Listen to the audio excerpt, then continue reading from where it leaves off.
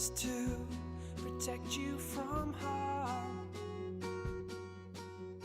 As winter turns to summer, as the days feel warmer, trust in me and I'll trust in you. Shine on, bright star. No, love's never far. No, there's always hope. No, you're not alone. I will chase the wolves from your door. I will be there to fight your cause. Say goodbye to dark days. See the sun shine through the rain. Trust in me and I'll trust in you. Shine on, bright star. No, love's never far. No, there's always hope. No, you're not alone.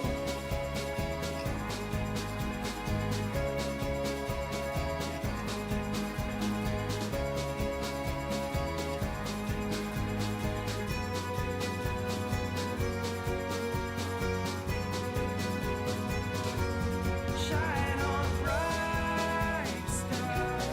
No, love's never far. No, there's always hope. No, you're not alone.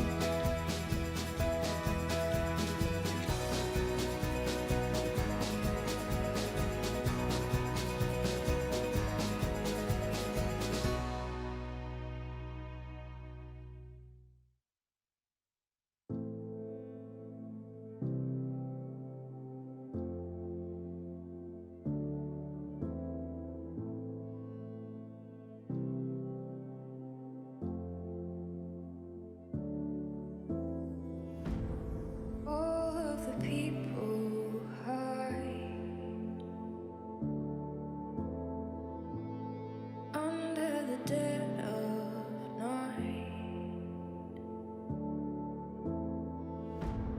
keeping our voices quiet until the sunrise.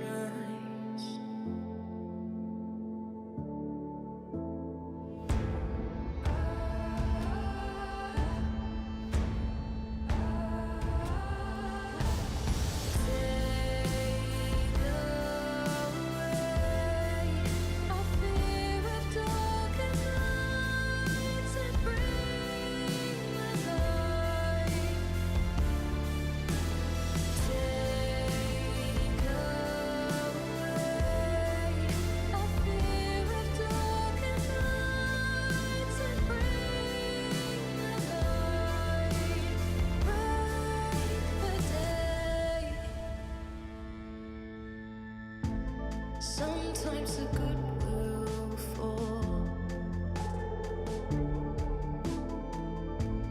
Give up the fight and lose it all.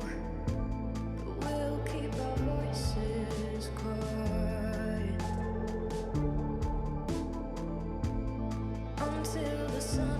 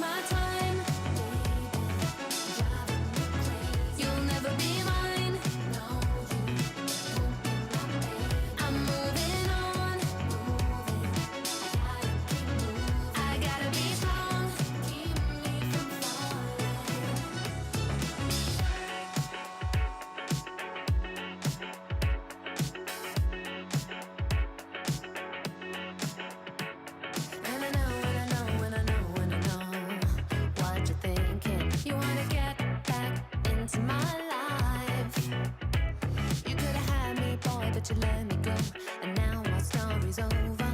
Ain't it funny how I really don't mind? Don't wanna be with ya, believe me it's true. I've never been better since I left you.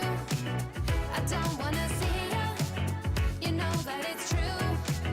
This time I mean it, I'm done and we're through. Don't waste my time, you'll never be mine. I'm moving on, I gotta be strong. I don't want you back, I'm better than that. I'm moving on,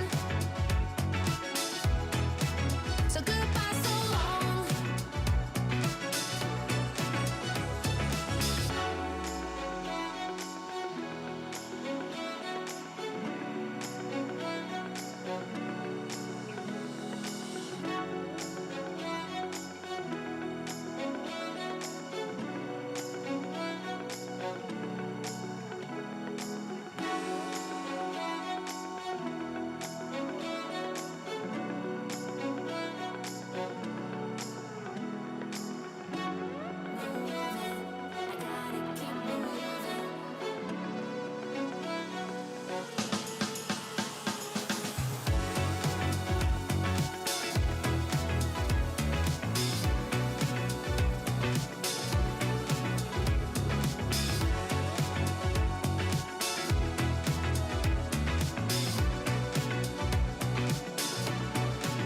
I don't want you back, I'm better than that. I'm moving on, so goodbye, so long.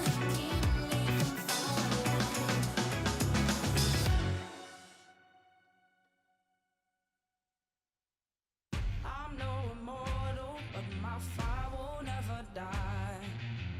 They take me for a fool, I'm taken for a ride. The more my feet are battered, the more I'm taken down. The more they think I'm innocent, I'm fighting from the ground. 'Cause I can take this pain, it's changing me. I will rise up to the moment, and I won't stay the same. It's my decree. Burning like a flame, I'm coming a train. I'm coming your way, your way. Thunder with the rain, I'm flooding the game. Start running away, away. Battle through the pain, transforming the game. I'm storming your way, your way. And I won't stay the same. As my decree.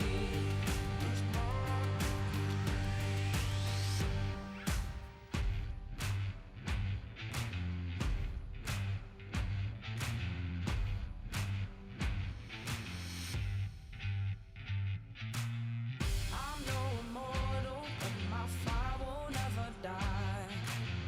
They take me for a fool, I'm taken for a ride. The more my feet are battered, the more I'm taken down. The more they think I'm innocent, I'm fighting from the ground. 'Cause I can take this pain, it's changing me. I will rise up to the moment, and I won't stay the same. That's my decree. Burning like a flame, I'm coming a train. I'm coming your way, your way. Thunder with the rain, I'm flooding the game. Start running away, away. Battle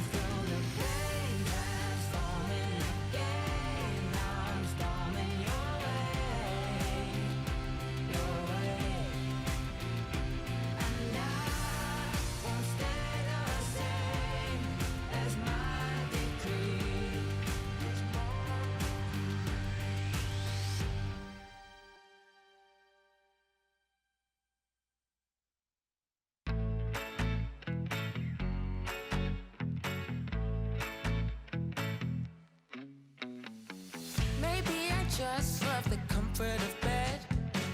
Maybe I didn't really hear what you said.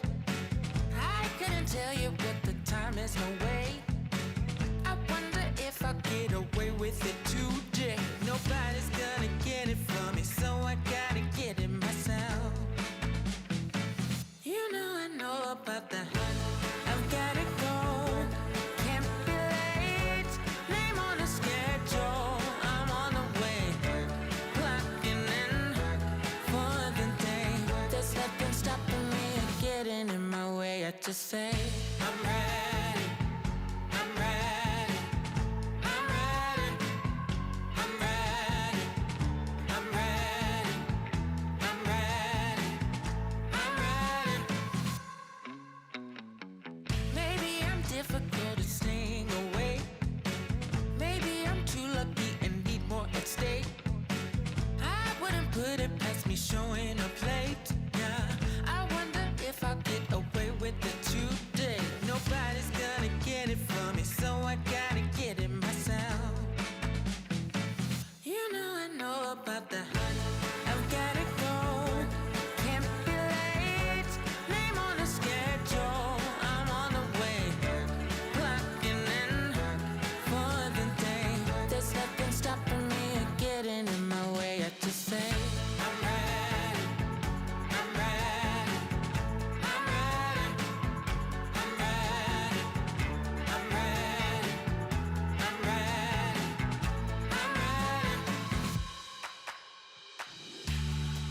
I've always been the type to think the best, even if I'm late and everything's a mess. Once I get to it, you could say that I don't play. You know about the hunt. I've gotta go, can't be late. Name on the schedule, I'm on the way. Clocking in for the day. There's nothing stopping me or getting in my way. I just say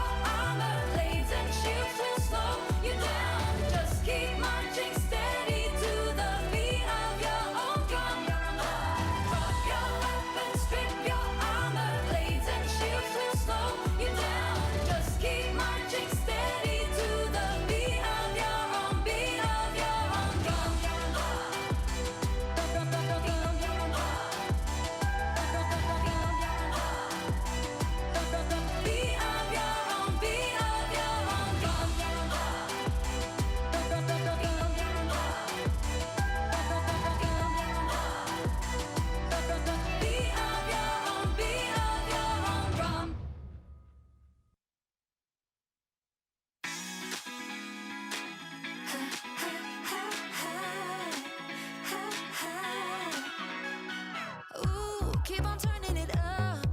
Yeah, you're throwing me looks from across the room. Gotta have it, have it. Ooh, this is not what I do. Something special about you, drawing me in like a magnet, magnet. I see it in your eyes, it's got me. I still try to pull myself away, yeah, but I can't help it. When every single thing you do is magic, it feels like magic. I can't help it. When every single thing you do is magic, it feels like magic.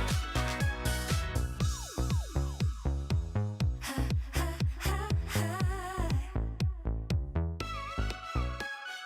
Ooh, I've been trying my best to break out of your spell. Can't figure out what you're up to, up to. But ooh, as far as I feel, all your magic is real, and I couldn't escape if I want to, want to. 'Cause I see it in your eyes, it's got me. I still try to pull myself away, yeah, but I can't help it. When every single thing you do is magic, it feels like magic. I can't help it. When every single thing you do is magic, it feels like magic. So give me your love, give me your time, show me your magic on the floor tonight. Give me your love, give me your time, show me your magic on the floor tonight. You give me your love, give me your time, show me your magic on the floor tonight. You give me your love, give me your time, show me your magic on the floor tonight. But I can't help it. When every single thing you do is magic, it feels like magic. I can't help it. When every single thing you do is magic, it feels like magic. But I can't help it. When every single thing you do is magic, it feels like magic. Baby, I can't help it. When every single thing you do is magic, it feels like magic.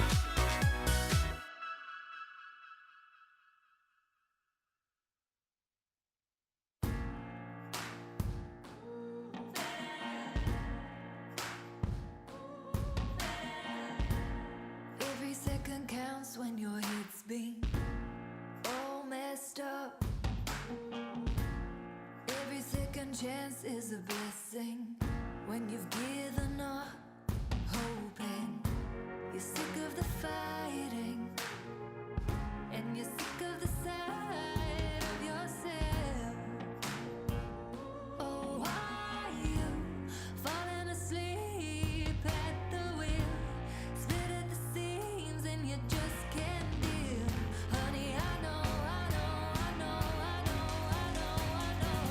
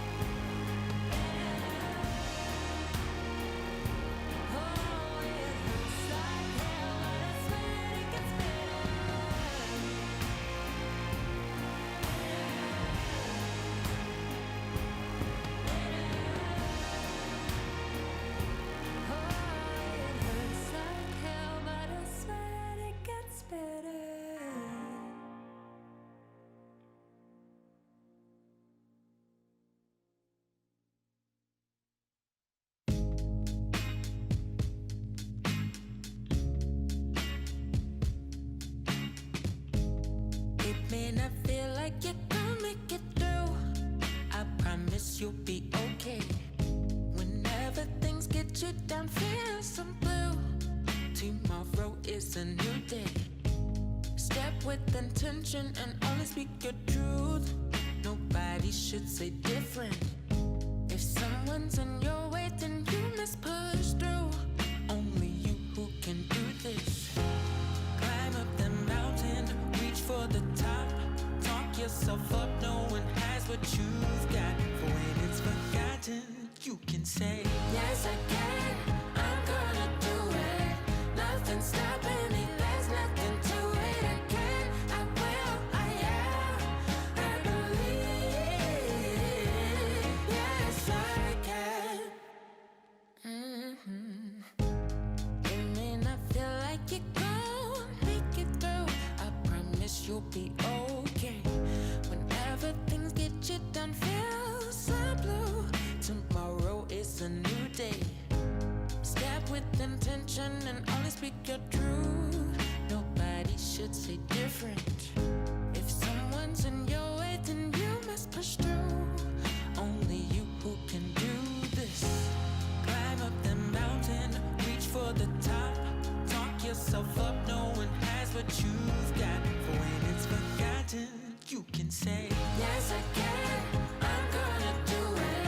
Nothing's stopping me, there's nothing to it. I can, I will, I am, I believe. Yes I can, I can, I will. It's a new day, I love how I feel. Yes I can, I'm gonna do it. Nothing's stopping me, there's nothing to it. I can, I will, I am, I believe. Yes I can.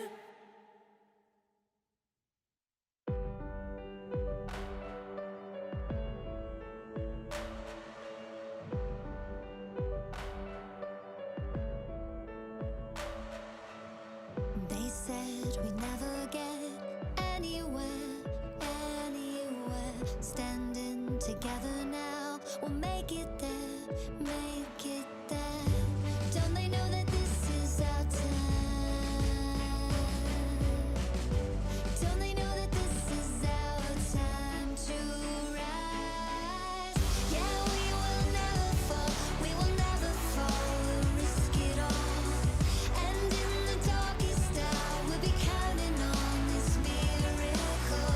Yeah, we will never fall, we will never fall, we're standing tall. And in the darkest hour, we'll be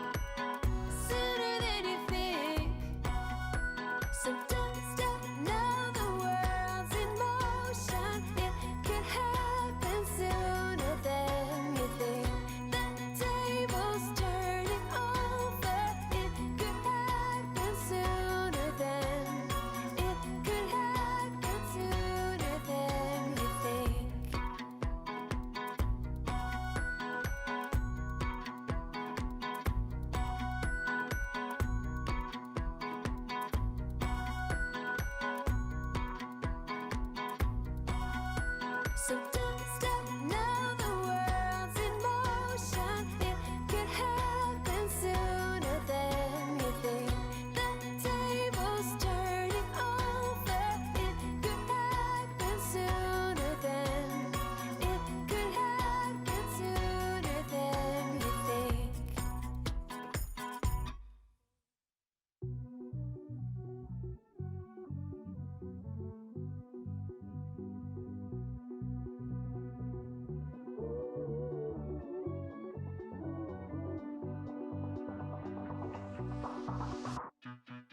I saw you standing there the first night that we met. You tried to look as though you hadn't seen me yet, but I can see right through you. Your blood is cold, but mine too, yeah. You're playing games to which I wrote the rules, pretending that you were as likely to forget. I'm not giving you all, not giving you everything. Just playing with your heart, not losing control, not giving you anything. Come on, gamble on a spot. You tell me that you don't have time to call me back, but I know your excuses hide the fact. You used up all your chances, no more playing romances, yeah. I wrote the book with which you will be screwed. You can push me, but I'll always play attack. I'm not giving you all, not giving you everything. Just playing with your heart, not losing control, not giving you anything. Come on, gamble on a spot.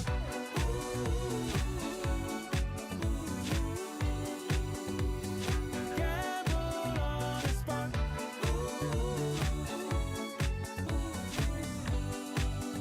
Come on, gamble on a spot. I was always playing, you were always taming me. But now that you're here, that's worth a maybe. We pushed each other and became close to the edge. And now we're here, we might just build a bridge. I'm not giving you all, not giving you everything. Just playing with your heart, not losing control, not giving you anything. Come on, gamble on a spot. Gamble on a spot. Not giving you everything. Just playing with your heart, not losing control, not giving you anything. Come on, gamble on a spot.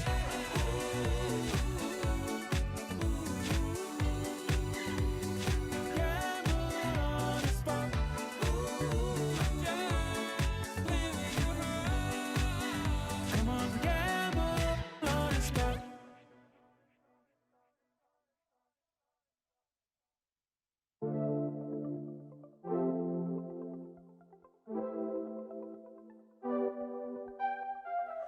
Inside my mind, it's around the time when my day would be about to end. Now it's Friday night, you know I really tried, but I lost you in the crowd again. The way that you behave makes it hard to say that I'm into you. You're never quite the same when it's getting late. If I had to choose, I like you better in the morning. I like you when the sun shines through your hair. I like you better in the morning, when you don't have to act like you don't care. Why you do me so wrong when daylight is gone? It's like I haven't met you yet. I like you better in the morning. I like you when the sun shines through your hair.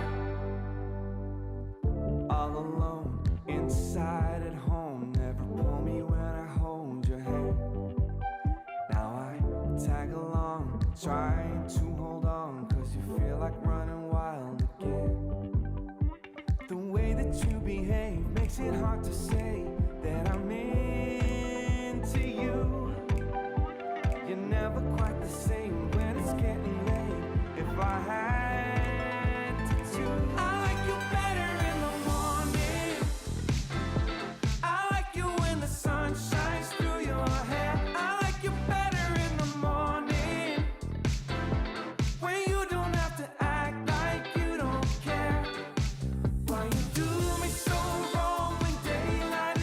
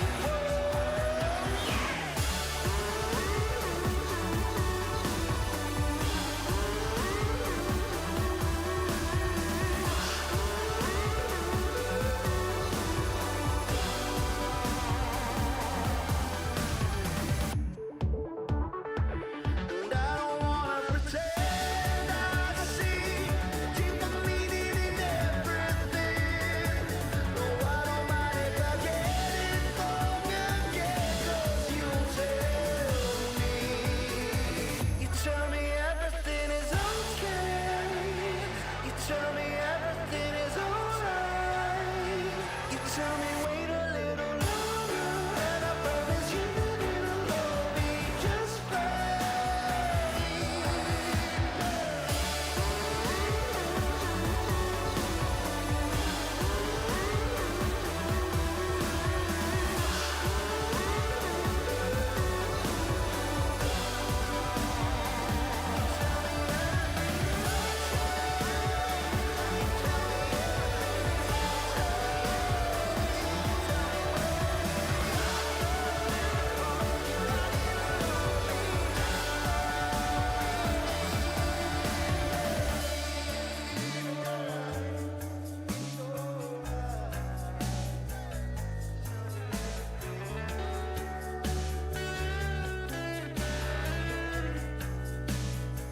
You tell me everything is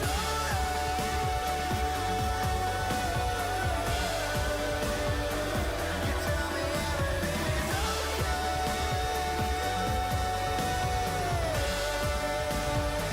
You tell me everything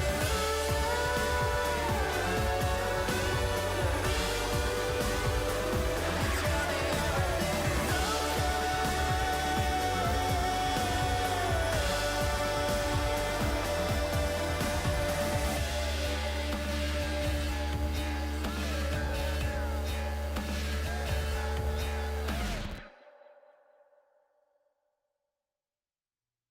I've been trying to be somebody. I've been crying, crying for someone, If you know what I'm talking about, when you try to do your best, bringing love and music to the world, instead of fighting me again and again. I've been trying to be somebody. I've been crying, crying for someone, You should know what it's all about. Now we need to make the biggest change. Bring back the blue sky to the world, and let the grass grow wide again and again. We all need a better place to live. I've been trying, try to be somebody, trying to be somebody. I've been crying, crying for someone, crying for someone.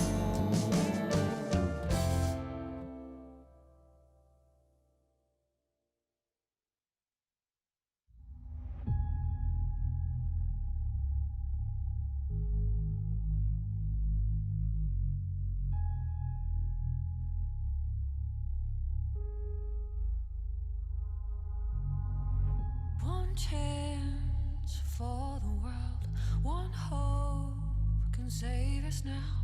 Our time for history. Brave hearts will win the day. Run strong all the way. It's time for you and me, 'cause nothing can hold us down. On the ground, nothing can hold us down. On the ground, we can be heroes.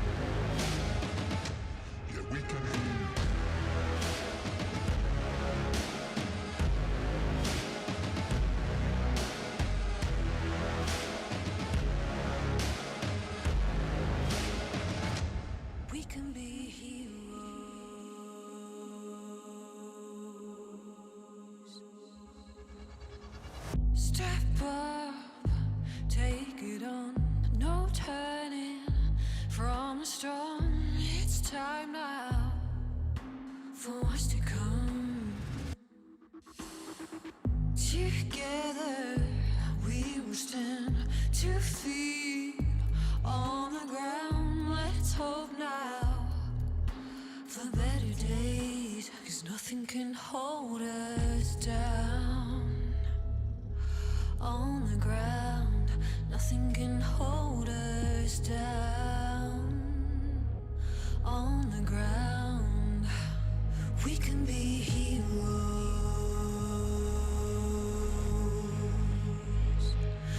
We can be heroes.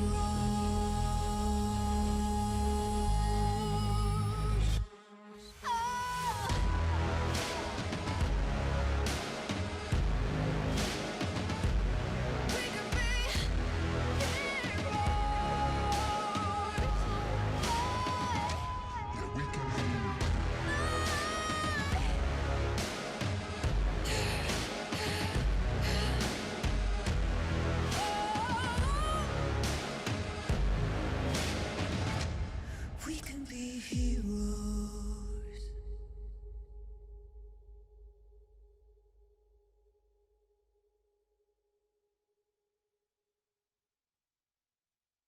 Some years ago, I lived a hard life, but sunlight burst a ray through those clouds. We finally seen the back of those gray days. Please let the summer back to stay, and hold a sunbird in your hands. Don't let him sing too sweet, for too soon the summer sun will in winter sleep. And hold a sunbird in your hands. Don't let him sing too sweet, for too soon the summer sun will in winter sleep. You found yourself on the road, inside your winter coat. But leave your troubles behind for now. You wrap yourself in a boat and hide away from it all. But let the somebody in your heart hold a sunbird in your hands. Don't let him sing too sweet, for too soon the summer sun will in winter sleep. Hold a sunbird in your hands. Don't let him sing too sweet, for too soon the summer sun will in winter sleep.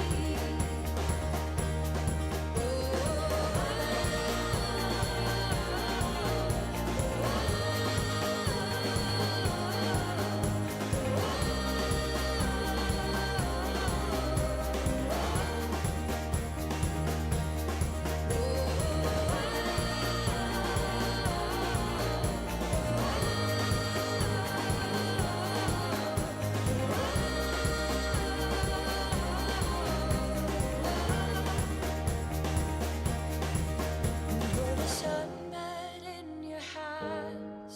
Don't let him sing too sweet, for too soon the summer sun will in winter sleep.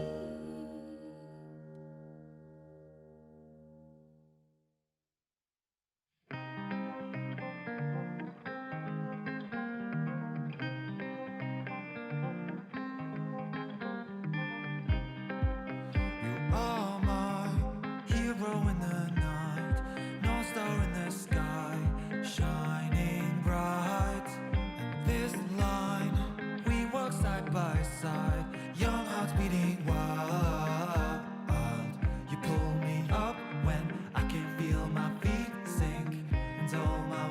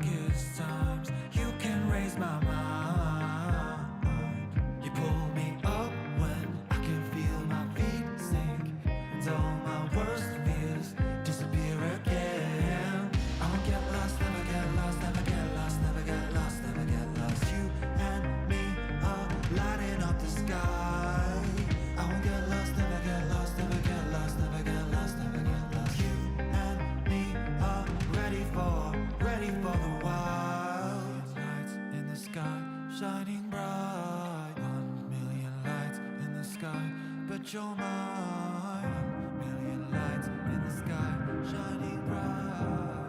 Million lights in the sky. Put your mind.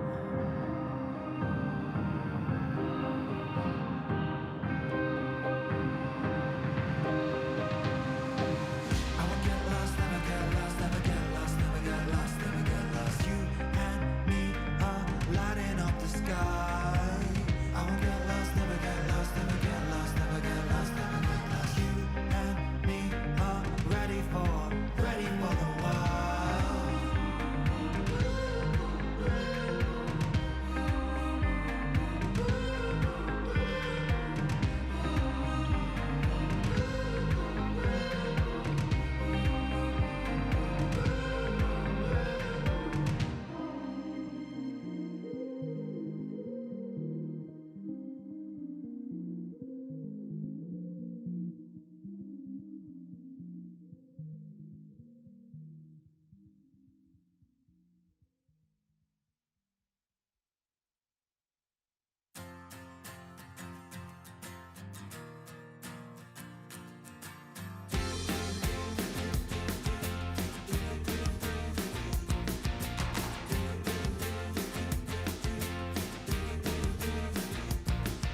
Someone's gonna take control of this day. Someone's gonna make the change. Someone's gonna raise their voice and say, there's gotta be a better way.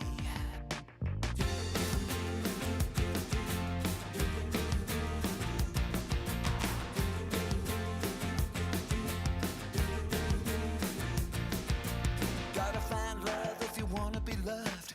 Got-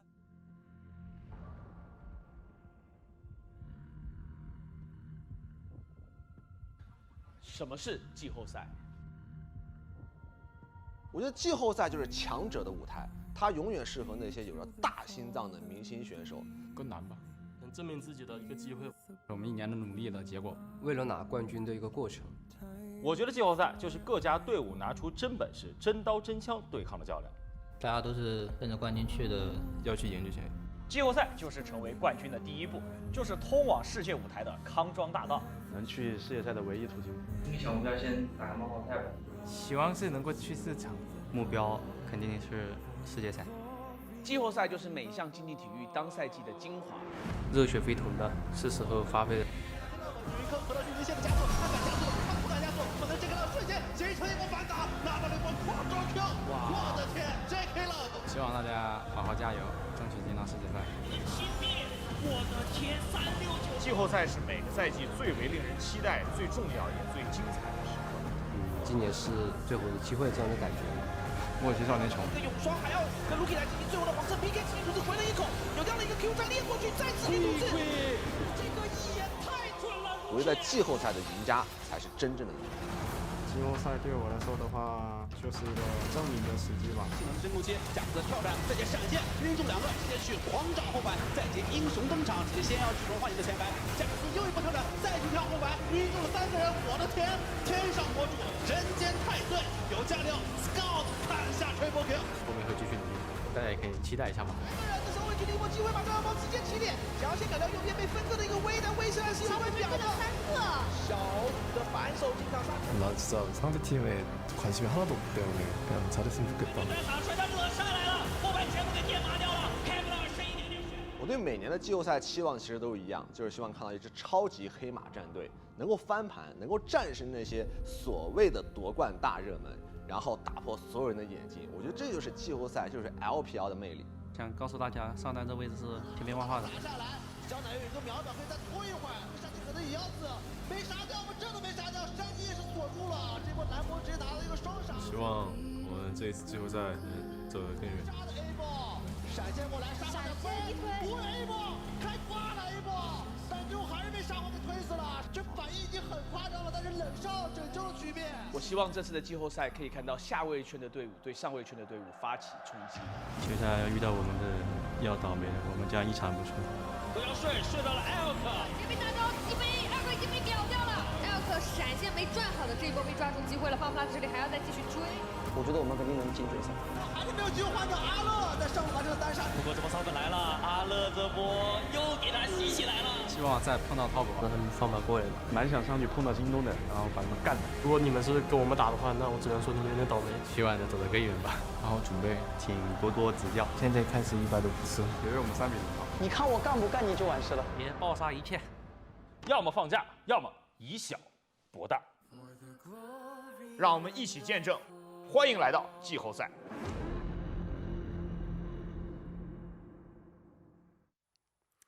Thank you, Mr. Teddy Guan, and thank you, ladies and gentlemen, for joining in yet again. I'm high up here. I'm high on life. I almost called you Lyric. That would have been a bad way to start off. Because Orcs... I'll just leave. Daniel, I'm you gone. can just leave if you want. You know, we'll start this off. Because it's playoffs, right, and things had to get a little bit more energetic, we had to build ourselves up a bit as well. I'm even going to Orcs because I feel like right now, I'm really not a tall person. It feels like I'm a fraud, you know what I mean? So we're going to make things a little bit more even, I feel, because going into today, it's good to have you alongside me as we enter into round 2 after 2 pretty big back-to-back days of LPL kicking off. Yeah, I mean, I just... Everyone's hyped about the LPL playoffs because we have so many series to get through. But I feel like this first week where it's like day after day after day, you get non-stop action. It's so good. And I mean, we've already had one absolute banger series and then one that maybe people would think could have been a bit closer, but it was still a fantastic one. Look, it was, but Orcs, I had a lot of concerns about BLG watching through, especially since I said 3-0. Yeah, you said 3-0 to...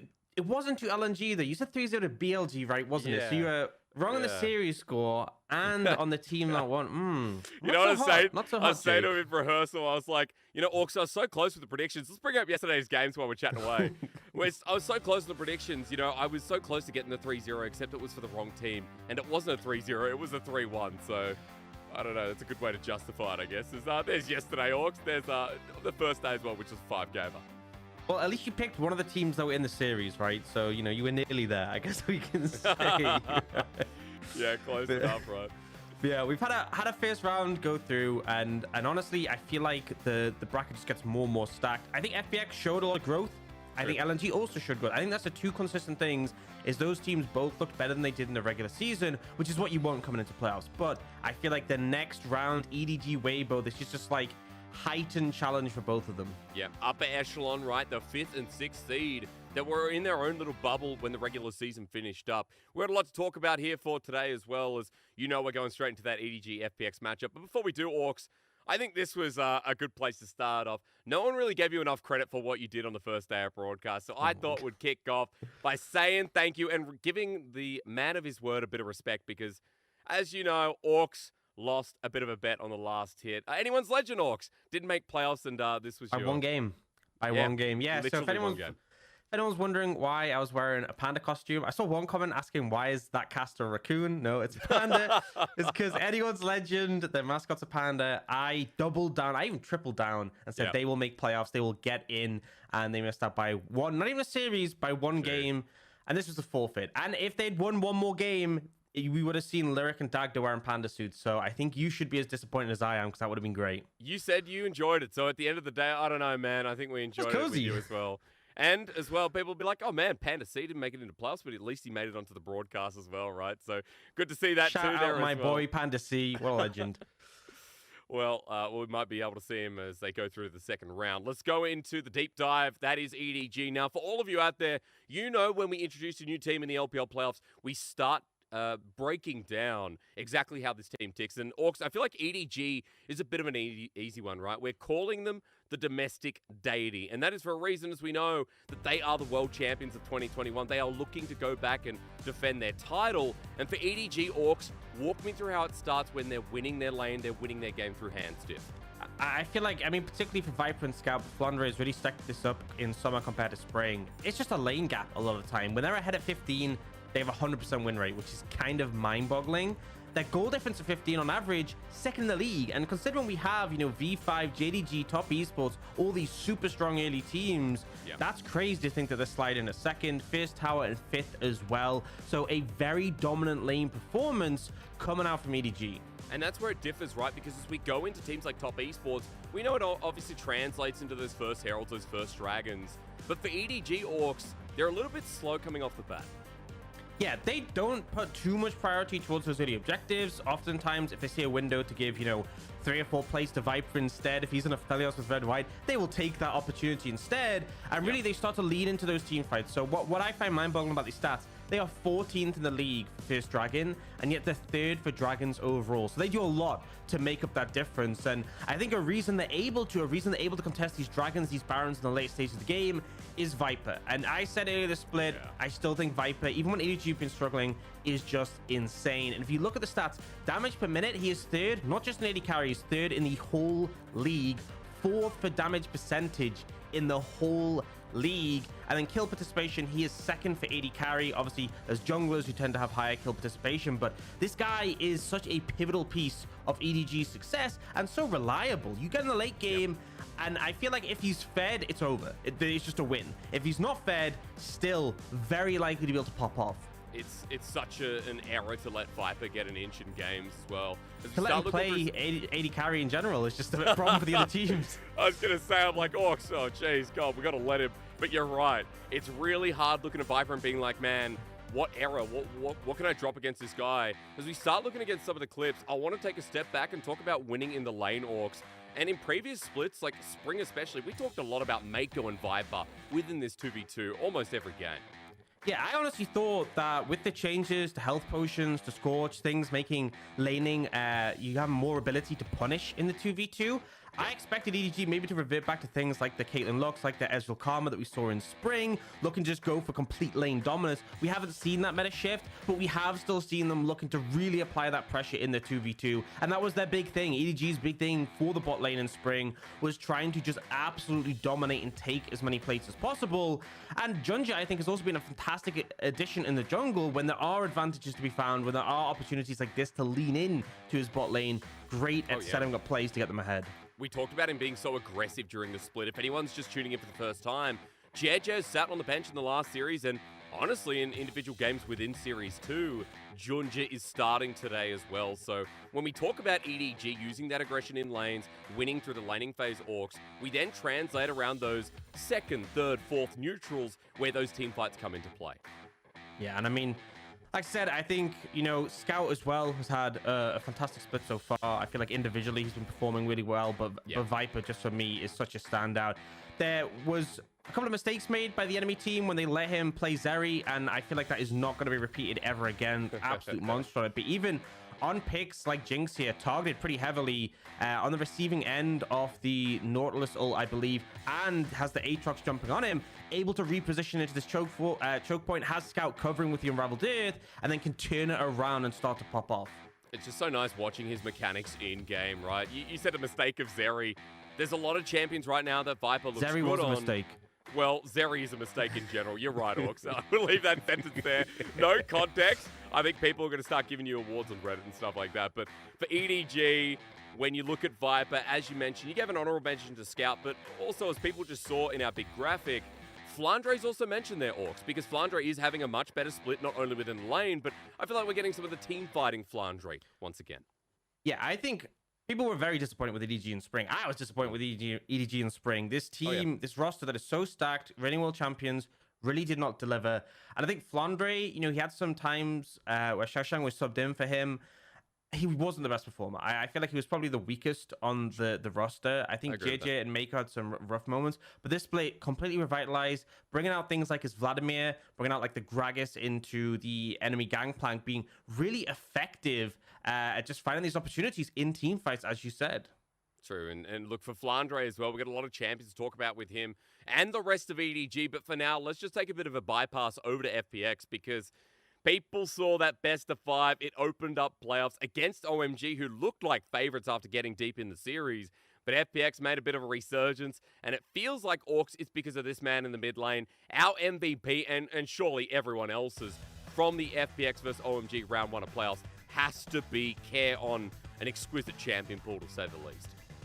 And I mean, I feel like Care, Ari's been a signature pick. It has been something where he is so active on the map, moving around, setting up plays for the side lanes, being a facilitator. Kind of what we've seen from Xiaohu in Spring, very much so, and even into Summer. But in this series, we saw a different side of Care. We saw him picking these high burden of execution carry picks, the Yone and the Akali. And I'm not gonna lie, I was a little bit surprised when I saw them. By the end of the series, I was fully convinced. He popped off. Huge carry performance on this one. And especially when they ended up 2-1 down in the series. They were in a position where OMG were 1 game away and they had the confidence to bust out these 2 picks back to back. And I mean, moments like this, able, even flashing but not able to get away, just sheer decimation. And as well, like the support staff of FPX coming together, it's crazy when they look like the team that was getting outmatched heart for heart, pound for pound. We're just getting a Care Yone highlight reel at this point as well, because as we said, Care was that player we considered as like, okay, Ari's a big deal, Lyssandra's a big deal, Orcs, but Akali and the Yone off kilter, but as you said, against well Cream deserving as well. Yes. Against Cream, picking game 5, you're against Cream, you pick Akali, which has been his signature pick since he joined the league, and you do this. I mean, it was so great to see, and I feel like we need some of that energy coming into today's series up against Scout. But something to mention is we don't see any Ari throughout the series. So this is because Kaz stopped picking it.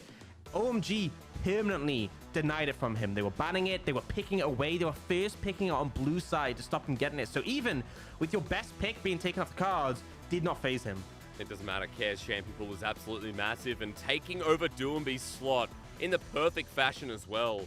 Remember that Doombee was a man of many champions, a man of many picks. We get Yone Akali from Care in the last couple of games. Like, please, Doombee is being remembered in a very exquisite way by this rookie mid laner, whose first year he's pulled out a big punch. Now, of course, against EDG, it's going to be a different scenario, Orcs, because EDG are world champions, but they're also a much better put together team who've been in this position before.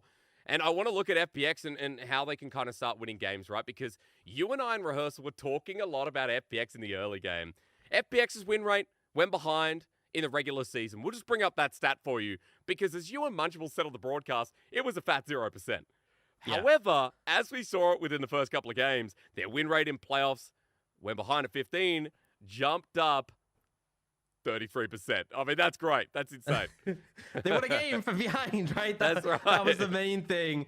And I think, though, even though they showed better mid-game decision-making, they were trading cross-map better from behind. That was one of the big weaknesses in the summer season, where, like, you know, we'll go heavily bot lane, pick up a tier 2 bot, and then they would lose like 3 towers, 2 kills, a Baron, you know, maybe some other stuff as well on the other side of the map. I think they've gotten better at making those trades, and also their team fight setup has been better.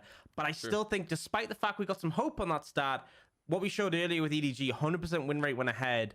It's still going to be about that early game. It's still going to be about coming ahead. I feel like the bot lanes in particular, we saw their first matchup with the split. Hung and LWX really brought it to EDG, so I expect this to be a battle, a head-to-head, not 2v2. It's going to be a really good one. We can start looking at the champions that coincide with it as well, because without looking at supports, let's kind of touch up on ADs and work our way up, right? The 3 roles where we think it counts. Orcs, very nice alliteration in the title, as we've got 5 Ps in a row, but run me through some of these champions, starting with FPX and what you think is going to be core. Yeah, so I want to draw some comparisons between the lanes. I actually want to start with mid. So we talked extensively about the Ari for Care, but also I think the Akali, super relevant into Scout, who has been leaning on that Silas. It's a matchup we've seen frequently picked, taking the Akali into the Silas, especially with the recent energy buffs you got on patch 12.15. The Azir and the Ari, I think, are comparisons in. These are picks you may want to deny from your opponent. Super high prio, super high proficiency. So thinning the pool there. As we tend down towards bot lane, you know, we have the aggressive picks we've seen them bring out. For LWX, they've lent heavily on that Lucian army. Even when it was seeing less play, it has had a resurgence in the meta. They were still bringing it out. And for Viper, that Draven has been a big one, which, you know, can cause massive issues, especially if it's able to snowball, is a no-brainer. But the Sivir and the Aphelios are kind of more the safer scaling picks they've lent onto. And then top lane, I feel like, you know, Summit, the Gnar we know him for, right? But also bringing out the Kennen in the most recent series. And then Flandre, you know, he can play the standard, he can play the Gnar, but has more of those curveballs, the Gragas to Vladimir. Something we don't see other top laners playing at the moment, but he has piloted to excellent effect. It's amazing to see that, you know, Flandre actually gets a Vladimir ban against him 35% of EDG's games. Folks, that is 1 out of 3 games where Flandre has his target banned against him. And I don't know anyone else in the world who's really piloting this right now. So, the Flandre big pit, Summit, we know that he's a Gnar, a Kennen player through and through. So there are a couple of good picks to identify there, and Orcs just coming back to the bottom lane before we get closer towards pick and ban. I feel like it's important to mention that AD carries having very different angles, very different avenues of aggression, mind you, is going to be exciting. Yeah, I mean, I expect, though, to say head-to-head in the 2v2. I feel like bot lane matchup's going to be super important. Jungle's going to be, you know, we might see things be a bit more tame. If Poppy's open, maybe Trundle trade-off. If Wukong's open, we can still see things along those lines. But I think bot lane, for me, like, who has the stronger 2v2? We see a lot of matchups in the bot lane are defined by the pairings, right? Lucian Nami, things like Kalista Renata, Kalista Mumu, Kalista anything, let's be real, is less of a pairing. But I feel like if you are able to get a strong 2v2 matchup and apply the pressure, that can make all the difference in this matchup, because suddenly you free up your support, particularly for Hung. This is great as he's someone who likes to move around the map. I think Hung is one of the best roaming supports in the league, and Hung is still someone who has that energy of flashing forward. We can talk more about that as we get through, but first let's bring up predictions as we're ever so close to getting towards EDG versus FPX. Now, predictions yesterday, I was a bit of a buffoon, but I have aligned back with the crew, and everyone else, apart from Munchables, says that the world champs are going to be going through. Yeah, I think, you know, we haven't always had it be this way. Like, I remember in summer last year, in spring, when we had Top Esports had that massive run through playoffs, because they really ramped up at the end of the split, and everyone saw them as being a really strong team, but they started low in the standings. They went up against LNG, 3-0'd them, and it was like there was a mix of strength in the playoff bracket. I don't think that is the case here. I think, you know, the teams we saw 7 to 10 are the teams who are 7th to 10th in strength. 5 and 6 are above, top 4 above that. I feel like it is just going to get harder and harder as we go along. And I'm not surprised to see so many people hedging their bets towards EDG, because I think they are a level above FPX. That being said, I don't think that makes it impossible. FPX showed they stepped up against OMG. EDG are a team who have definitely had issues so far this split. Yes, the star power is there. Coordination not always, so perhaps we see that come in, but I think it would be an upset if FPX won. Oh, absolutely, considering that this is a team of, you know, put-togethers, right? Summit comes from NA, Clid comes back from Korea, LWX and Hung are a new bottom lane, and LWX is the only remnant of the part of the roster that went to 2021 Worlds. Or something we haven't talked about yet, is it looks like we are still waiting for pick ban, is the fact that this is EDG versus FPX. This is 2021 World Champs versus 2019. And yes, FPX's roster has changed, all but LWX, but these are big organizations in the LPL, and whoever loses here, well, that's going to be a bit of a spoiler. We'll hold that towards the end of pick ban as we return here to playoffs for round 2 Orcs. EDG HY Can is going to be coming in, and that's a new one for me, but hey, it is playoffs, so bring it out. Yeah, and we're seeing the bans come out fast and quick. Nard denied from Summit, but also the Aatrox, something he brought out against OMG. FPX, though, targeting the Poppy, something Junja's led on heavily, and the Draven also taken away from Viper, so thinning the pool in that terms of that those aggressive AD carries. I think Zeri has to be the final ban, but interesting. Oh, it's not. So we see Azir denied from Scout. Zeri is open and available. FPX must have something prepared. But do EDG go in a different direction? They actually go for the Kalista. I mean, in all honesty, we normally see Kalista and Zeri banned, right? 100% presence so far. Kind of crazy both are open, but this really changes things up.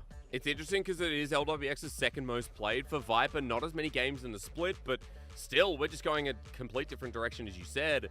12-15, an Aatrox ban there. Orcs 2, Nara against Summit. Talia, like, we are getting some small adaptations. As for FPX taking away the Wukong, now we're going to look and see what they pick up in the bottom lane, because Zeri is open, as you said, but LWX, we pulled out his Lucian. However, today he is going to take the OP.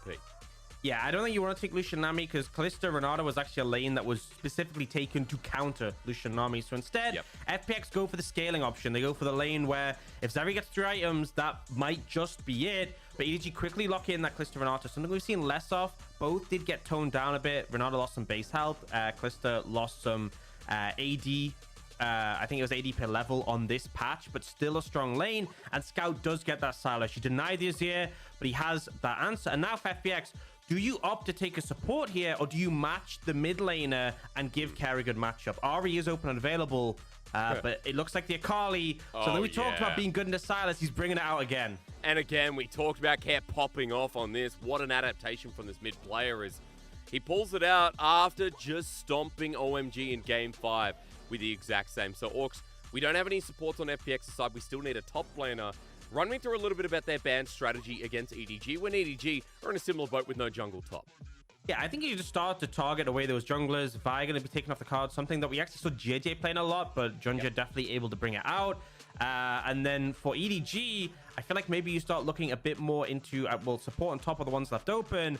I feel like maybe if you're concerned about something like a Yuumi, I mean, they just ban it as they say it, that can be taken away. Maybe a Lulu could be another option. And just thinning away these picks that are maybe going to make things hard in terms of the scaling. Like if you add Zeri Yuumi, I said 3 items would be an auto win. It would secure that so heavily if you manage to take both of those. And also the fact Zeri is so safe with the dash over walls makes Yuumi safe in combination.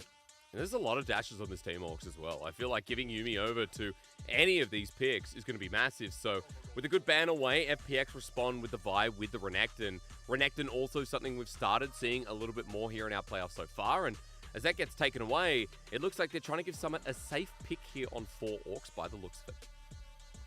Yeah, I mean, I feel like you take last pick for top. I think it makes the most sense here. Like, you already know the support matchup, so you can pick whatever for Hung in this situation and then give counter pick to Summit. So the fact, taking away the Renekton, we have seen this blinded a bit more. In fact, I was watching the LCK this morning. We saw a blue one, I think, for the Renekton, but we do get the Lulu ban come out, so thinning away those enchanters. And now the question is going to be, what would FPX want to take for Hung? I could see Hung going in a range of directions in terms of supports. You could pick something that is able to roam very effectively and just allow LWX to farm it up.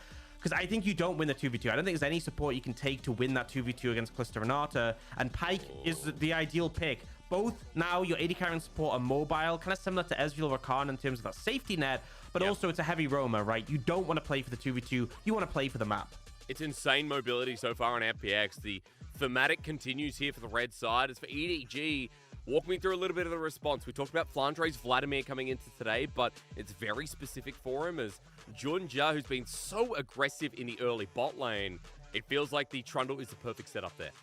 Yeah, Trundle really powerful pick into things like the Wukong, because Wukong can't duel you in the early game. You just chomp him down, steal his AD, bully him. Junja's been leaning on that heavily. Not sure what Flandre will bring out in this situation. You know, it is a blind. A lot of the pool's been thinned. He is actually going to go for that Kennen. So, you know, we had all the energy champions buffed on this patch, but for a lot of them, it was the energy that they had, like things that gave them energy back, like Kali's Shroud or Lee Sin got lower energy costs in his recast. For Kennen, they said his energy is fine. We're just going to buff his damage. And, you know, I was like, whoa, Kennen already does a lot of damage. You've seen him one shot. So he is, you know, seeing a lot more play since that change. Summit actually goes for the Gragas as an answer. So something that has a lot of disengage power. If the Kennen does try to get on you, you can belly boop him, you can knock him away with a cask. But also when it comes to those fights, right, it can make it so difficult for Kalista to play. Because if you see that cask coming towards you, you know, it can be a hard skill shot to dodge away from, even with your dashes. So run me through then the mindset from FPX, because it's a very peculiar composition. We have a lot of angles here, Orcs, and we have a lot of dive and all in. Yeah, I mean, I'm gonna be weird. I'm gonna be honest, sorry. I feel You're gonna be weird. They're being a bit weird. I feel like, you know, they have a lot of dive threat on that composition, but Kalista Renata is fantastic against that. I actually feel like the way the team fights play out, I favor the side of EDG. Even though they have that Zeri, even though they have that pick that is so broken, that scales so well, I think that EDG's composition is more cohesive. And they have that strong bot lane to play through. But, you know, I think the win con for FPX is if you snowball the Akali, or if you use the Pyke to get, like, to roam and get the whole map ahead. Maybe if you get some resets, or LWX can just pop off. Those are like the win cons, but I think for me, EDG have put something together which makes more sense. And if you're trying to dive a Kalista with a Renata, that is actually very hard to do. Pyke as well. You don't get the reset if the bailout is there, you know, so you could just end up losing all the momentum in the fight and going down. So I think EDG have an edge here, but FPX definitely have options. But the biggest thing here is that our world champion squads are in a pretty big predicament. I told you guys I wouldn't give you a spoiler before, but now I'm ready to spoil it all. EDG and FPX, world champions in 2021 and 2019. FPX have changed their roster a lot, but they've still got LWX. For EDG, it is the same world championship roster with currently JJ on the bench. As we head into round 2 of playoffs, whoever loses this matchup will not be going to Worlds this year. They will not have enough championship points, as a team like LNG have progressed and have gotten themselves locked into 40. Orcs, this is a huge deal, considering right now, excuse me, it is 30, of course, for LNG. Right now, both teams need a win with our top 4 already locking in regionals. It's so rough, but EDG and FPX, one of them are going home, and one of them will be going up. to face off against RNG. Either way, both these teams deserve to be here, and both these teams are compelling enough after what we've seen in the regular season and, of course, the first playoff series of FPX OMG. I mean, I feel like for this FPX lineup, because it is a different lineup, it would be huge for them to make Worlds, right? But still, you know, players like LWX, like Clade, the expectation is that they'll be able to return, right? These are storied players, and especially after the disappointment for FPX last year would be massive. But EDG, I don't hold this point because they are going so aggressive right now. But it is against the Pike. It's against the Pike, Mako. He has to flash away with the Ignite. Volley Bop, it comes through from Summit. Yes, it is a bit of a good bop. Abscond, duck from Scout onto Care. Ignite down. Care lucky to survive. This is how we start our series. No one dies, but that was a bloody fiasco. Oh, that was a fiesta. I'm going to be real. Absolute chaos. And I thought Care was going to kill Mako there. I saw it. I was like, oh my God, this is like the last time we played Akali against OMG when he got those early kills, the snowball impact, but not quite able to do the damage when he tried to look for Mako. And I'm not sure what Mako was doing. He kind of just walked in there, all the confidence in the world. And now this does change the dynamic of bot lane a little bit. It's still a stronger 2v2 for EDG, but they are down summoners, right? If you land that CC chain onto Mako with no flash, that could be a kill.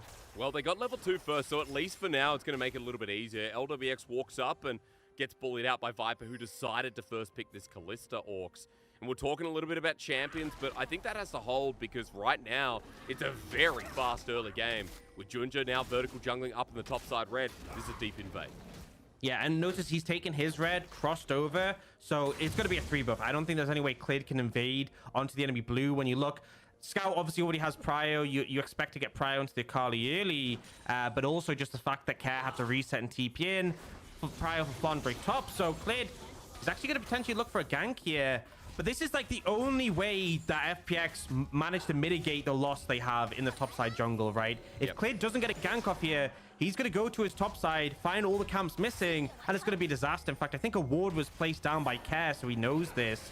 Yep. So yeah, no gank comes through. Viper and Mako respect. It's the only way in, and this is a devastating loss for the Wukong. And let's talk a little bit about why. Scout moves on down. Hung going to spot him out at level 2, but LWX could get slowed here. Scout walking away, so ends in nothing.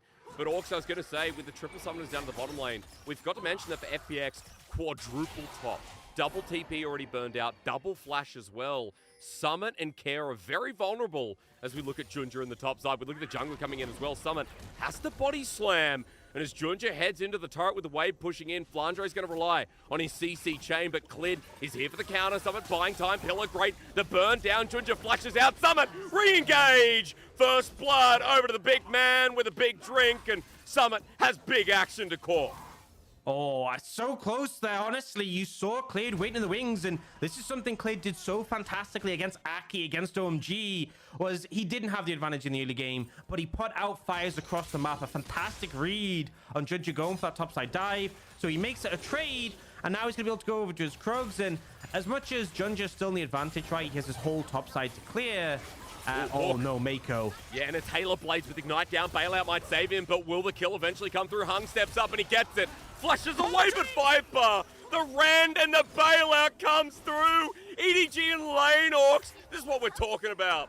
Oh, absolute disaster there. It's so close. And you see Hung gets the kill, then tries to E-flash out of range, but Viper still had his flash. Could have flash rendered if he needed to, but didn't. Was still in range. And we'll get a look at the top side play first. So Summit did burn his body slam earlier just to buy some time while his jungler got there, but does get it off in the end. They kill Junja. Yes, it's a trade-off, but Clade really happy with that one considering how behind he is. But here, Mako, no flash, as I said, put him in a dangerous position. But the shielding, the Guardian comes in, and then look, Hung E, and I think he flashes early. I think he needed to E then flash. Maybe Viper just flash rends him, but either way, Hung not able to get the kill, and that is such a disaster considering how much this quest can snowball. And also, I haven't even had a chance to ask you more about EDG's comp, how this game's progressing, because we have had early summoners burnt, Mako deciding to go walk about, you know, up the creek without a paddle, and then we've had responses, FPX burning their owners, Hung now with no summoners, but still trying to roam. While we have a bit of a breather with our 3-kill game, kicked it off our round 2 of playoffs, I didn't get to ask you whether EDG really need the snowball as well in these lanes, where they had things like the Callista, the Silas, heavy skirmishing, as we know from the drafts we've seen. I don't think they strictly need the snowball. I think if the Callista's behind the lane, that's a bit of a disaster. But they still have like the Silas, the cannon in the later stages. You do want the Callista to be ahead for sure. But it's also, I feel like one of the things, if you're behind, it's not just the fact that Callista's down, but also like Zeri being ahead, Akali being ahead. Those will be problems. And we've seen both of these teams. I mean, every team in the world is going to do better when they have an early lead, but both these teams really heavily performing better when they are ahead at 15. So I think emphasis on that is important. The problem now, though, I think without Flash on Hung, you are not going to be able to 2v2 when Mako has his Flash up again. So they need outside help, but if Junja's here as well, they don't win this 3v3. But he's been focused for now. Good bone skill with the Phantom Dive as well. The bailout? Junja just going to be dead. The bailout comes through the pillar, saving his life as Khalid is over the wall, but Scout's coming in with a perfect execution. Care already burning the first part. Viper's jumping on top. Hunt gets Junja, but we watch this FPX mid laner in the middle of the smoke. The last part of the ulti comes through, but the flash from Scout, he matches Absconder, duck, execution, and Scout does it better. Oh, just really nice play coming out from Scout, connects with the stun, and yeah, Junja goes down, but I think EDG is still happy with how that one played out. Oh my lord, LDX still getting pressured so hard, and Hung hits the hook there, but it doesn't matter at this point.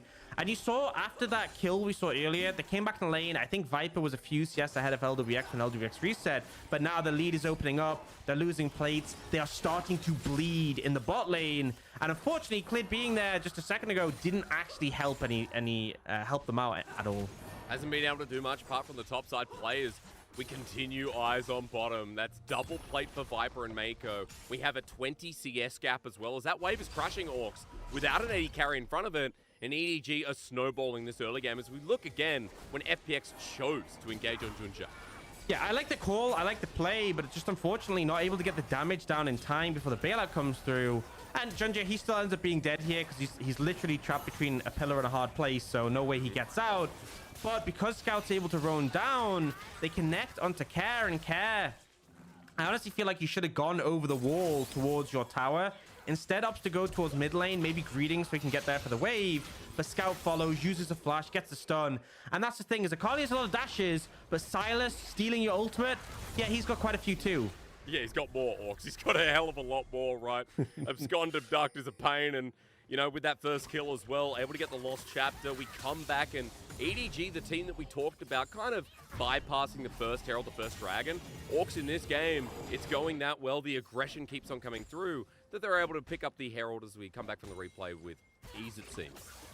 Yeah, and I mean, they already have a lead. They already have a lot of pressure in lanes. Like, top lane, Flandre has been doing a pretty good job. Got a CS lead over Summit. We've seen mid lane, Scout's been pretty comfortable. You know, Carly's a pick that we see really find favor around level 9 when your Q's max. So, yeah. I think EDG have multiple lanes they could place this Herald and play through. Bot would be an easy way to capitalize and get the gold, but I don't think you need to. I think you kind of enjoy LWX being stuck in this lane because you can apply that pressure. You can pick up those plates for free. We're at this point where you're just like, oh, with bailout and with Mako almost level 6, I wonder, even with Clid in, would it be enough? Because Junja is also hovering the lane. The Herald we just talked about, it's a level 6 Trundle. EDG Orcs, they're going to build this one up with the next wave incoming soon. And I feel like Clid has just been having to play bot side 24/7. Like, he gets a brief reprieve where he clears his top side camps and he's back. He's back here again, trying to support. Mako just get hit here. Again, he's been caught a couple of times this game, but Hung takes too much damage from Viper Orcs. I guess now it doesn't really matter. Yeah, at this point, this is one of the reasons Calista Renata is so difficult to deal with, because neither target's easy to kill. You have to bail out for the Calista, which you can stack up the Ren to get the takedown to bring herself back to life. But also, the Fate's Call on the Renata, she's no longer vulnerable. One of the biggest issues with Renata is she's immobile. You can jump on her, you can take her out. That you're not able to do that into this lane. So they do slam the Herald down bot. It does end kind of like the enclosed lane that we had between the bot 2v2, but it means that Viper is now mega snowballed and able to move out on the map. He is resetting though, an FPX figure with the bot lane not there for EDG. Maybe they can try and sneak this dragon. But Scout is still here, so as the Abscond Duck tries to fly through, Chaos the Shuriken flip away. Just wondering as Junja is looking ballsy at it, walking in against 4 people. Bone Skewer's there. Sending out, Hung gets it in the end. There's the lightning crash down. They're all leaning on Junja, but it's Care who actually picks up the dragon as EDG are unsuccessful. However, the chase afterwards, as Care has to use perfect execution to get out. Cyclone, lightning crash down, are down, and Orcs, it looks like for now, EDG continue the trend of not picking up that first dragon, but the gold trade is going to be coming through anyway. Yeah, it was a good timing for FPX to pick the dragon and guarantee it. But by EDG contesting, I mean, one, Junja could have stolen it there. If that happened, it would have been a disaster. But also, they actually force them away, and Viper picks up 2 more plates in the mid lane. This Callista's so snowballed right now. And with the Renata to back it up, this is going to be so hard to deal with for FPX. I feel like they're getting to the point where they have to start thinking about having a numbers advantage, where they have to start thinking about cross-mapping. So I think if EDG are in a fight and Viper's there, they just win. Well, tell me a little bit more about that, because for FPX, you mentioned that it was about kind of snowballing the Akali, you know, getting some of these lanes off the ground. That hasn't happened, and I want to ask you about more options for FPX and how they can make this this Zeri, this Akali, more relevant with the comp around them. Yeah, well, I think the big thing with Zeri is 3 items, humongous spikes. So if you get there, even if you're behind, I think it's just like a viable win con. That's when your Ultra Shock laser starts doing like 700 damage. It's ridiculous. Here we go. Scout might be baited in.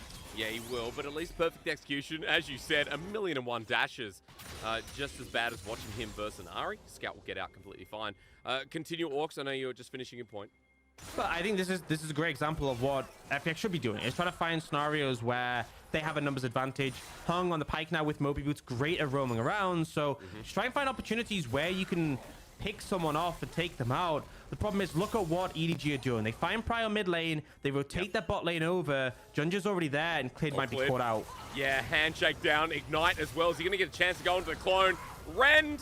Yeah, it comes through, and Viper gets a second kill. The 2v2 of EDG are gods right now. And this is such fantastic play, because normally we see this come out later in the game when the tier 2 is available and the tier 1 is down. Is teams push up mid, they then rotate over through the enemy red side jungle aggressively, they kill anyone they see, and then they apply pressure with the wave onto the tier 2.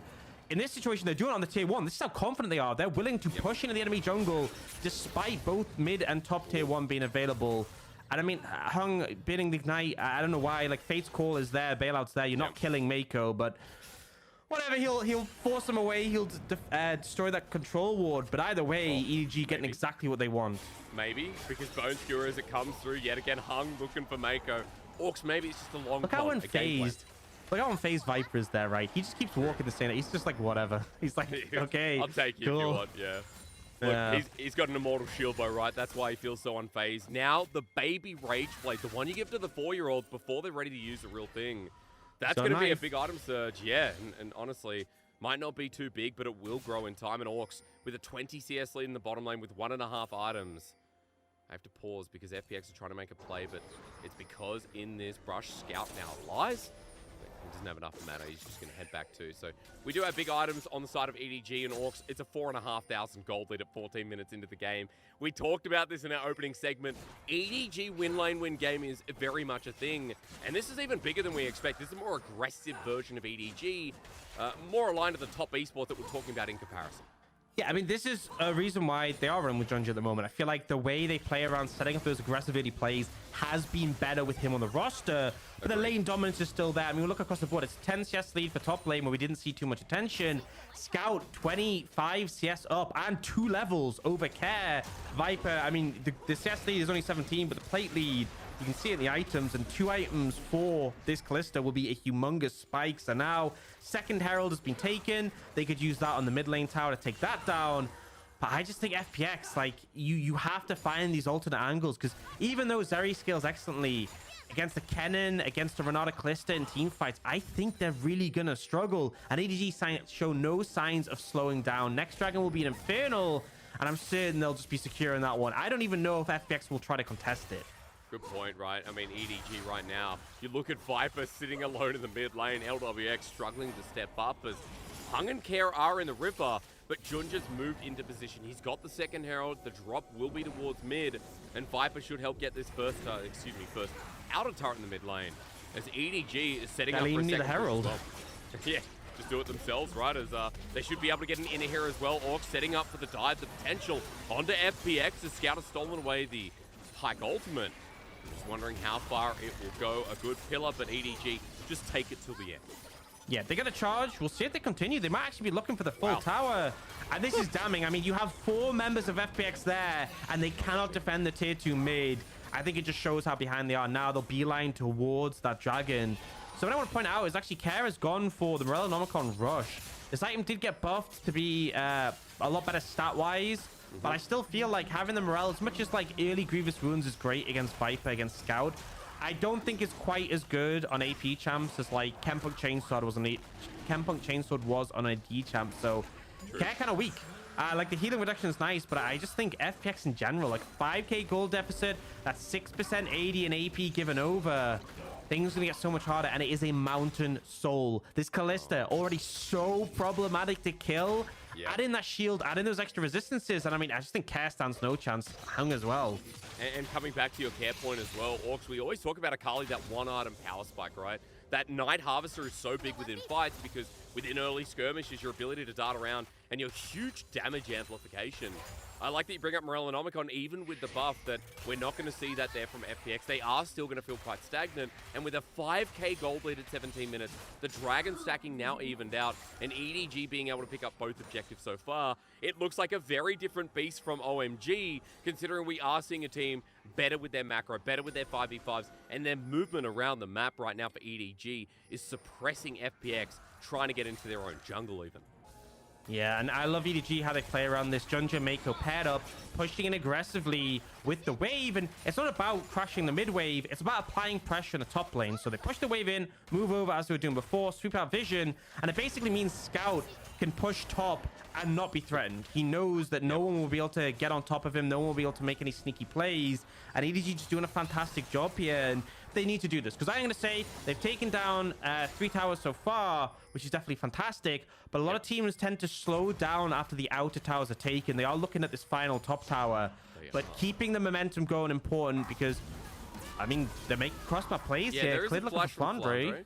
At least getting the flash out, Clid is able to use his own ulti, so a response from FPX. As I was just laughing because Mako used the Shurelliers just to get towards topside earlier, threaten out Care, who was sitting behind the wave. And look, at least FPX getting a trade. That's the main thing here, being down Orcs, but 4 turrets to 2. The gold still stands there at about 5k in a little bit.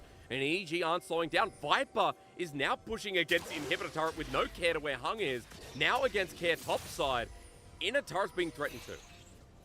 Yeah, I mean, it's so hard for Care to defend here. Carly, very little wave clear at all. 4 members once again doing that same lead up towards the top side. They don't care about their Carly being there. They just care about the tower, and it's going to be gone. Even more gold for EDG. And FPX are just watching, and you know, I'm not even going to blame them. What can you do in this situation? You said Orcs, wait for that Zeri 3 items, but I feel like if you wait that long... I don't know if we'll get there. I don't know if we'll get there. Yeah, that's right, dude. We're at a 2 item list up. You need to put a mortgage on your house to get there for the end of this game. Honestly, I feel like as crazy as it sounds, you're kind of hoping people on EDG start misplaying. Maybe Hung gets some kills where he transfers the gold over, and you get this big injection of cash, because right now, this is just EDG's game. Well, for EDG, with all the stories we've put out, as Junja just showing off against Hung, we've said that this series matters so much, and EDG have just come in laissez-faire, like, yeah, whatever, you know. They've had such a successful run towards the end of the split, and against FPX, it feels like that's continuing on. It might only be the first game of the series, but EDG are showing up with class. And I feel like internationally, Orcs, people always get upset when the defending champion isn't there to defend their title. I feel like even though we have our top 4 and they're looking likely towards Worlds with the skill class they showed in regular season, EDG want to return and defend their title after winning Worlds for the first time in the Org's like 7-8 year history. It'd be so weird not to see them there, but that's the nature of the LPL. Such a hard region to qualify to Worlds, and especially I think this year. I mean, just our top 4, as you said, just the fact that we have RNG, V5, Top Esports, JDG.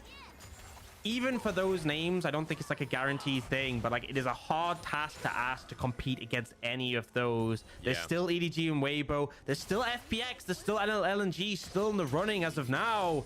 A lot of stacked rosters, and EDG, this would be the first step, but still going to do a lot more. But I love that their play feels like, you know, I've been saying this about FPX, I've been saying this about LNG. It feels like it's leveled up, but not so much just in playoffs with Junja. I think the fact that they're so good with a lead, having this jungler who's being aggressive allows them to have that advantage that they can run away with. And now, once again, leaning into the side lanes, the cast will clear out the wave, but you can see the intent for EDG. They are taking these towers time and time again. At least FPX are trying to trade, but the problem is explosive cast comes out. Summit flashes from trying to defend when his team are cross-mapping right now, Orcs. We criticized FPX a little bit about their cross-maps at the start of broadcast, but with Summit burning the flash, the turret goes down anyway, even though FPX are able to get some gold back within inner of their own. Yeah, I think it's a good trade for FPX in all honesty, right? You trade inner for inner. The dragon was going to go down anyway, just forget that. At least it's only second for EDG. FPX having the first one helps a lot.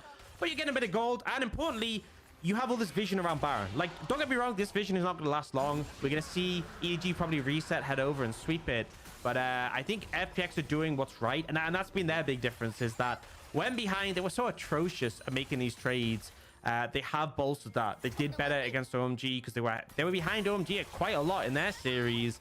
Yeah. And now try to do their best to make sure they maintain some vision over Baron, because with all the towers outside the base of FPX down, this is where it gets a bit difficult, because EDG, what else can you focus on but the Baron? You even see the pings coming out. They're going to sweep the vision out in the area. They're going to push it deeper, and they're going to try and make sure FPX don't have any vision outside their base. Once that happens, it's so hard to make it to the Baron when you could have, you know, a cannon waiting in the brush, Scout waiting to assassinate. So the fact that FPX had all those wards down, we have to see if any of them remain. In fact, we just seen Junja head over, and I think he swept out every single one of those wards. So you saw them, they were littered there. Yeah, they even blue trinket the Baron, but it's been covered by control wards. So now FPX don't have the vision, but they might be looking for a pick here. Yeah, TY to our observers as well, who made the vision go dark once again for FPX as they hover on the outskirts. Junja with one last ward to take away from his bounty so far.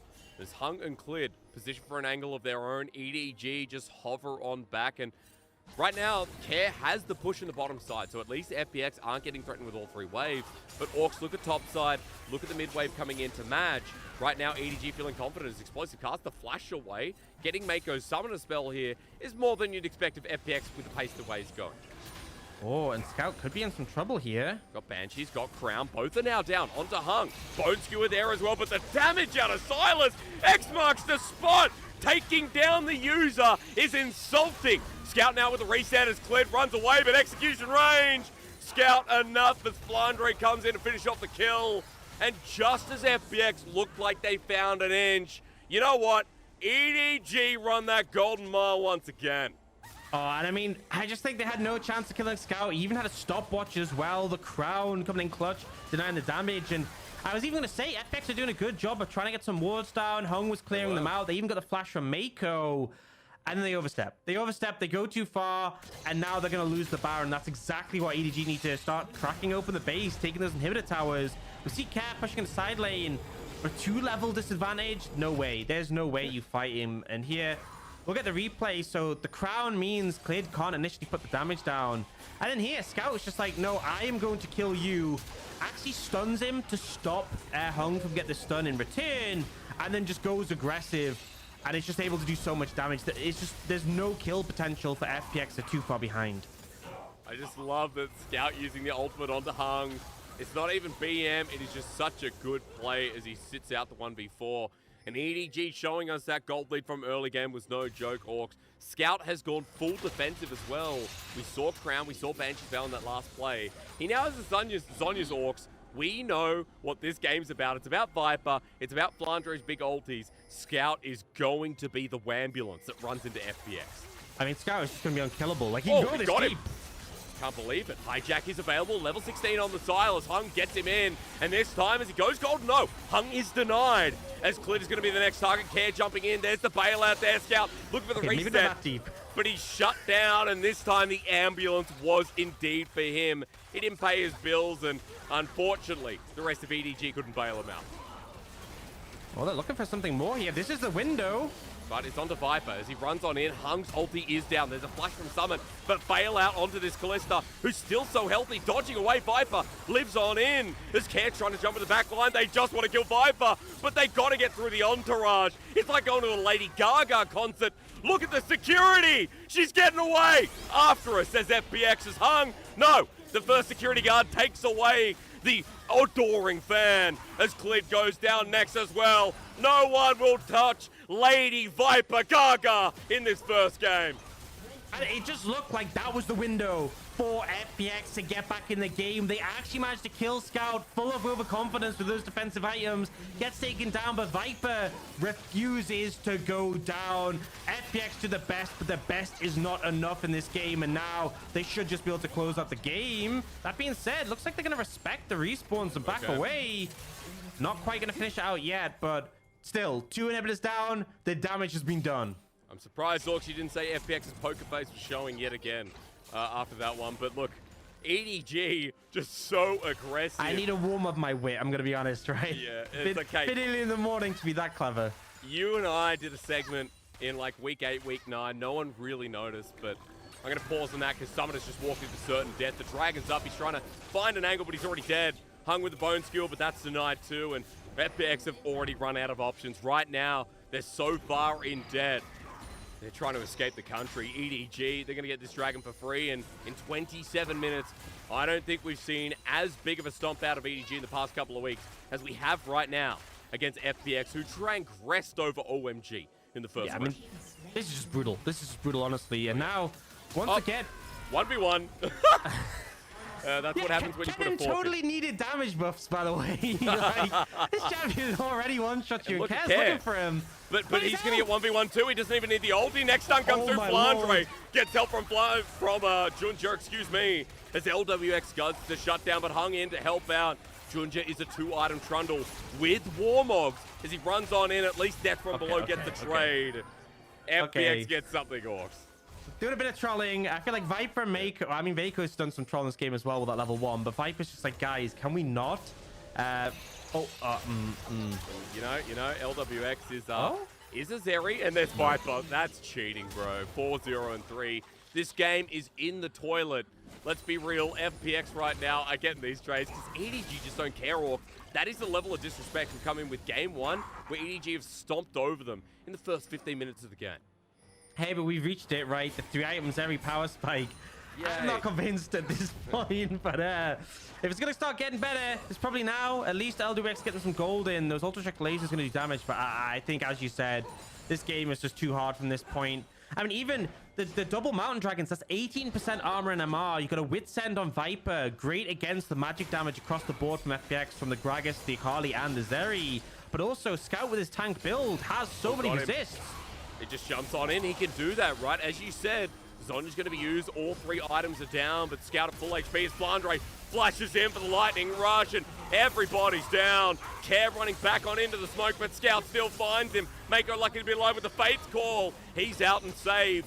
Viper runs forward as the unit he was in game number 1. And this being a playoff series, this being our world champions going head-to-head as Viper dodges the body slam. This man knows no defeat against LWX, against another world champion. He isn't even sweating. Give EDG a real challenge in game 2, or this is going to be over fast. Yeah, I mean, I feel like you gave over the Kalista. It meant that you couldn't take the Lucian army yourselves, the lane that we've seen FPX lean on.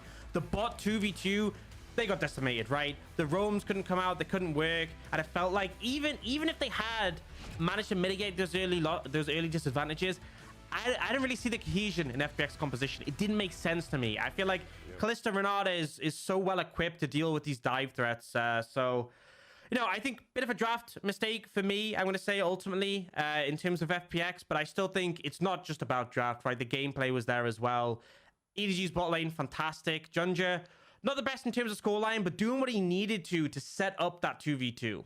True. I mean, the 2v2 being a success again is exactly what we saw in some of our clips in the opening segment, Orcs. It was Junja coming through with his aggression, not LWX, excuse me, Viper and Mako set up for success, and in the 2v2, we talked a lot about their summoners being burnt, Mako face checking at level 1.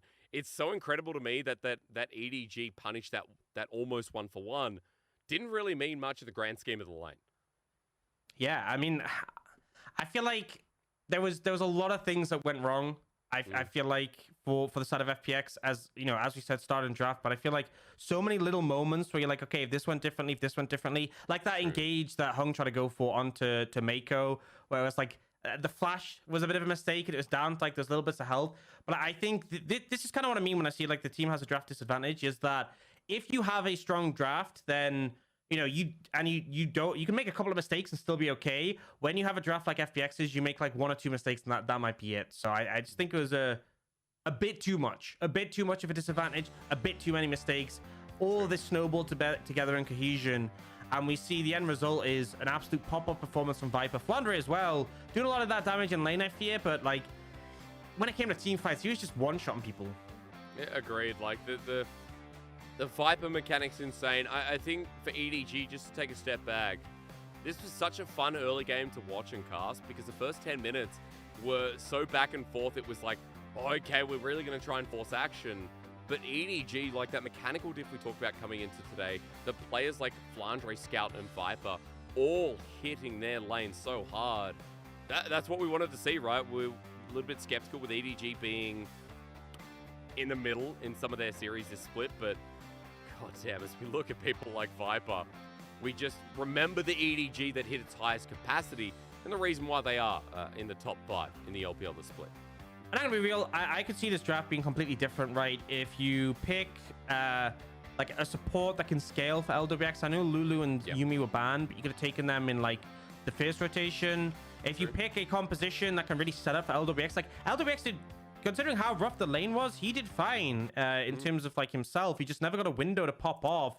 I think if you play for the Zeri, if you pick the Zeri, set a comp up for it, this could have really weird, because like if your Zeri is like skating around with a Yumi attached, how is Calista ever doing anything late game? Like how are you supposed to approach when she's 10 times faster than you and can shoot you with a massive laser that does 10 billion damage? So yeah, I've hit on it many times. We'll be going into game 2 after the break, where hopefully we see FPX bounce back and offer a bit more of a challenge. Let's hope. Let's throw to that break, because EDG are on a tear, and if it's going to be like this for the rest of the series, guys, you better plan your dinner reservation for 9 p.m. We'll see you after this.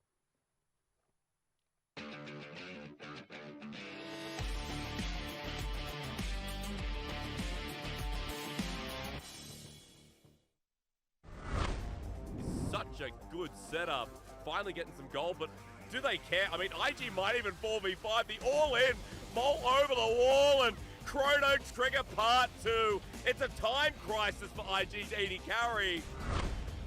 EDG now joins in. I'm just waiting for the brink of this fight, and he's still so cheap with his bone skewers. But Xiao flashing forward, gets stunned up. The RNG mid laner with a massive whoopsie as he's now in the middle, but it could be a bait with the shock down from Gala. Breeze joins in. It was a bait, but X marking the spot as an invigorous shadow comes through. And yeah, G as well. Look at this Pike support. Reset, reset, reset. Another onto Ming. Reset. Jin Jiao onto Gala. Reset, no! The Immortal Shilbo comes in clutch. And Gala again. Stop giving this man Zeri. It's too shocking. Here in the sniper of what you're looking to do, but with the amount of vision control they had on that side of the map, is Allah needs to be careful.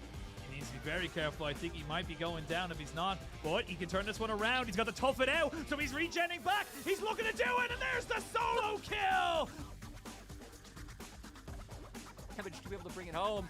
SOFM looking to bring another challenge. He doesn't want to go too crazy into this one, though. He does know that Allah could maybe try and turn this one around. Look at the attack speed. He's got the tower with him as well. He gets the knock-up, but the shield is good. And now he's going to try and go into the tower. No way! No way! Welcome back, Allah! Higgs. And it's on Doggo again. As much as he survives, and it's someone else who goes, oh my god. Bin just goes in 1v5 and it comes way to follow it up. Bin is an absolute monster. He's unstoppable. And now turning it into more as well. Doggo here to sweep up some kills. But Bin, take a bow. He dominates WE. Playing the aggressive stance there. Tian goes straight for Betty. Betty has nothing to say at this point, but Tian might have overextended. Oh, Shadow Harder! Surge gets Jackie Love. Harder shuts him down. Shadow Surge reset, but the rest of his team is getting picked up. He goes back in. He's trying to get the damage on the back line. This is actually working out for anyone's legend, but here comes Tian. He's going ham with the World Ender, but he gets caught under tower. He takes down Betty. It's a quick fight back and forth. AL Knight shows true in the end, and Knight will take them down.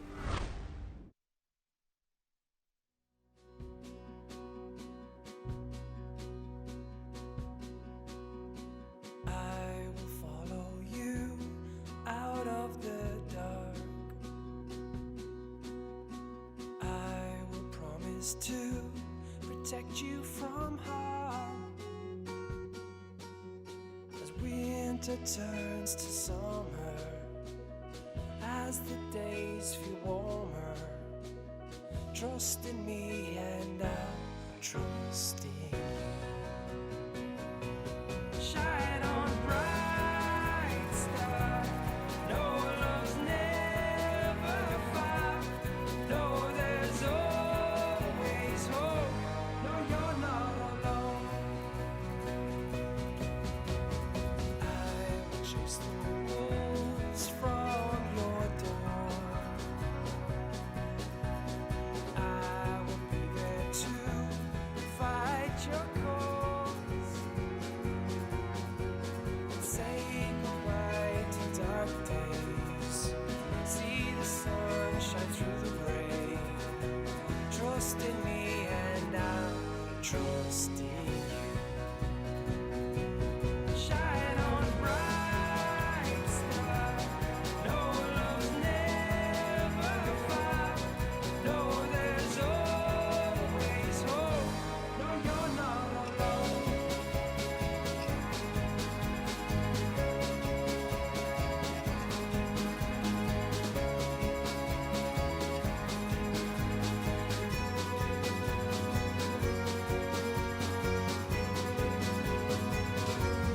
Shine on, bright star. No, love's never far. No, there's always hope. No, you're not alone.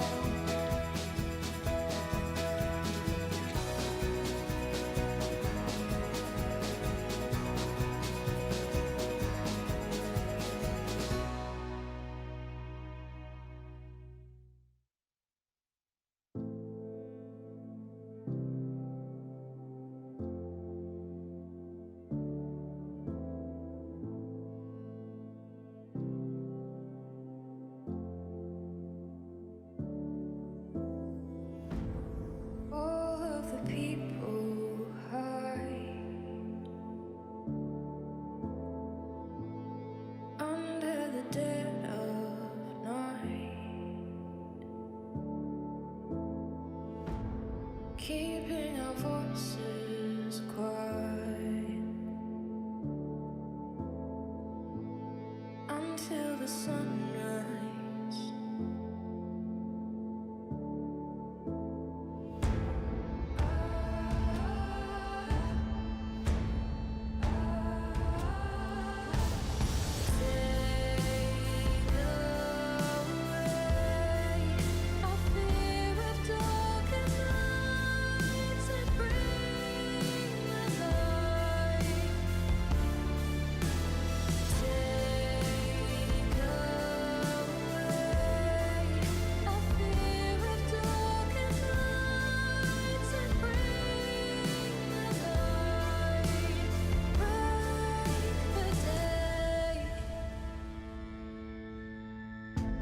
Sometimes the good will fall.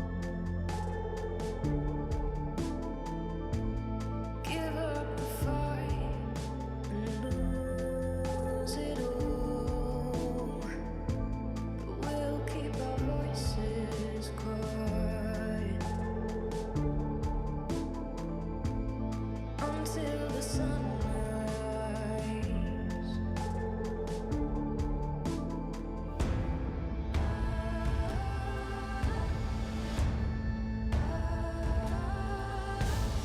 Take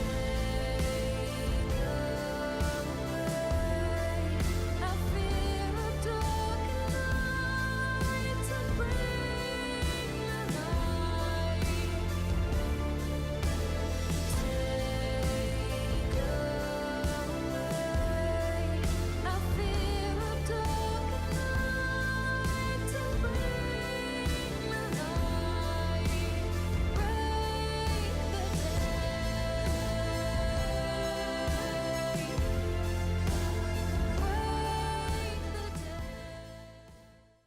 常规赛的表现的话，觉得还行吧，就是不能说很强，我们是很强的一个队友，但是还是有机会我们可以能拿到一个胜利的一个队友吧。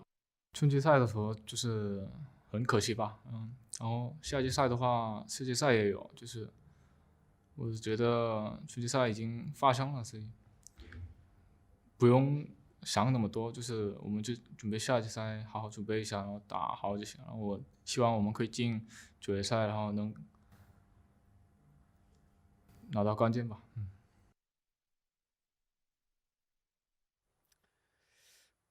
Well, that's the expectation for EDG, isn't it, ladies and gentlemen? Because EDG are our world champions of 2021, and even being the 5th seed, they want to try and make it back up towards the top 4 and towards the domestic championship. A 1-0 start if you're just tuning in. And the person next to me is not in a panda suit, unfortunately.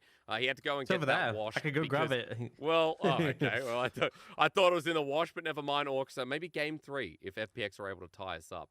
However, I need to bring you into our MVP before we move on with the rest of our segment, because in game number 1, Viper's story continued, and our world champion AD Carry, dude, who was up the top of the chart for MVPs, has kicked off their series in similar fashion.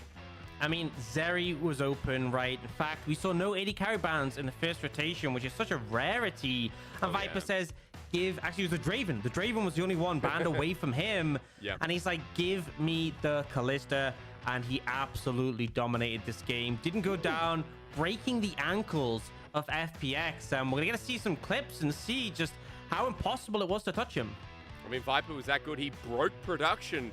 And now we don't even get clips, right? Good on Viper, at least for the performances. It was through the 2v2 we talked about, Orcs. We mentioned EDG through lane and their strength, and I love that Viper stuck to the script. Yeah, I mean, just really, really effective play. And also, taking these moments like this where you're leaning into the enemy jungle, finding Clid, and then here as well, just every time FPX want to make a play, Viper's quick to move over, quick to pick up those kills, quick to find anyone. And it just felt like the skill shots weren't connecting.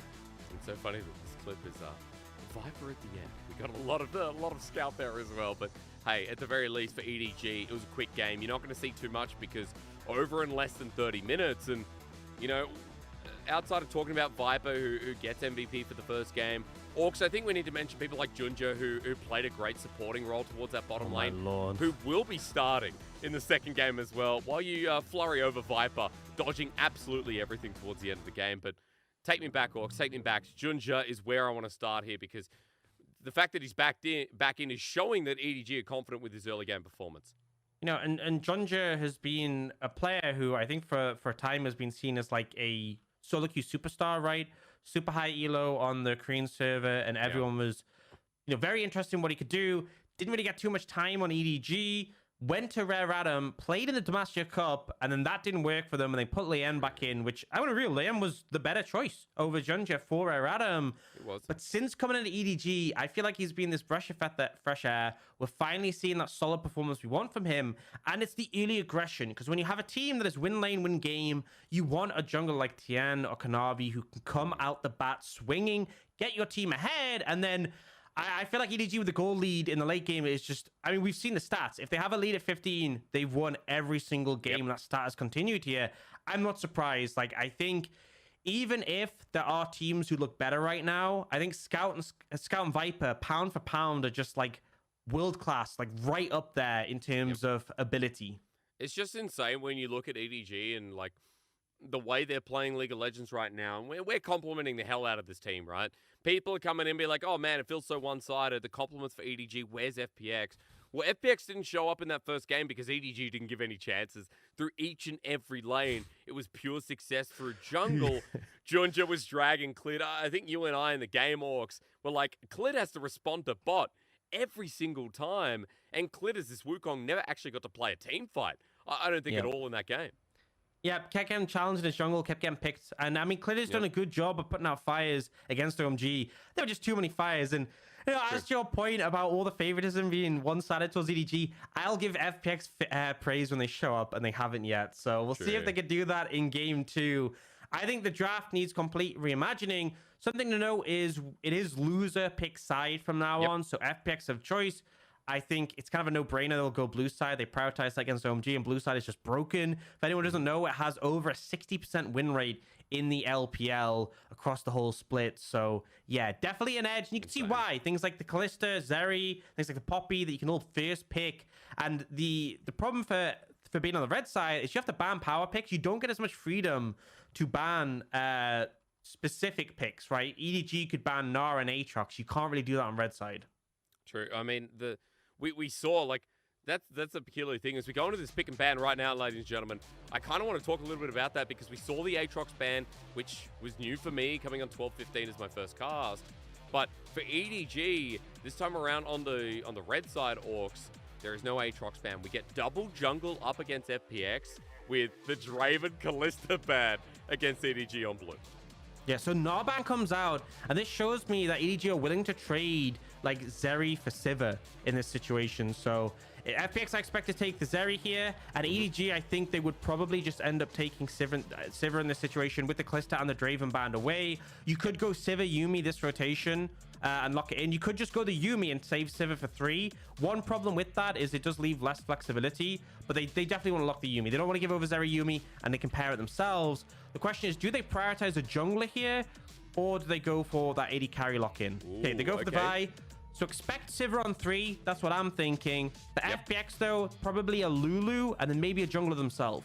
I like that you pulled out the support there. The Lulu, such a good pairing, but I want to take a step back towards the jungle.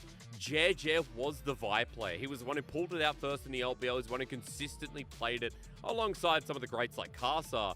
But Junja, this is going to be his first game at the split on it, so we'll have to see if this is as impactful. As I'm glad you mentioned the Lulu yet again. There we go, bottom lane set up. But now for FPX Orcs, Clid's jungle, is that going to be the priority here? That's the biggest question. The safe one is take a jungler, match the Vi with something yourself.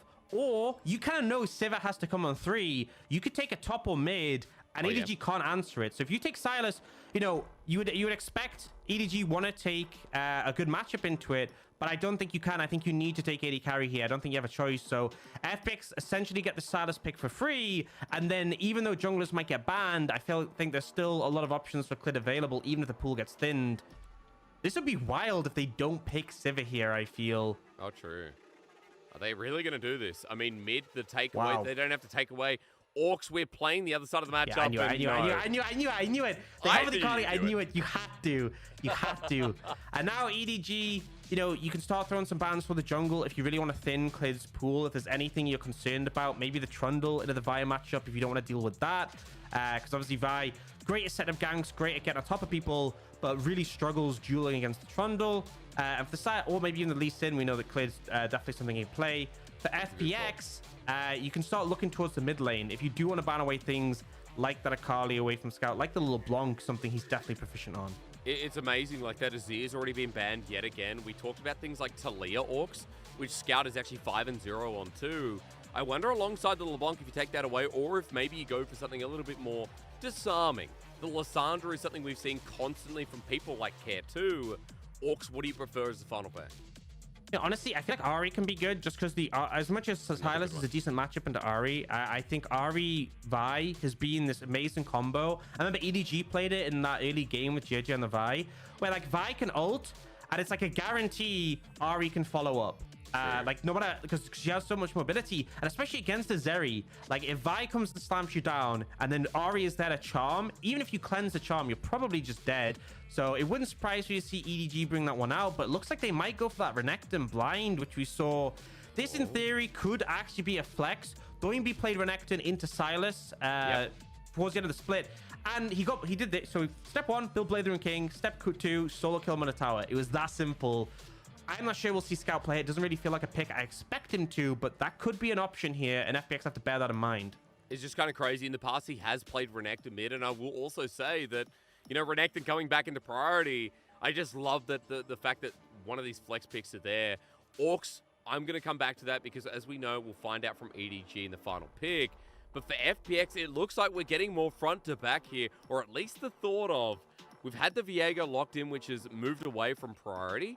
But for FPX's top lane, Summit's Nars not available. Okay, that's off the list. His GP is, but they want a hard front line, and they want to set up front to back with Summit's second game of Ornn this split. But Orcs, before you talk to me about that comp, EDG, run me through last pick. Yeah, I feel like you can take something like the Ahri. I think that makes the most sense to me. I think you put the Renekton in the top lane. It's going to be a good matchup in the Ornn. Obviously, later on, the Ornn does outscale, and a big reason FPX take it is for that engage, which they don't have for Malulu. But the Ahri with the pairing with the Vi, so powerful. You know, if Hung is ever walking around alone, dead. If LWX ever gets hit by a Vild, dead. And Scout's so proficient on this champion. I think I have a lot of confidence in him. So, EDG... is the draft changed to a little bit more tempo placed here? I mean, last game we saw them snowball out of control, Orcs, but Renekton, Ahri, Vi, we have a lot of champions that have huge CC layering.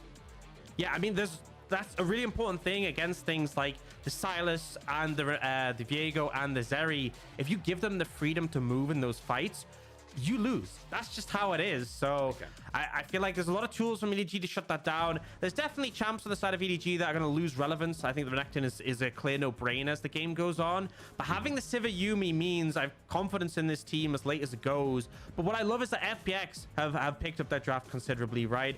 I think they have much better tools. They have a better bot lane matchup, and they have Lulu, Zeri, who scale exceptionally. If they can get to the late stages, 3 items, Zeri will pop off. You know, the Sylas Viego 2v2 is pretty strong against the Vi Ahri. I do think the Vi Ahri is a really potent combo, but I think FPX have at least given themselves an even playing field here. Well, let's hope, because for FPX, when this series matters so much towards their world contention, towards their miracle run from the first round, they need this win, and adaptation and draft is good to hear from you, Orcs, because it gives FPX fans hope. Remember that if EDG or FPX, whoever loses out in this series, if they drop, they will not get a second chance at regional finals. They will be out because they will not have enough points. So this matters so much. This best of 5 is everything to our World Championship organizations. Our 2021 World Champions in EDG versus our 2019 champions in FPX. And yeah, it's only LWX, guys, but the Phoenix does have the title at the very least. As we return to Summoner's Rift with EDG clapping down in game number 1. Let's see if FPX's adaptation means a little bit more here, running into game 2. And Orcs, as you said, good adaptation, good response here. We got the Ornn from Summit this time around as well. And as you said, there are decent elements of scaling, but also the resetability in fights is quite scary. Yeah, I mean, I feel like across the full 5 members, I like the scaling elements a lot for FPX in total. But I just feel like Viper on Sivir with Mako on Yuumi against 3 melee champions and a relatively short range AD carry outside the Ultra Shock laser, I think Viper can have a field day. And you're talking about world champions. We have 2 world champion AD carries going head to head. Both of them on these scaling hyper carries with enchanters to buff the mob. If this game isn't decided in the early game, I feel like it's going to come down to an absolute battle between these two. Who can perform better? Who can carry? Because both of them have the window to with these picks. And we talked a lot about EDG's team fighting later game, being reliant on Viper as well. Let's be real, LWX, even against the OMG series, had a pretty big performance quite consistently as well. As 2v2's already started up in a fun way. Viper and Mako getting traded off by Hung, who is just going so aggressive. Good glitter lances coming out left, right, and center as LWX is doing the same. And FPX just asserting their dominance here. Orcs trying to get level 2 first, especially with Clit down on the bottom side too. Yeah, expectation is you're going to lose trades into this Zeri Lulu. The fact that they can both harass so heavily. Mako did a good job. You use the pop and block to try to mitigate that a bit. But ultimately, FPX should be fine. Oh my god, look at that angle. What an angle. So innovative from LWX. The flash burn from Viper, the ghost as well. And the heal from Mako, just because LWX decided to hardcore parkour over a wall.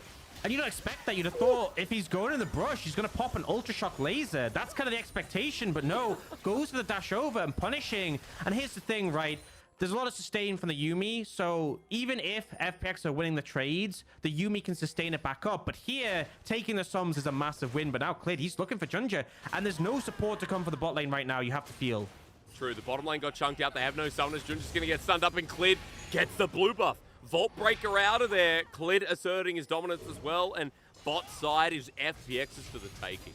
And remember, game one, it was Junja who invaded against Clid. Didn't have as much of a head-to-head as we're seeing here, but he stole away his red buff, ended up 3-buffing him. So Clid getting some revenge here, denying the blue and most of the wolves. Really fantastic start. And I think Clid, you know, one of the things he's been really good at is being very responsive to his lane states, right? If he sees his bot lane having a good trade, he might set up for a dive. If he sees someone on the enemy team take a bad trade again, might look for these gank opportunities. This is an example where he has prio on both his mid and bot, and he instantly knows he has the freedom to go in. As he's moved to mid now as well, Scout with the double flash, and that's because Clid burnt his own. That's a good response as Scout now without his summoner, and Orcs FPX's early game looking a hell of a lot better than game one. Just a really solid start already. The only lane that's really having a bit of difficulty is top, but Summit, he's chilling. He's already built 2 cloth armor. He's got biscuits in the inventory. As long as he doesn't die, he should just be able to hold out and be relevant here. But yeah, fantastic start for FPX. And what we hit on at the start of the day, EDG have a 100% win rate when they're ahead at 15. So a good start is needed to break that trend. And hey, Orcs, FPX have 33% win rate now. They need another one under their tank, right? The fact that they pulled off a win when behind in game 1 versus OMG. Now FPX aren't the team that we're expecting. Oh, they fall behind early. It's completely out of the woods. So I had to throw that stat in the opening segment because it just felt like FPX deserved a little bit of praise for getting through the early game when they were scathed so heavily in the round 1. Against EDG in the first game, they were scathed pretty heavily, but there was no comeback to be had there. But Orcs, as you were talking about before, this comp very melee, but at least having a lot of ult reliance, a lot of resetability, and a lot of the fact that we have good scaling on FPX. The fact that early lanes go well has to be a good sign, right? Oh, absolutely, absolutely. And I think, you know, dynamic might change a bit at level 6 just because that's when I expect EDG start to lean to the side lanes quite heavily. Okay. When Junja gets his, what's it called? The ultimate cease and desist. That's it, right? Oh, no, wrong person. Cease and desist, yeah. And Scout gets his, whatever that one's called. It's so bad with ult names, man. When they get that combo together, that's when you can lean heavily on the sides and start to look for plays and take over. They can be matched, obviously. Big spikes of Viego at 6 as well. But if EDG can kind of use that to their advantage, that's where they can start to find windows, start to find opportunities. Junja actually started their Dragon Soul. This is super rare, by the way. Since we had the buff to dragons in 12-14, they were just way too tanky. And Mako's trying to scare them away. And it's not what a mountain. He has no one a mountain. He's just dead. Yeah. Okay, well, Mako 2 games in a row decides to play with death again. Yeah, this oh my god, he has the Yumi emote. This kind of felt like a scenario where Junja was trying to solo the dragon because he had nothing else to do. And he was like, Mako, don't let them come over here. Don't let them see me on the dragon. And Mako was like, okay.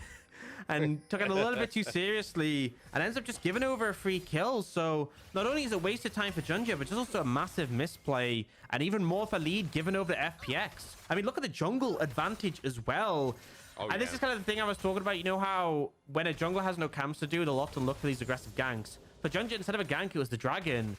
But yeah, he's like 3 camps down right now. Really not in a good spot. Orcs, this is why we need a dog champion, as LWX going to get tagged with the Prowling Projectile. Has to flash away. Good little punish here from Viper and Mako as the cat returns to lane. Remember, the cats will leave you. They'll disappear into the night, but dogs will always stay. So let's just kind of wait for that one from Riot Games. As with that flash down as well, Orcs, at least EDG getting a response. But hey, Dragon was stopped. FPX got vision down. And that early objective continues to lull about. And especially with First Blood, FPX have the early gold lead here, and they got the first piece of gold on Clid on this Viego, who's pretty close to getting level 6 as well. Yeah, I think for me, though, I'm looking towards a Herald and what can be done around that. Because that gold lead from FPX can be both. Oh, Flandre. Very good timing. Here's Call of the Forge. Got the Ram Jam. And oh, Flandre. Down he goes for the second kill. And Clid is alight. And now, I mean, the Renekton starting to fall behind. Clid getting more momentum. Things going from bad to worse for EDG. Oh my god, Watch Junja. out. And he's just tagged out. Remember, the Heartbreaker's there. Flash over the wall. But Clid's already burned that ultimate in the previous trade. Down away from his own camp, Junja without a summoner, and Clid is unleashed. LCK fans watching this must be happy to see this man rejuvenated in the second game. Starting to really struggle. And with the flash being down for Junja, with the fact he's not level 6 yet, I feel like you could just start up a Herald as soon as you're ready to go for it. Looks like Clid is resetting instead. Wants to get him towards that Divine Sundra, but If Herald is taken by FPX, they're already 2,000 gold up. Add in the gold from that objective, and EDG are staring down a really difficult spot, because as much as I said, Sivir Yuumi in the late game can really allow them to challenge. If Renekton's behind, useless. If Vi is behind, not that great, but still okay. If Ahri is behind, you just have the damage. Like, that's the thing. Ahri and Vi, when they're behind, are just reduced to CC bots. They don't have the damage. And I think EDG already getting punished. Summit with a great knock-up. And at this point, Flandre just knows that there's no way he's getting out, right? With the ult to follow. And a pretty slick pickup for the side of FPX. And the good thing is, if anyone's in the wild and they watch a goat versus a crocodile, at least they now know that the goat will always win. So good setup from Summit there, a lane that he's not too far behind in as well. And with Clid getting the second kill, this jungler, as I said before, Orcs is unleashed. And we haven't seen Jed yet being able to make a gank. As he hovers over the wall now, FPX almost spotting him with the lens, but he gets out of Vision's way. And Clid now having control on the bot side, threatening the dragon yet again. Oh, could this be something? Junja's looking, but he might actually be in trouble here. Could be. I mean, they're going to make it a 2v2. Cares walking in onto Scout. He's going to have more mobility if he gets that hijack, as FPX just threatened away. Orcs, it's all about this dragon, which EDG don't normally get the first one of anyway. But at the very least, FPX started up with Junja backing out. Yeah, FPX putting a lot more emphasis on the first dragon than the first herald. So confident they're scaling. And the thing is, if you grab that dragon, 6% in AD and AP for the entire game is really significant. So yeah, looking to secure this one. I think you can see the pings coming out from Junja. He's like, fine, you can have the dragon. I'm not too bothered. It's just the first one.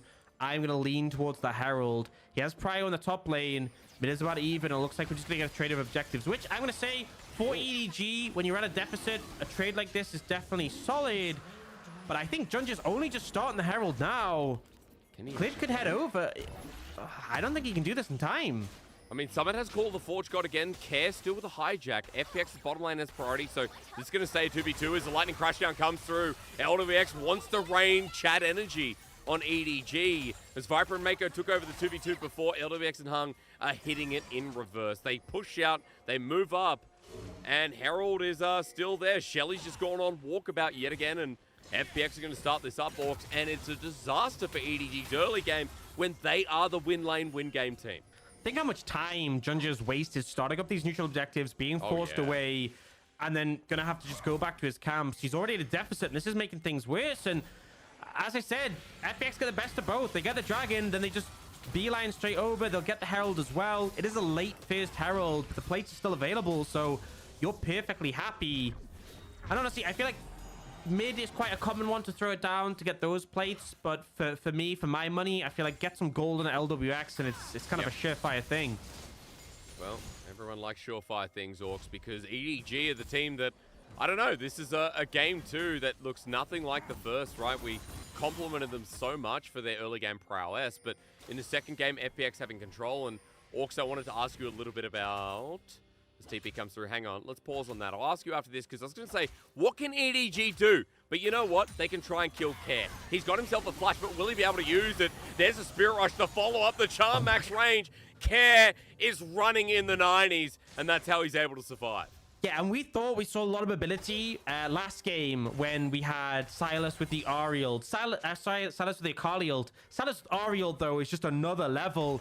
And the important thing is, although Junja got the ult in, there were minions in the way. They couldn't land the charm to follow up onto Care. And that CC would have made the difference, would have been the kills. So it's not inherently a bad play, but you have to remember with a deficit like this, EDG, they need their plays to work. Just getting a flash isn't enough. So a bit of a disappointment for them. God, LWX just owning the lane. Viper getting a good trade back here, but not much he can do. And Orcs, now is the time to ask, because FPX are pushing so hard. We've got a Rift Herald that's about to be set to the top side. They're going to try and kill Flandre, and I don't know. Do you think it's a good time to ask at Orcs? Because Flandre, as he backs away, I guess Clid's going to get priority. What the hell do EDG do in this early game? Yeah, I mean, I think they need picks. Picks. Play around the ultimate that Vi has. If you can connect onto someone later CC with the Ari, you're good. But it's just, you know, proven to be difficult, especially when so many summoners are available. So maybe you target Care again. But if he plays defensive, limited options. Now, Flandre doing a good job of clearing out the wave there. Look at the replay. This is what I want to hit on. So ult comes in, but Scout, there's no angle to hit a charm. so tries to look for it here. I think maybe if he ult, charm flashed, he could have caught care at the end, but didn't want to risk it. Didn't want to risk overcommitting. So they got a summoner. It's something, but the summoner is ticking away. We'll see if they can find a window to capitalize now. So they spent a lot of time here. He really wants to throw down this Herald, and there's only 40 seconds, so it has to be here. I mean, Junja was sitting on a ward. Control comes through from Clitters. Now in a 2v2. It's going to be 3 vs 2 as Care gets in. He has no summoners, but with the Herald doing its charge, means FPX have an option. But they pull back, they hold off, and EDG are able to get the Herald, but still the plating goes down to the big old goat in the top lane. Orcs, it's close to a 3k gold lead. It's close to FPX getting towards this 15-minute mark with a lead. We know that EDG, they don't win games unless they win the first 15 minutes. Yeah, I mean, it's such a massive aspect of them coming out ahead. It is literally the win lane win game. When they have a lead, great at bolstering it, great at continuing to take over the game. At a deficit, we've really seen them struggle. And I feel like this game, as much, you know, I've said it before when we came out of draft, I've said it in the uni game. Viper and Mako give me some confidence, but Flandre on this Renekton, I mean, you're down in gold because of the plates. You really haven't had too much presence in lane against the Ornn. And you're going to lose relevance before you even had it, if I'm going to be real. Like, how are you ever going to get on top of a Zeri? It's just not plausible. They gave this away. Remember that the Zeri wasn't banned. Instead, they were like, oh, Summit's nah, or I can't remember Orcs. Do you remember the final pick and ban? Maybe not relevant, as once again, Junja is invading on top of Cleared, but can't get anything done. But at the very least, my point stands is given away the Zeri, LWX has picked it up and has looked pretty good on it so far. Game number 1 obviously took a loss, but outside of that, he is 4 out of 5 with a win there as look at Scout onto Care. Meanwhile, as Dragon spawns up Orcs, you know, I'm so sporadic because even though there's not many kills, there's always these setups coming through from these two teams like in game 1, and it's dangerous. Very, yeah, dangerous, a good word. You dangerous tiger yourself. And we see the teams looking for danger now with the Dragon setup coming in. I don't think EDG contests this, but this is a lot of stats given on the Hextech Dragon. Actually, they're going in. They're wanting the TP coming too. Okay, well, that's Flanders coming in. The Call the Forge got the Ram Jam not hitting anyone. Care takes a beating. Dragon goes down, but can they get out? All in a choke. Run away, FPX. Run away. Junja going to be first to die, but a summon flash over the wall. Scout is waiting. That'll do it's a mosh pit. Do not go to a rave concert with EDG. They will hit you in the face. They absolutely crushed them there. FPX focused on the Dragon, and yeah, they get it, but the losses they took in return, that is prime scenario for EDG's composition. Trapped in the pit, Yuumi ult locking everyone in place, Flandre getting the max AoE damage value, and Sivir as well. Fish in a barrel hysterics. Man, that was brutal. EDG in one simple play. The Dragons, we talked about them contesting Orcs, it comes alive again. Yeah, and the thing is they disengage, but they burn the Ornn. Health is already getting low. Remember, the Hextech Dragon does that AoE. And then here, the slide in, the stun on the LWX. The ult from Vi connects on so many. And yeah, Junja dies, but the AoE decimation. And when you have, as well, a Yuumi plus an Ahri, you're never getting away. Once those kills start to come in, dash after dash after dash. And EDG, from a 3k gold deficit, just shy of it. Even game in terms of gold. Yes, still down in Dragons, and those stats are significant, but there's some life breathed back into the world champions in this game. It was a game where the Renekton seemed irrelevant in the first 15. It was a game where we didn't really talk much about Scout, who played so well with the Ahri in the back of the pit. It was a game where this Sivir was getting outmatched by Zeri, and Viper now very relevant with 2 kills and almost a second item. We come towards the Herald, and EDG are gonna mention Flandre yet again as he comes on in. Junja with the cease and desist goes wide, but as Summit TP's in, he gets a triple knockup. It isn't on, but Call the Forge God can't be returned as there's the Prowling Projectile sent out with the Yuumi ultimate. Summit about dead as they get a trade off, but Scout's still here, hitting from behind so hard. And FPX's reset matters not because Clit is down, and Viper keeps getting gold. The Scout gets a reset. LWX is Zeri, and ladies and gentlemen, we all know that Zeri is super ridiculous. However, EDG is strong enough to keep on this Herald, and yet again, FPX play with fate against the 2021 World Champions. And I think the thing that's so excellent is EDG's target selection. So good at just saying, here's a person, they're dead. Here's a person, they're dead. And it makes it so hard. Like Summit ends up TPing in, but ends up in a compromised position, and they all just turn onto him. I'm sure we'll see a replay in the second, but EDG getting everything they want in that one, able to pick up the Herald as well. And now look at Viper, 2 items, 402. That's exactly what FPX didn't want. And we're going to see the replay. So they look for Care. Care ends up using a pretty good stopwatch here to buy time. But immediately, EDG go, okay, that target's out the window. Focus on the Ornn. And Summit pops the ultimate, but can't recast it because he has to disengage. But they still focus down onto the Ornn. They take out one target. They get the resets on the Sivril, remember? And then the reset comes in for Clid. Instantly, they turn on him. And they start to look for LWX. They don't find it, but it's just step by step. Pick a target, kill a target. Pick a target, kill a target. That works so well for EDG. And you and I were setting up Scout and Viper in team fights. Like, watching them, their small steps, they're tethering between range of the carries of FPX. It's so good. Scout might be 006, but that man is so close to becoming James Bond.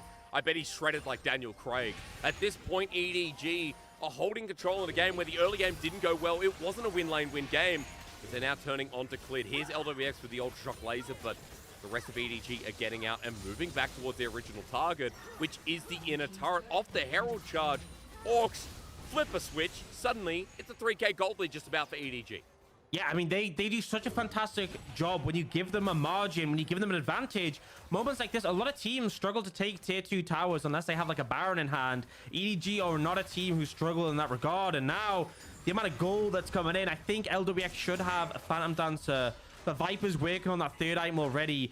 And, you know, 3 items for Zeri, fantastic. 4 items for Sivir is a bit later, but at that point, I don't see... There's no tanks. They just cease to exist against a 4-item Sivir because she shreds everyone. And I think EDG have very quickly found their way back into this game. Dragon in 20 seconds, though.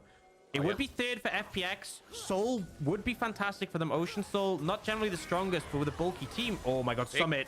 Yeah, and he's caught out. Can't bellows breath on that one. He's in the middle of the team. EDG literally go to Narnia, pull out Aslan, and stab him in the back. Goodbye, Summit, as this Ornn is now kaput. Clid now in the middle as Junja flashes in the middle of Shattering Mist. EDG might start out slow, Orcs, but our world champs have just brutalized FPX in the mid game.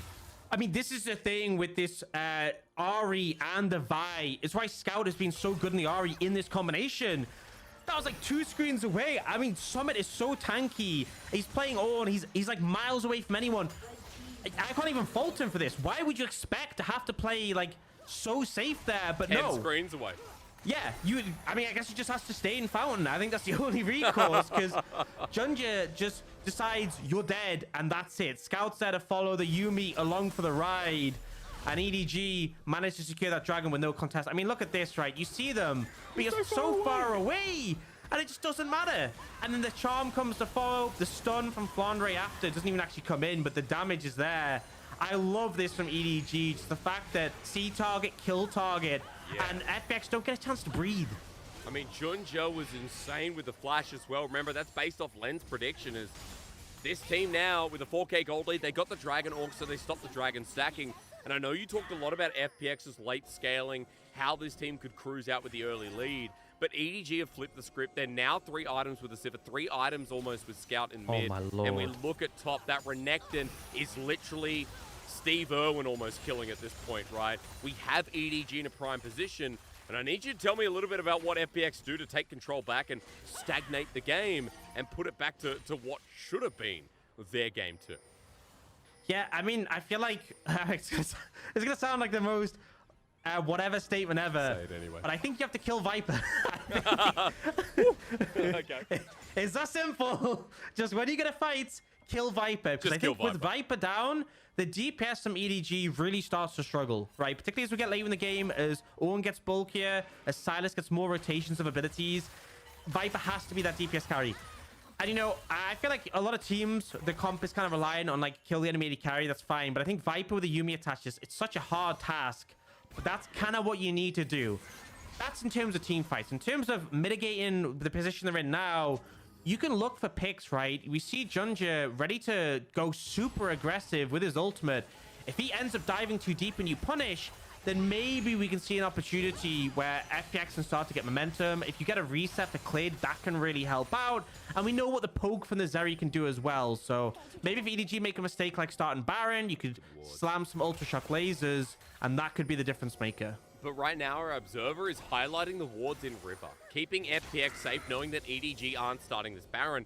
As you said, Flandre is going to get a double lens, though, as TP comes through.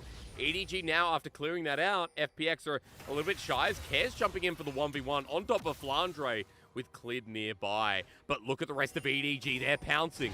Care and Clid are in no man's land, and that's where you die. EDG controlling space yet again, as FPX are getting shoved back due to mid, due to topside orcs, and right now for FPX, relying on, as you said, that Vi to be too deep for her own good, but Junja has been the starting jungler in previous weeks for a reason. He's the starting jungler here in the playoffs for a reason. He's not going to make the same mistake as TP comes through. Oh, TP comes through. This might be just a bait, though, to make them think they were starting the Baron, and it is. They're going for it. It is. There's a cease and desist. It would be called assault and battery. Oh, that's so because good. You have to go to prison after that one. Summit, unfortunately, is roasted over a fire. And EDG right now are loving the taste of GOAT as they start Baron. It's so smart, though. Like, they have such confidence that there's no vision, that they literally burn the TP to bait them in, get the pick, and now the fight's looking to start. Good luck. They have a 5 versus 4. Yumi mounted on top as Junja gets healed up. They peel off the Baron as Care has himself the on the hunt. Right now, EDG chasing up, but Care having a tool to make sure they get away. That's not your side of the map. Just letting you know, dude. He's going to try as Junja actually caught out Care. You absolute beast. That was close, and I respect the mid laner of FPX Orcs. Yeah, I mean, taking the flash of Vi, pretty big. Not only limiting the engage potential, but also, if that happens again, Junja could go down now. They're going to make a push on this tower with the TP. Minion can't die at least. Look at the minion waves, how quick they go. They're just destroyed, right? Viper is Siffer, and Siffer right now, Orcs. You know, people complain about Zeri, but Ricochet is also ridiculous. Yeah, it is really disturbing. And I think once that IE comes in, I can just see, like, any clumped up fight, everyone is just going to get absolutely melted, absolutely decimated. We do see ornaments start to come in. Interesting enough, giving Clid the first one. I probably would have given it to Zeri if I'm going to be real. But regardless, second dragon for EDG. I don't think you fight as FPX. Individually, I don't think ocean dragons are that strong. I feel like you have to stack up a few before the healing from the actual individual dragons. Is that relevant? It's just a second one. Yes, soul might be a problem, but I'd give it over. Instead, try and get to maybe push on mid, get the mid tower, maybe get some vision towards Baron. That should be FPX's game plan here. They're going to pick off the pieces at the very least. Junja gets knocked up. And Orcs, you're pulling out that FPX should try and make the fight happen, but maybe not here in the main areas. Flandre, Dominus heals up, Serix Gage heals him, but Care flashes in. That's a reset for Clid and a big shutdown. EDG now with the numbers disadvantage. FPX have an angle on Care again, taking the Spirit Rush, getting so much momentum. We're running in the 90s again, but Care has now gotten deja vu. As he runs out, FPX with their health bars, Orcs, not in a great place. Yeah, I mean, they get the kill, and that should be enough in theory, but Viper is still alive, full HP with Flash, and that instantly makes them hesitant. If they get in the Dragon Pit again, well, we saw what happened earlier, but they are still posturing, trying to find an angle to go in. There's no Zeri ult, no Ornn ult as well. Look at the ultimates on FPX, only the wild growth. As Clid starts it up, Care TP's on in. They're trying to burst this down, but Junja is ready to hit in on it as well. Bellows breath from someone as he takes the poke, but FPX is a 5-man move in convincingly and pick up the dragon. Now on Soul Point, FPX from the brink of a game that's been flipped on its head will finally have something to talk about as EDG are looking for the chase. Junja with the ultimate on top of the mid laner, and Care's just going to be CC'd up, but still Orcs for the dragon. You have to say, maybe it's okay, but Baron's up too. I don't know. Yeah, with Care down, they might just head over to it. And I think FPX did a fantastic job of picking Flandre, getting the dragon. This is a thing by EDG giving over those early dragons. They make it risky. They make it risky by putting them so close to Soul. But they get to pick the one, and they're going over towards Baron to try and set this one up. But FPX are approaching. You can see, though, Scout and Flandre waiting in the brushes, trying to set up a pick. I just want Clid to get his hero moment. The old JDG jungler, the SKT jungler on the outskirts here against our world champions. And meanwhile, Summit decides to run on in, but Scout is here to receive. Thank you so much for the Amazon gift package. 1-day delivery, Orcs. It feels so good. Yeah, and it's just picking up more and more gold. Are they going to head back over to the Baron? I feel like they might look to try and get another pick of this and keep chaining them together. At this point, Hung is out of wards. Clitter's no flash, so very risky for them to approach. I mean, Clid is still trying though, right? Relying on Hung shielding his LWX with the Ultra Shock Laser. Needs some good poke. He's got his ultimate available. Now whatever. As that lightning will need to come through, but he's charmed up. Cleanse immediately and no steal. Cleared at least with the attempt as EDG are getting unhealthy rather, as Care jumps on in. Spirit Rush reset. Junja the first go. LWX in the melee range though. And Viper once again gets himself the perfect ricochet. You've heard of the Zeri, but now welcome to the Sivir gameplay. Man, that was fish in a barrel again, but this time the fish hit back. EDG finding the kills, and Viper absolutely dominating this game. I think he's going to have an IE when he resets, especially after this tower. And at this point, I mean, he's already doing insane damage. You know what this is, right? You know, in movies or whatever, you see the clip where the bad guys are like, you know, a bunch of them hold the good guy in place. Oh, yeah. And then they just get punched in the face. Viper's the one punching. The rest of the team hold them in place. That is their jobs. They lock someone down, and Viper is there just to shred through them. And they are doing such a good job at it. You're telling me this is a Steven Seagal movie, right? That roundhouse kick comes in, and, you know, you look at Viper in this fight. Again, positioning is so good.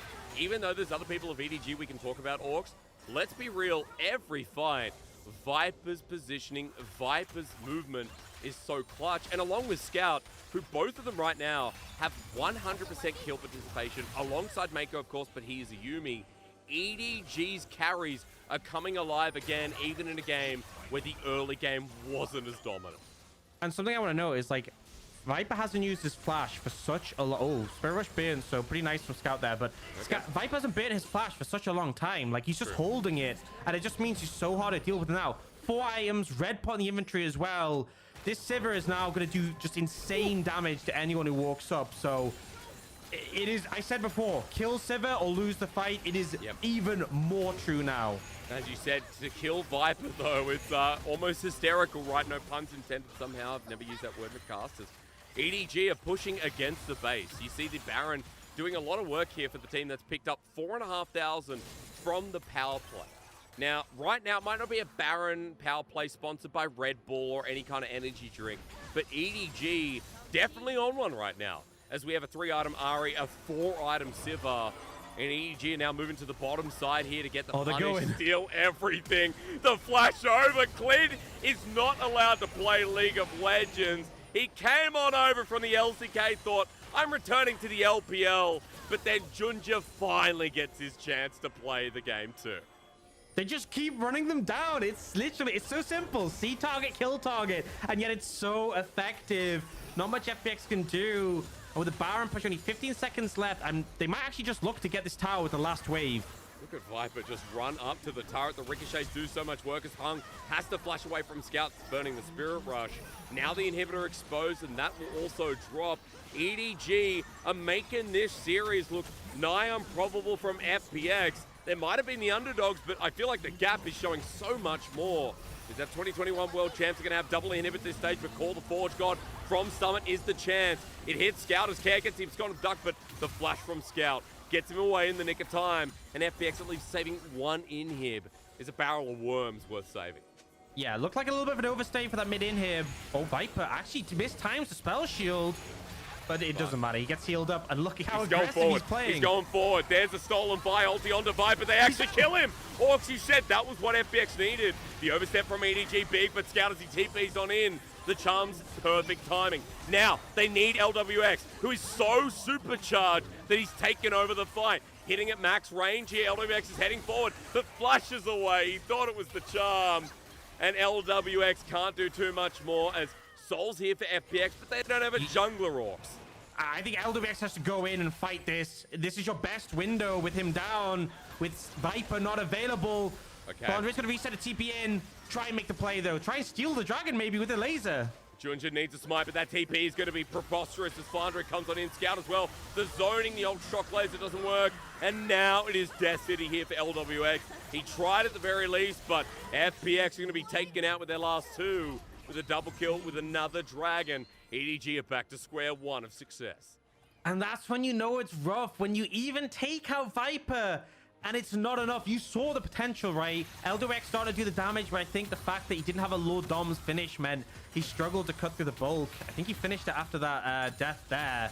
Yep. But regardless, in this scenario, Viper being a bit over-aggressive. Some mistakes. Firstly, the spell shield mistimed, and then walking up when he doesn't have the spell shield meant that, I mean, it's the same thing we've seen EDG do to FPX this whole game. But the problem is, in this ensuing fight, LWX's damage just wasn't quite there. It takes him so long to cut through Flandre, and they end up clearing up enough of FPX that it's only LWX left, and he just can't carry against all that CC. Not until he has a couple more items, I feel. But you know what I laugh about Orcs is the fact that this wasn't Viper's game. It was LWX and Hungs. That bottom lane, the 2v2, was so good. And we're just back to talking about Viper again. He's 9-1-8, 17 out of the 19 kills on EDG. Excuse me. Full build. Is full build. The rapid fire cannon now giving a lot more space, and it's just so stupid we're talking about him again and again. That shouldn't be his. Can I just say, most AD carries are build a GA here. I'm going to be honest. Yep. Like, I feel like 9 out of 10 AD carries build a GA here, but he's like, nah, I'm good. He just dies, and he's like, I want more. I want that extra range. I want more damage. And at this point, 100% crit chance. Remember, the Boomerang Blade, the Q, on this new change Sivir also scales with crit. It is going to hit if it hits a squishy. And now, EDG posturing around the Baron. The pick potential always there and present in FPX are trying to contest. Care TP's in, but Scout is mid with the Spirit Rush. It's going to be a collapse onto LWX, the target there. Charm connecting. Look at the damage. The ricochets hurt like hell. It's like being on a My Kitchen Nightmares. Gordon Ramsay eating you alive. It's emotional pain right now for FPX. They're not going through here in game number 2 as Scout picks off the Remnants. The Phoenix is not flying. Instead, Edward is doing some serious gaming, Orcs. Man, they are just crushing them. And I love, again, the Vayari combo. They know LWX didn't have cleanse. Take him out. Junja actually going to die here, but it doesn't matter. They're just stalling for the end. EDG, the reigning world champions, taking us to match point in this series. A 2-0 start in what has been two very different games. Game 1, an absolute slapping. Game 2, a competitive nightmare when FPX were turned on in the mid-game, and Orcs, these players right now, it's looking like a bit of hands diff here. It's looking like some insane macro. You know, EDG showing us, as you said at the start of this broadcast, that upper echelon, that bubble of Weibo and EDG is quite a step up for FPX to try and acquire in this round 2. I'm going to be real. I think it's Viper diff, right? If I'm being honest, right, we have 2 world champion AD carries, but LWX has ancient history now, right? This is the reigning world champion AD carry Viper, and man, that Sivir performance. Yeah, he made that mistake in that one team fight. I don't care. The rest of it just decimating. Sure. And I mean, I say it, right? I say AD carried. It was obviously a lot down to the whole team. LWX doing his best, but it just felt like, you know how in game 1 I said LWX maybe could have the chance to pop off if they built a comp around him. This felt like for EDG, as I said, everyone else on EDG would hold them still, would lock them down, and Viper was just there to free hit. And I think sometimes this composition can be risky to do. If you don't have complete faith in your AD carry, do you really want all your damage to be coming from this Sivir? For EDG, they say yes, we trust Viper, and with good reason. I mean, Viper, you know, a highlight. I want to come to Scout here, Orcs, because I feel like we spent a lot of the game talking about the AD carry, but Scout's positioning, Scout's setup on this Ahri was so clean. A 25 stack of Magi's at the end as well, and he had that like 5 kills past. Scout and Viper are our team fight threats for EDG, and I like that, you know, we are getting a solution. Like, we're not seeing big lanes start in the first 15-20 minutes, but EDG still group up. They are still the better team fighters. They are the better 5v5 when, you know, Orcs, they've been around since 2013. EDG are a very historic organization in the LPL. And even old school fans who remember like the Clear Love roster, you know, old school Scout at the start in 2016, even like Mako joining in 2017, team fighting was what it's all about. And in this series, dude, just look at the damage from Scout and Viper and look at the carries from EDG, showing that legacy on paper yet again. Yeah, and I mean, the expectation is EDG are going to return a Worlds. They need to win this series to keep their hopes alive. But I'm just going to say Viper and Scout world class. And we're seeing that in this game. Absolute decimation. I didn't expect Scout to do so much. I definitely expect Viper to do that much damage. But Scout also, Leandri's build for the Ahri against so many health stackers, just having so much effectiveness. But yeah, it just felt like they played it to a T. I love, like, there's a lot of mid-jungle duos that really excite me. I think Viego, Lissandra is great. It's a really cool one with the double resets. But my new favorite, my flavor of the month one is this Vi Ahri, because he just press R on the Vi and Ahri is just there. And I think what was fantastic as well is you'd always see the knock-up come in.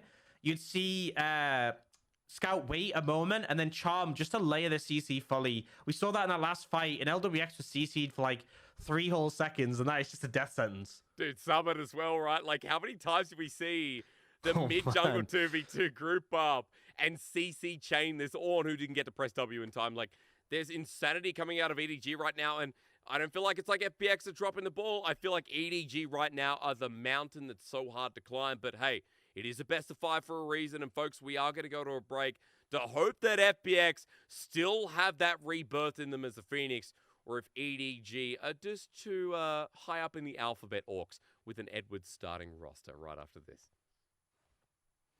No matter who you ask, every player has one shared desire: to lift trophies. And playoffs is your chance to make that dream into a reality. I think top esports looks so unbelievably strong. It's hard to just kind of go against them. I don't think teams are going to be ready for top esports. I don't think they're going to be ready for the pace at which they play the game. Like, I honestly think this could be the summer of top esports. If the meta hits that style, they can win like MSI, right? If the meta's a little bit off from that style, they can still make that style work. I actually feel like JDG are the team out of these 3 that are the most versatile in terms of who can carry. Is V5 doomed? Like, this should have been a team that we 100% saw at Worlds. And now, I mean, I see a lot of people not even putting them in their top 4.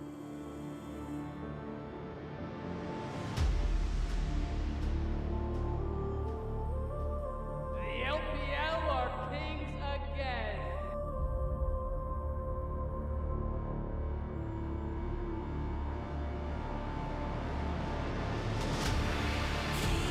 Trying to get a range of that play, but in with the gravity of Burnham, in fact, on the Moonlight Vigil. Yukal on Tagala, wants a solo kill for himself. Tagala just turns it around, and Yukal has to flee.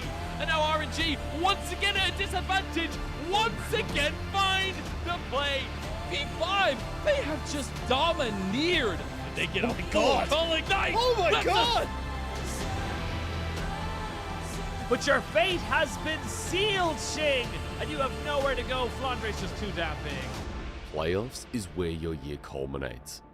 You may have dominated the regular season. You may have us thinking you're the best in the region. But if you don't show up in playoffs, will anyone really remember?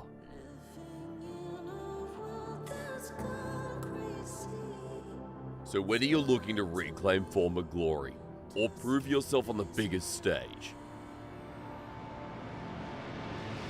show up and be remembered. They already forced a flash out. They've already got first blood. Weibo. Man, I'm so mind blown by Ygalva's split. Like, I was gonna say, he's not even just being like a good role player or like good for him. He is actually carrying game.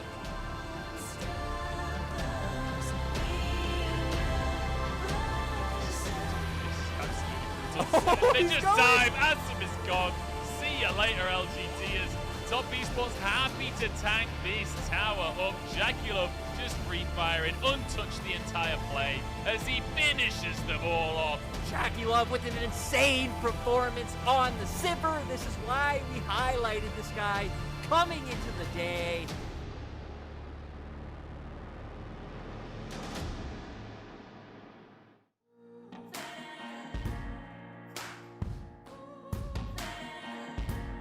Every second counts when your head's been all messed up. Every second second chance is a blessing when you've given up hoping. You're sick of the fighting, and you're sick of the sight of yourself. Oh, why you falling asleep at the wheel, split at the seams, and you just can't deal. Honey, I know, I know, I know, I know, I know, I know. Feels putting on the right face, babe. You're strong, but it hurts like hell to feel wrong so long. But I swear that it gets better.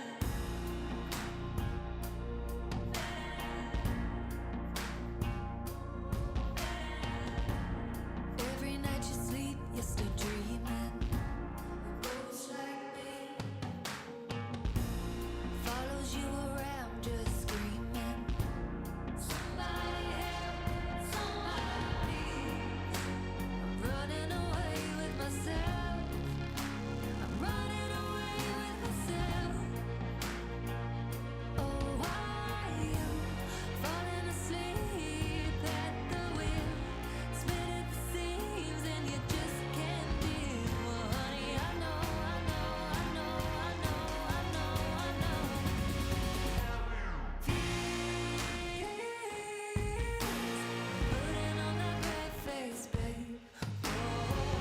You're strong, but it hurts like hell to feel wrong so long. But I swear that it gets better.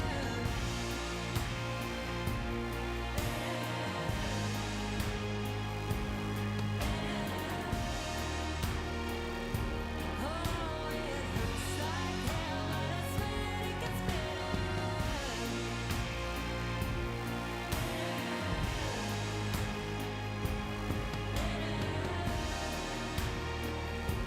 Oh, it hurts like hell, but I swear that it gets better.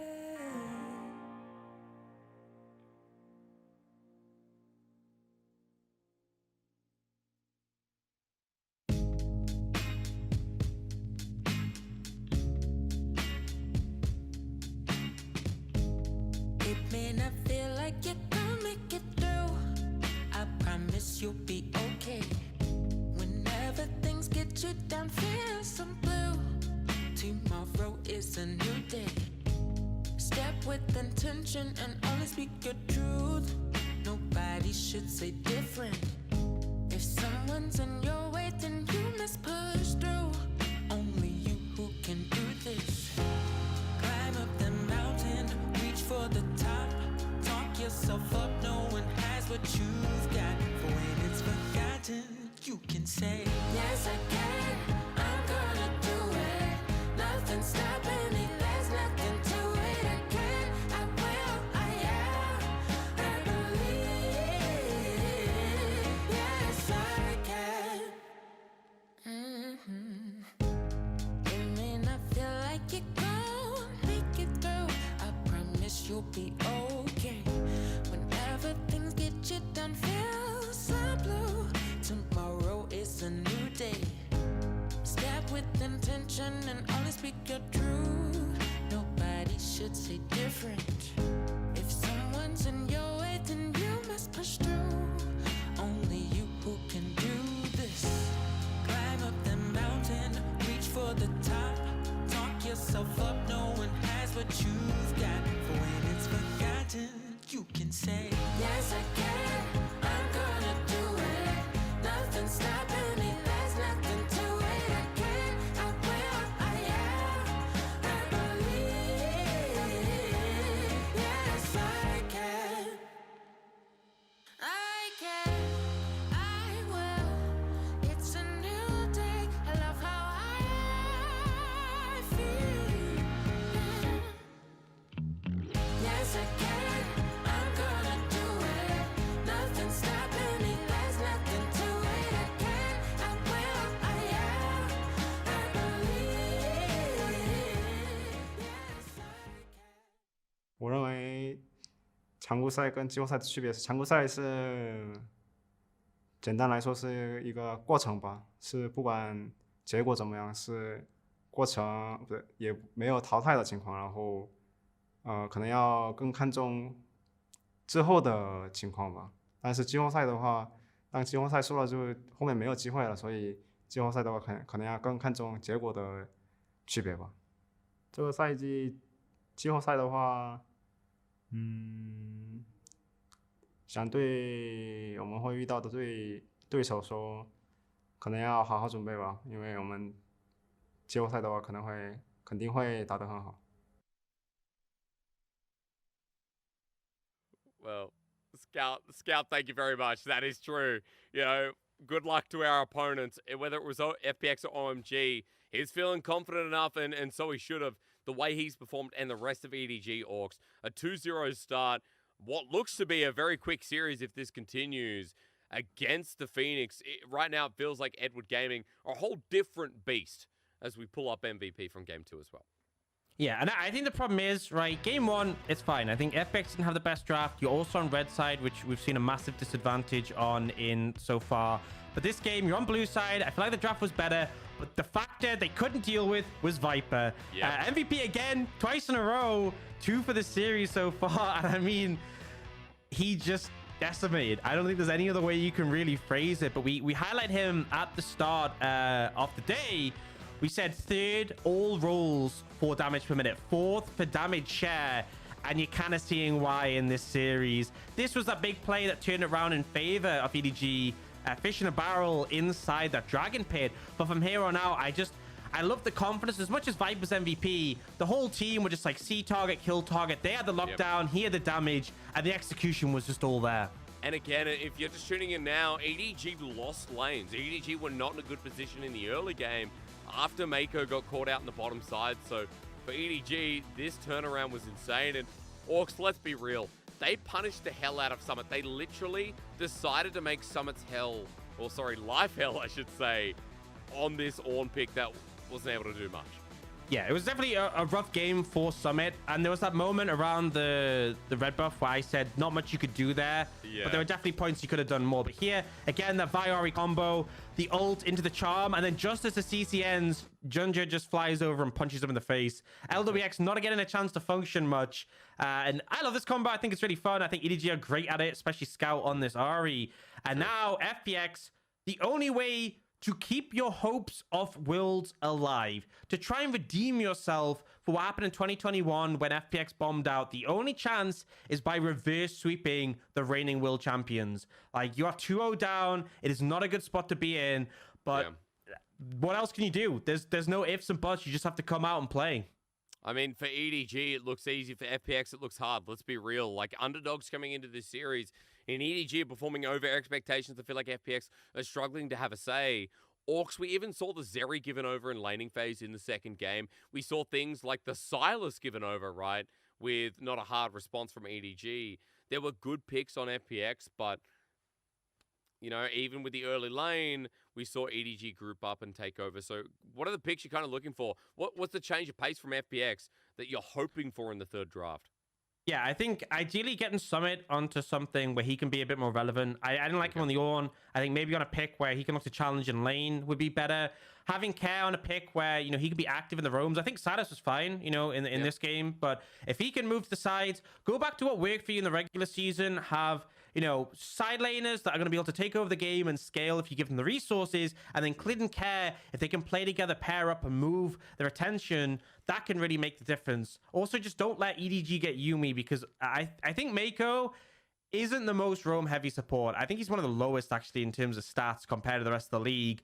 Him on Yuumi just means, I mean, there's a reason it's his world skin, right? He'll just bolster Viper, pump him up, he'll do all the damage. So ideally have a situation like where Hung can make the roams happen and then use that 3-man trio of the jungle mid support to get rolling early. If you get ahead of EDG, that's your biggest chance.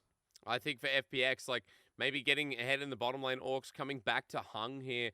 Maybe not something that roams is heavy, but remember, we talked a lot about Lucian Nami coming into this series. Hasn't been banned away. LWX and Hung haven't chosen to pull it up, but it is LWX's best champion and is one we talked about that for EDG could be an issue. Yeah, I mean, I think The problem is because Zeri's being left open, it's this really awkward spot because FPX, like, you don't want to give Viper Zeri, but then by you picking Zeri, it locks you into that lane. And as much as like they were having pressure in a 2v2, they weren't having enough pressure, right, to really make a difference. And I don't see how they change their bans, because if you pick Zeri, right, and maybe your plan is to like ban away Yuumi so EDG aren't willing to make the trade. The problem is, like, do you drop a Draven ban? No, because they would take Draven in a Zeri, because you know what Viper's like. They'll take Calista in a Zeri. Like, I just think that they're in this difficult spot where I'm not really sure what they can alter, but I think they need to give themselves more strength in the side lanes. I think that is the best win con for them, and hopefully that's enough to solidify the lead. But at least Clid had a better early game in this one. If he repeats that again, that is step one. That is like step one is have a good early game once more. Step two is around those mid-game setups. But Junja's been really aggressive in the early game. In both games, I mean, this time around, at least Clid was able to get himself started up, but we never saw Clid really push that Viego lead further with his 14th game played on the champion. Orcs is also going to take a step back before we get into pick ban, which, let's be real, was coming any second, and here it is. To talk a little bit about that top side, 14 uniques for Flandre. Hard to see what he's going to be playing for someone like Summit, who hasn't had the same champion pool. So I'm kind of curious if EDG are going to push for that now on the red side yet again, with FPX choosing blue, considering that they were the losers, so they do get side selection. The problem is, the draft's actually only changed from EDG. They banned Sylas instead of Wukong. Maybe thinking, well, we're going to be on the red side. They're going to have to pick Zeri, so maybe we want the Wukong to come through, deny the Sylas away. Zeri is going to get taken by FPX, as is expected, but now it's going to be EDG taking Yuumi, I have no doubt. And then, do they take the Wukong here in pairing? I feel like this is rough because now I feel like EDG's draft, like, at least so far, has gotten even better. Like, now FPX can't take the Sylas, right? They're dealing with a Wukong who's really high prio on the patch. This is just not a fun time. And the thing is, you know Civ is coming on 3, so you can't take Vi yourself, because Vi just gets destroyed by Civ. They will take the Ahri, at least something that Care is really powerful on. I do wonder what they'll take in the jungle, though. But I think you have to take support here first. Has to be a Lulu, so... And then Civ here. Out. Orcs, EDG, as you said, Civ coming through, but go further than that. Jungle not picked up means what? Trundle ban, Sejuani, not Sejuani, excuse me. We've seen Jarvan bans, we've seen Zinzao bans, excuse me. There's been a lot targeted towards Clint. I mean, hell, he played the Viego in game number 2. Maybe EDG just get a free ban there. Yeah, I think you probably could just go Zinzao and Jarvan again. Okay. I don't think you need to ban... I mean, one of the things with Trundle is that if it gets so much movement speed, you can just run around the pillar, which is kind of ridiculous to say. But you never need to ban Vi, that's the thing, because I feel like, you know, Civ is the AD carry in the game that counters Vi the hardest. They're actually banning it, which is weird to me, because I feel like you just spell shield the ult. But regardless, they're respecting it. I feel like maybe the Jarvan comes in as a ban here, though, as the extra one. Just I think Jarvan's really hard to play against as Civic, because you're going to have to trade your flash for that ult, and obviously the ult's lower cooldown. FPX to start with the mid lane bans once again, though. Good call. Banning away the LeBlanc, and here could go for the Sandra, which we have seen super high prio into the Ahri. Does mean that Scout has dropped a lot of the pool that we normally see picked here. I wonder, is they might be setting it up for the counter pick. I mean, Flandre was on the Renekton last game, but as he looks at it yet again, this time doesn't have a top lane champion against him. And Orcs, it looks like Flandre doesn't care. There's the blind pick, and we have to see if someone's able to challenge that here for FPX. Yeah, I don't want to see the one again. It really wasn't doing it for me. So I feel like you have to have a different option. A Bruiser could come in here. We saw back in the days when Aatrox was like really firmly in the meta, we saw a lot of Aatrox versus Renekton in the top lane. We did see the Viego come out in the end, so not really interested in the Zinzao that was left open. And Summit, you know, he played that Aatrox up against OMG, but he's hovering over some different picks. But I prefer him on a Bruiser. I want to see someone on a Bruiser, not a pure tank. And he goes for the Jax. Okay. Something that does make it difficult for the auto attackers on the side of EDG. I mean, I'm kind of wondering, because Orcs, that can be quite a volatile lane. I'll ask you in a second, though, because I know we need to see what EDG pick as their last, because this could just be the 3-0. And Scout, it's all about mid. He's been so good on the Taliyah Orcs. Right now, Scout is one of the best Taliyahs in the league. He's 5-0 with a 14 KDA. And in our third game, it looks like this is how he wants to try and seal the deal. And I like, because they were hovering TF, but I feel like your full AD, you need magic damage. And Taliyah does a ton of damage. She did get nerfed on this patch. her E, her Unraveled Earth, has a bit of a longer cooldown, and her ultimate is now 5 seconds duration, the wall, not 4. No, sorry, it's 4 now, not 5, sorry. So, little bits of nerfs, which is why we haven't seen Talia as much since we've been in playoffs, but still a really strong champion. I think EDG, bit of a difference in how their comp's going to play out. Less of a threat onto these mobile champions than the Vi Ahri had, but still, you have Viper with the Sivir, you have the Yuumi in tandem. If you get to those team fights, it's going to be pretty problematic for the side of FPX. So quickly, tell me about FPX then, because now we have a side lane threat on Summit, and I know you didn't like the Ornn in game number 2, so now that there's the Jax here, is it simply about setting up the top lane for Summit in a quick sentence?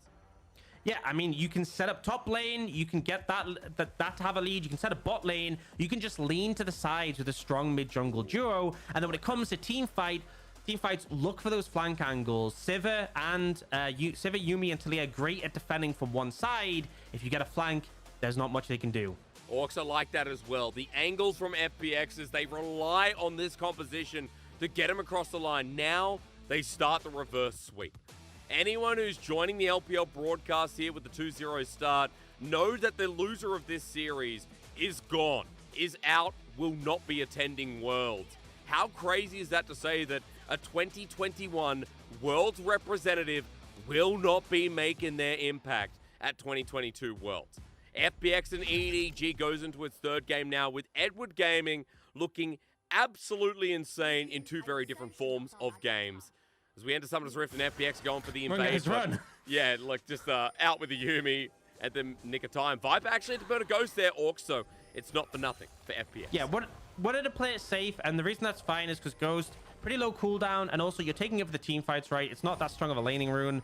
So just wanted to play it safe because if you die, maybe Mako goes too. But what I like is that as soon as we saw them go for that invade bot, as soon as they were spotted, EDG going at a little bit of vision over here. I actually love this ward because the expectation for FPX is that there will be a ward on your top side. That's a given, right? You always know this stuff's going to happen. And this ward we're seeing on our screens now is where it's normally placed. And they often get swept out because of that, right? So I think Flandre being a bit more creative with his ward placement means it's more likely to survive. Fact of the matter is, though, Clid is starting the bot side, so it's not really going to be relevant, but I always love creative ward placements to avoid the usually swept spots. And I think when we have a lot of pro view now popping up for LPL, and we have a lot of, a lot of these VODs coming through where people are looking at jungle pathing from the best region in the world, there's all that intuitive pathing that is mitigated, right? And also what I'm trying to say is there's very intelligent pathing in the LPL, and I always love when we have our teams tracking too, which is what's going to happen here with Care actually being able to put a deep ward on the red buff. EDG are aware that the ward's been placed on in, so at the very least, EDG will have an idea. But we're going to look at jungle pathing here as they're both starting at the bottom side and will be walking over vision as they head on up to the top side camps. Something I want to note, though, is look how different the trades have been going in the bot lane. Like, game 2, we just saw before, it was the same matchup. Hung and LWX are bullying them out. They're still going to have Prio here. But Viper and Mako have really chunked them out so far. Remember, Viper and Mako are the ones who have sustain. Yeah. LWX and Hung should be winning the trades, and then the healing comes in from EDG, but not the case in this laning phase so far. Looks like they've reacted pretty well from the game 2 then, because game 2, Viper and Mako caught off a little bit off guard, as LWX and Hung were able to push that advantage. And Orcs, I wanted to also talk about advantages in these solo lanes, but that's going to happen it's a later. repeat.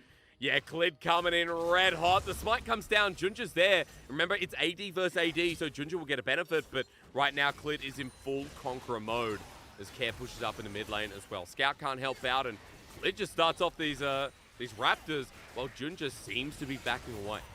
Yeah, I mean, the big thing there was Junja's abilities were all on cooldown, so he had to just walk away, and he got chunked out as a result. So Clid doesn't get the red. He obviously stole the blue away last time, but now he's going for more. What a guy, just coming back in, a nuisance. As Big Smite as well. Standing there. Yeah, you're right. The Smite going to make a difference, but Junja's abilities are off cooldown as Flandre's capitalized on some, and a big mistake out of the Jax. As this Renekton top ready to bite. Clid now has to be a little bit careful, Orcs, as his top laner is out of commission. Yeah, I mean, he still gets the big Krog. But Junja's going to be able to force... Actually, he's still going for this. Dude, you don't have a top laner. This is so risky. Yeah. Even with TP coming in, I mean, Flandre can join in. The wave set up. Clid is deep. Flandre, are you going to help me? Screams Junja. He's just standing there. No, the waves are more important, dude. That solo queue feels there right there, Orcs. I vibe with that. Bro, he's just Flandre's bobbing his head. He's got his music playing, right? He's got his screen locked. He's just like not interested. Do your own thing, bro. He's vibing. Top lane is an island and he's in Nirvana. Oh, God, dude. That's just so real, man. Look, at least Clid doesn't get too much in the end, but hey, Ginger still threatened out.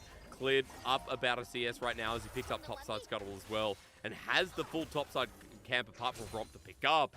We continue panning up towards his top side. And Orcs, while we have a bit of a lull about while junglers have ceased to attack each other, I want to ask you a little bit about setup at the level 6 mark, because it feels pretty important when we have Talia, when we have Ari, and when we have people like Viego on the Rift as well, right?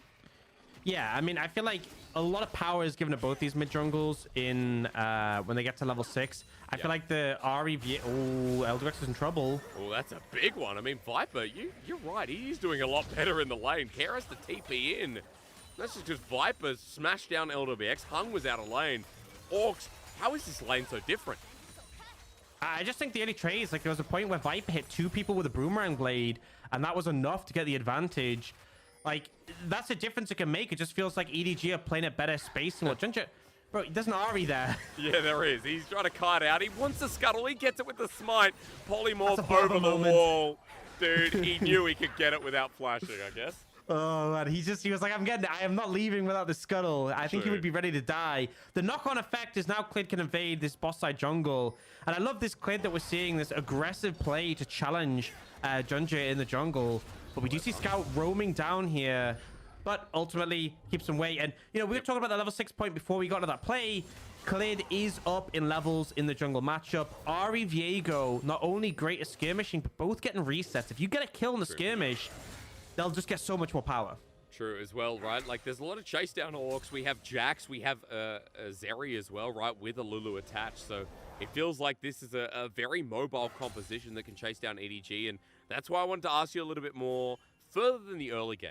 Because against EDG, who also have mobility, it feels like for FPX, there's a lot of snowball potential that can actually take over the early game, which is what we wanted to see all series. Yeah, I feel like, I mean, either team, if you get a lead, a lot of these champions can really spike out of control. I do think like things like the Jax are going to have an edge over the Rector in the later stage of the game. But I think in terms of like a structured 5v5, the DPS available to EDG is just insane. Between a Talia and a Sivir with a Yuumi attached, it kind of comes on FPX to be a bit more creative and find these angles. And to do that, you need like the Ari and the Jax to be strong. So I want those solo lanes for FPX to get ahead so that they pose threats. So that Viper can't, you know, sit in his flash for 10 minutes like he did last game and not even be threatened. I think right now, though, we're going to pay attention to the top side because Clid is setting up for Flandre. He's taken away the Krug camp as well as Ginger is getting out jungled here, but in the 2v2, the camera pans down because Hung and LWX are going all in, but the Ignite down, he flashes out. Viper's set up for the counter punches. LWX backs away as well. Hung with no summoners as we're back to the top side. Dominus not even used as Summit bonks him on with not even a real weapon here. A good start from FPX at least top. Yeah, and Flandre's been like freezing the wave in front of his tower for such a long time. He's got a Dominus now to clear the waves. You can reset. But Summit doing a pretty good job in these trades at this point, so does bring me some confidence. We do see Scout roaming around the map looking for opportunities, but now LWX is in trouble. Speaking of a bonk with a nice staff, there you go. LWX is dead as Mako takes turret aggro and first blood is given over so easy. Yeah, so nicely played. The fact that Mako grabs aggro. I mean, Junja had flash, so maybe if he'd taken aggro, they could have used that. But the fact that Mako gets it just means there's no threat. As the Yuumi, so easy to take aggro. You can even jump inside someone, and then it's just an execute, or just heal to jump away. So beautifully played, and the difference in this bot lane. Game 2, same matchup, at LWX and Hongwu on top, and now I worry that Viper's already had an early start.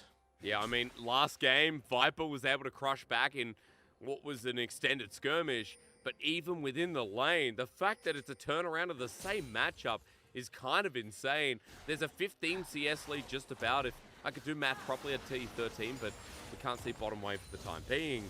Let's call it 10, and let's just say that there is a pretty close first item here for Viper, while for EDG, this early game netting them about a 700 gold lead. And Orcs, we do have Dragon, we do have Herald being started up here by FPX. Dragon sitting there for the time being. Yeah, man, this is kind of true of these. Oh, look at the engage. Okay, there we go. The final chapter as Viper does it again onto LWX. He doesn't have a wild growth. Hung is not level 6. As a prowling projectile is doing a bit of damage as well. LWX is just forced out, Orcs. And just like that, EDG have another angle. Oh, Ginger's fishing. Speaking of that angle, right, there's a Yumi attached now as well. Slowed with the nice little glitter lance from Hung. But EDG still have priority down here, Orcs. And look at the plating with the massive wave build-up. Look at the gold going to the God King Viper. And this is something we talked about at the start of the day. First Dragon, EDG are 14th in the league. First Herald, they are 8th. And yet the second in the lead for goal difference of 15. They don't care about those neutrals because, sure, FPX got the Herald, but look how much they lost in the bot side. That 10 CS lead you're talking about, 30. All those plates gone to Viper as well. And now Clid, he's trying to contest, but you can't walk up here. Walking in, even without Viper having mana, Clid needs to respect him. As he goes down to half HP, the Dragon's still going to be taken, and Clid's early lead, Orcs, once again, like Game 2, is not feeling as substantial when EDG are getting their main carry ahead. That's the first Dragon too, and EDG maintain that 1k gold lead. Yep, and the Herald is something that FPX can use to try and mitigate that. The question is going to be where they place it. I honestly feel like top is probably the easiest lane to find setup because Summit's consistently had pressure there. But I think they probably want gold onto the Zeri ultimately and try to mitigate the advantage that Viper has right now. They do get a plate for free though, just with the wave pushing back. But LWX, one thing to mention is that he has Ghost this game. So last game he had Cleanse because obviously the Ahri was a big threat. And sure, I feel like Ghost is justified here, but it does mean if Mako connects with the root, you're just a sitting duck. True, it's a good point. And if you E through the Unraveled Earth as well, you get stunned up. People forget that the patch dead after that. Yeah, I mean, that's something we've seen so many times in LPL, LCS, LCK, like so many different regions. And to be fair, I did it in solo queue after not reading patch notes as well. So for EDG, look, it was rough. I'm like, wait, why did Talia's E stun me? I don't understand. Gale Force. Yeah, I expected to take 1,000 damage, but a stun as well? Oh, now I know it was a mistake. Like, ridiculous, right? Scout has that potential this game. Care and Clid moving to the bottom side. Meanwhile, though, they want Viper and Mako, but you look at EDG's response. They're hovering around with their jungle mid 2 Orcs, and they're making sure that FPX don't really have an option without a counterpunch again. Yeah, and I think it's really important that EDG are doing this because what you don't want is to give an advantage to FPX where they can get a really good Herald. Like, let's say Viper and Mako go for an aggressive trade, Clid is there, they end up dying. Suddenly you can actually threaten the whole tower maybe if Junja isn't around. So he's trying to track Clid and just try and force him to take a weaker Herald. Right now he's got a minute left, so I think he's going to look for an angle. Going for a stun. Oh my god, the reaction. It's not even warded. That's not even warded, and Viper. Oh my god, man. Half a second, He's not human. He's not human. He's not. And it's him and Gala this split who have had an insane QSS slash cleanse slash spell shield reactions.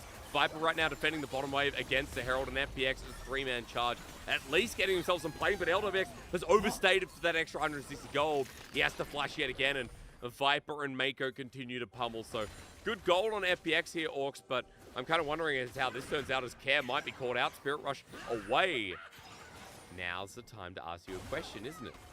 No, I don't think it is. No, it's not. Wait, Viper's just turning this. Hang on. Have flashed away by Hung. The rest of EDG coming in, but Viper's done the dirty work. Boomerang Blade puts him in half as Hung has a one-shot potential. Wild Growth is available as Scout just pokes him down. TP in from FPX. They need support. Save Hung. Well, Junja is the one looking to kill over the back end as he is Clid with the flash in on top of the 80 carry. They got him. Viper's dead. FPX played the spacing nice, and they do get a response. Man, this looked like it was going to be a disaster for EDG, but the TP coming in from Care and the pick from Clid allowing a turner around. It's still not a fantastic play, I got to say, for EDG. The Summoners lost. The fact they had a 4-man... Oh, we see it all in top. Okay, well, Dominus used at the very least. Summon is backing away, and yeah, Orcs, it's all for old, and Renekton and Jax are just going to walk out each other. Yeah, well, I think the big thing to take away from that is FPX threw the Herald down. They had 4 members coming over. It was 4v2 on the map, and yet they only got 2 plates. And then LWX also loses his flash, and it starts to get worse. Like, the EDG burned 2 flashes here, And it's just kind of insane how much they're getting, even though FPX were the ones with the Herald. But this great move here, I have to say, the fact that you see the invisibility come down from Clid, you should expect this. And Viper just a little bit disrespectful. Doesn't have the time and the spell shield on this one because of the flash. But I think it's hilarious. Against other players, you might be confident just to W at the brush, but against Viper, you know you need the flash because he will spell shield. He is that quick. And he also used it before in the play, so I'm not sure if the 20-second cooldown or however long at this Might point be down, is. yeah, you're right. Yeah, so there's a good timer there as well from Clid, and cheeky plays like that, Orcs, might set up FPX when they were the team down that they've now equalized in gold. And it's 30 seconds till the next dragon, so I need you to tell me how FPX keep this series floating when it has just looked EDG favored all the time. And with EDG picking up first mythics, but FPX being able to match now. So walk me through situations and how FPX gets set up as, yeah, I'm still going to ask you. So I think the big thing is getting reset. Oh, you don't get time. We don't get time. I never do I? I'll ask you in a second. Hold the thought at the very least. EDG with a 4-man bot after the Weaver's Wall. The difference is now that Care has the ulti with the Spirit Rush and Heartbreaker from Clid is there, but EDG are running so aggressively at this mid-jungle duo. As FPX back off, EDG looking for the second dragon of the game, but FPX Orcs, they want to contest this one for sure. Yeah, they want to get on the back line and they want resets. Resets for Care, resets for Clid are huge here, but I think they might just go for the steal instead. Flandre does have TP though, and it is unleashed. So at the very least, EDG have that extra member, and the advantage means that FPX are going to back off. So double dragon for EDG in the early game, and FPX Orcs, they're not even going to try for those resets here. Yeah, and the Hextech Dragon, like, just to illustrate how big that is, 2,325 gold. That is the stats it gives your team in total. It's a lot. So gold may be even. Those bonus stats make a big difference. And particularly attack speed and ability haze, great on a Sivir. Pretty good on things like Renekton and Wukong as well, even though the attack speed maybe not as valuable. But yeah, instantly EDG, happy with the outcome of that. Move over to the Herald. We'll see if FPX try and contest Viper. Trying, at least spell should come through the first time, but the charm still connects. The Ultra Shock Laser is a half HP trade as FPX walk in now aggressively, but Wild Growth, Spirit Rush, both those ultis were used as Summit now tries to zone off, but the Herald, the local gold, goes over and EDG are making their escape. Care now without his ulti as EDG, no, there's no chase up further, and that's just going to be a second objective in the span of a minute. Orcs, this is still looking pretty clean as FPX aren't being given many options. But look, FPX is trying to make sure Scout can't walk back to the mid tower freely. He has to take the long way round, and they want to pressure the mid tier 1 a bit, but I don't think they can do enough. There's too much wave clear on Scout, so they won't get a tower. It's a bit too healthy. But still, I like, even though they don't get the objectives, they're at least doing something with their time, trying to apply some pressure. By the end of the day, EDG get the Dragon, EDG get the Herald. They're in a pretty good spot as of yet, and I think they'll probably be throwing down that Herald mid to get that tier 1 themselves. So do they need to elevate the game here? Do they need to really escalate tempo here, Orcs? Because we talked a lot about side laning of FPX. There's good scaling with Zeri. But it does feel like for EDG, with these multi-map movements like Scout having that in his kit, with a lot of mobility coming through from Flandre, Junja, and Viper, EDG really want to pull the pace of the game. I mean, honestly, you'll take any advantage you can get. I don't think there's like a desperate need to snowball like some games. But, I mean, getting an advantage is going to make all that difference because at some point, Summit's going to become a big problem in the side lane, even in team fights as well. Like, the game before was prime for Viper because you could AoE all the melee champions. But in this one, the Jax is not an easy target to hit. The Ahri is ranged. We see the wall cut them off to get the tower. But yeah, more action in the top lane, it looks like. And Flandre low. Summit feeling confident here in the matchup. Clid's going to influence it, though, as FPX, they've got a response on the way. Look at EDG here. Moving over vision. Clid's still going deep, but I'm concerned. Junja's now over the wall, and as he starts up the Krug camp, this is not going to be a 1v2 as onto the jungler. Cyclone is available. He gets stunned up. There's the counter-strike as he's interrupted. Flush away from Junja. He's got a second portion as he runs back in. Summit's knocked into the air. I told you, FPX. EDG's response was there as Clid gets out over the wall, if only just. But EDG's response is there yet again. Yeah, a lot being there to get those kills, flashing both Flandre and Junja, but absolutely worth it. The fact that you get Summit there. Bit of an overcommit, and the Wukong, hard to pin down. Even without the W, the ult causing a lot of problems for them. And FPX, they're starting to try and find these alternative angles, trying to find opportunities for picks and just struggling right now as EDG keep finding windows to group. Top tower will be the cost of that play on top of the kill that was on the Jax. Flandre is going to get a lot of gold off this as well with his already CS lead in Orcs. He picked this blind. You know, Flandre 2 games in a row now has played this Renekton. And as we see, it takes some time to build the bridge up on the top side as Ginger was the target in this one. But FPX were pretty deep. Yeah, and they know this is happening because you see as soon as the Jax comes in, everyone beelines over. The Sivir Yuumi so fast with the ultimate. Ginger buys time, and then in the return play, I'm just going to be real. Clid was very lucky to survive this one. They both flash over. And I mean, so low on health there. Notice something, though. In a lot of these plays where they're chasing kills, Viper doesn't flash. It happened last game. It happened this game. He will hold his flash. He doesn't care about the extra little bit of gold. He's like, I need this for team fights. And we're approaching 45 seconds on that dragon. 9% armor and MR would be fantastic. But also, Soul is looming for EDG. Man, this is looking like a pretty strong game then. With that Soul pressure with EDG in another team fight situation where gold is relatively even. In fact, 1k in their favor. Orcs, it suits EDG. We know this team, one of the best team fighters in the league. We know that Edward Gaming used those advantages they pulled off earlier. And when it comes down to the 3rd, 4th dragon, this is where they thrive. FPX are facing elimination. They will not have the regional finals to sit on. Right now, I'm concerned. And any Phoenix fans out there are wondering if LWX can make it back to the World Championship. It's going to rely on this fight, Orcs, and you need to tell me how FPX can find a win out of the 5v5 if there is one. Flanks are going to be big. Finding a flank angle, getting onto the back line, not being forced to dash through the Unraveled Earth or the ult of the Yuumi. So that's a great opportunity, but also the poke. If LWX can start to land some Ultra Shock lasers, it can make all the difference. Look, Care positioning over here, looking for a flank angle, and Summit is coming from behind. This could be the setup that FPX need.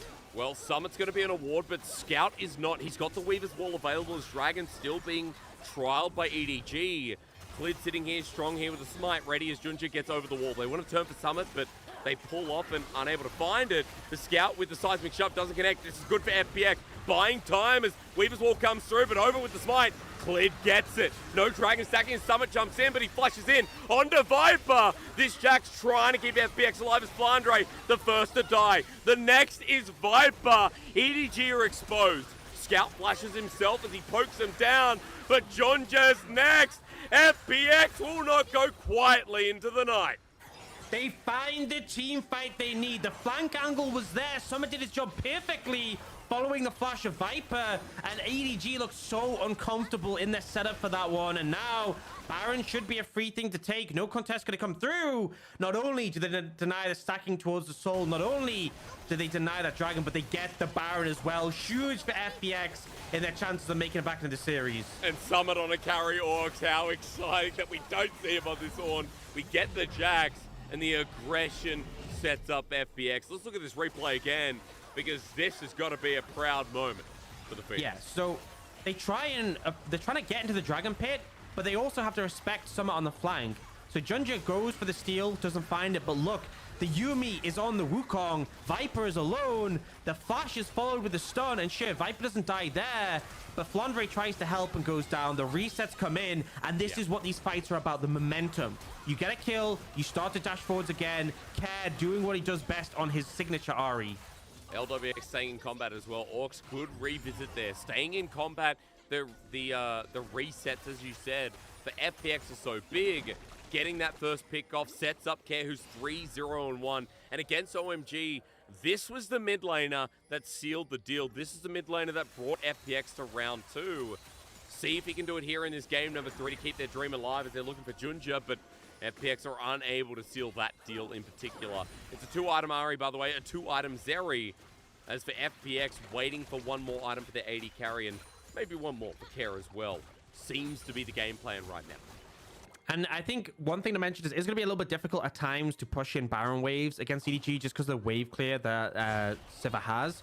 Yep. But this Jax is going to be a problem in the side lane when he gets opportunities to push. But still, even with the Baron up minions, like Viper just clears the waves so quickly.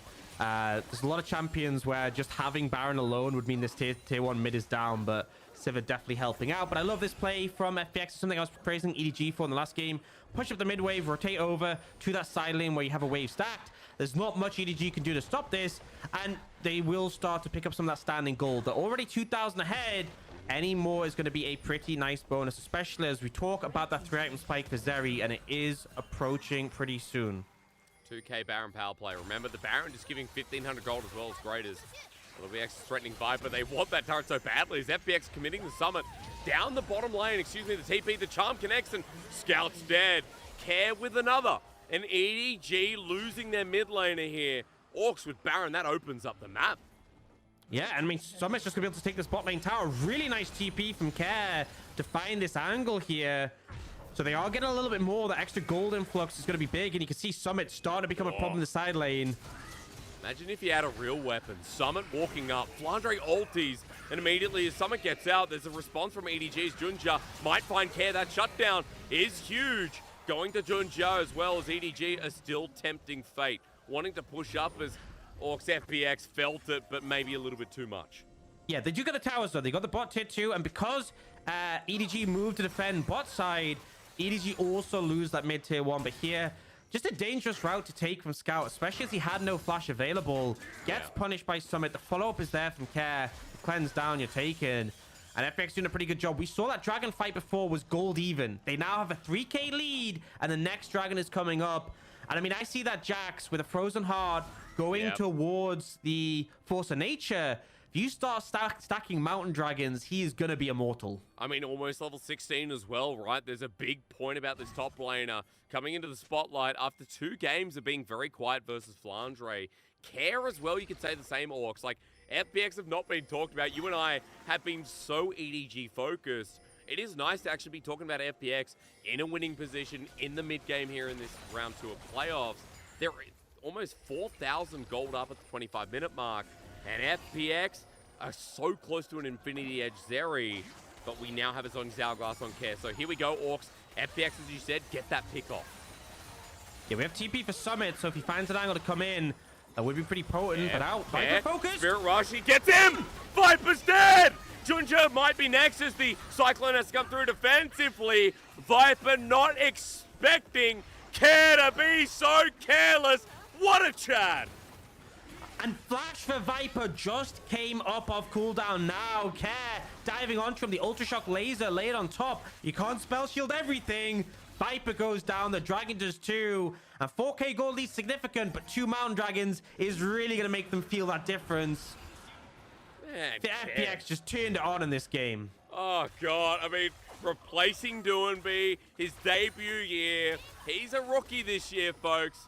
And Care is making Doinby maybe shivering his boots here with the legacy. At the very least, watch this again, Orcs, because Care just, again, doesn't. Yeah, I mean, he dashes forward. Spell Shield does come out, but so many abilities at once, you can't Spell Shield them all. Ultra Shock Laser hits, and then, I mean, EDG, I'm going to be real, you can be happy they didn't lose any more members, but that was not a good look. And now, look at the items coming in. 3 items for Jax. You have the 2 best defensives for each type. Well, like, the one of each. You have the Frozen Heart, fantastic armor item. Force of Nature, fantastic armor item. He is super tanky. 3 items for Care with the Zhonya's, and then all that damage available through the Landis and Shadow Flame. But the big one for me is LWX. IE completed. Those Ultra Shock lasers were already hit, and it's going to be insane now. 3 items, very insane. 3 for Siffa. We've got 80 carries in a prime position as FPX after that little pick off. People might be sitting there being like, oh, it was just 1 pick, but 4k now the lead. The Dragon there for FPX as well as Junja walks into what was his jungle, but now no longer. This Ahri is level 16, and there's a threat if you get hit by the charm.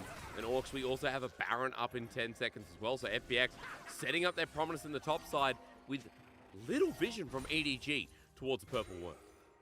Yeah, very hard to approach as well. You face tech into a charm, a stun from Viego. And what I love LWX has been doing such a good job of is when they focus the target, he's finding these angles to laser on top. So the burst is just so significant. Oh, good pick though. Clit has been hit by a seismic shove. Scout chasing this up as Junja is now on the hung angle. Viper is on the hunt, but Junja's unable to follow up. FPX go a little bit deep there, Orcs, and that's kind of the punishment we can expect from EDG despite being behind. Good angle, bidding a couple of ults there from FPX. And And EDG are still trying to be very proactive with this, and FPX have to respect them because, you know, as much as we said they're in the lead, they're in a really powerful position. If you make a mistake, if you lose Clit, if you lose care at the start of the fight, I feel like you lose so much power. Yeah. And even though they have that lead, still, Viper on 3 items is very scary. But for now, the FPX have put some attention towards that Baron area. I don't think they're going to do it in the next couple of minutes. We start to look towards that Dragon. And I just want to bring everyone back, though, to the significance of the series. This was the matchup we had in Summer 2021 finals between these two orgs. They both won a Worlds. EDG won. FPX ended up having a massive disappointment, let's be real. And the loser of this series does not get to go to Worlds. They will not have enough points to go to regionals, so super impactful for both teams here. Isn't it insane, right? Like, FPX and EDG were both pretty hyped up teams in 2021. A lot of people said our FPX is the return of Doomby, the return of FPX with Nuguri up in the top lane. The roster changed in 2022, and now with new players trying to keep themselves alive as the fight's here in the mid lane, while Summit is doing so much work on the jacks and the sides. At the very least, EDG being forced to this one area orcs. FPX is slowly whittling away the turrets as Summit's walking up now, and Care's just looking for a pick off the side. I will say, Wukong Yuumi is probably one of the best pairings in the game to contest vision, because the Wukong is so hard to pin down, the Yuumi can just attach and ward for you. But Summit is starting to be a problem in the side lane. We're seeing Flandre struggle, having to reset frequently when he takes these bad trades. But we've kind of missed the point of oh, Summit, this might be a bit too much. He's going for the blue buff. Is he actually going to die for blue? It is the level 17 Jax, though. Remember how relevant he is. I mean, look at the damage he takes.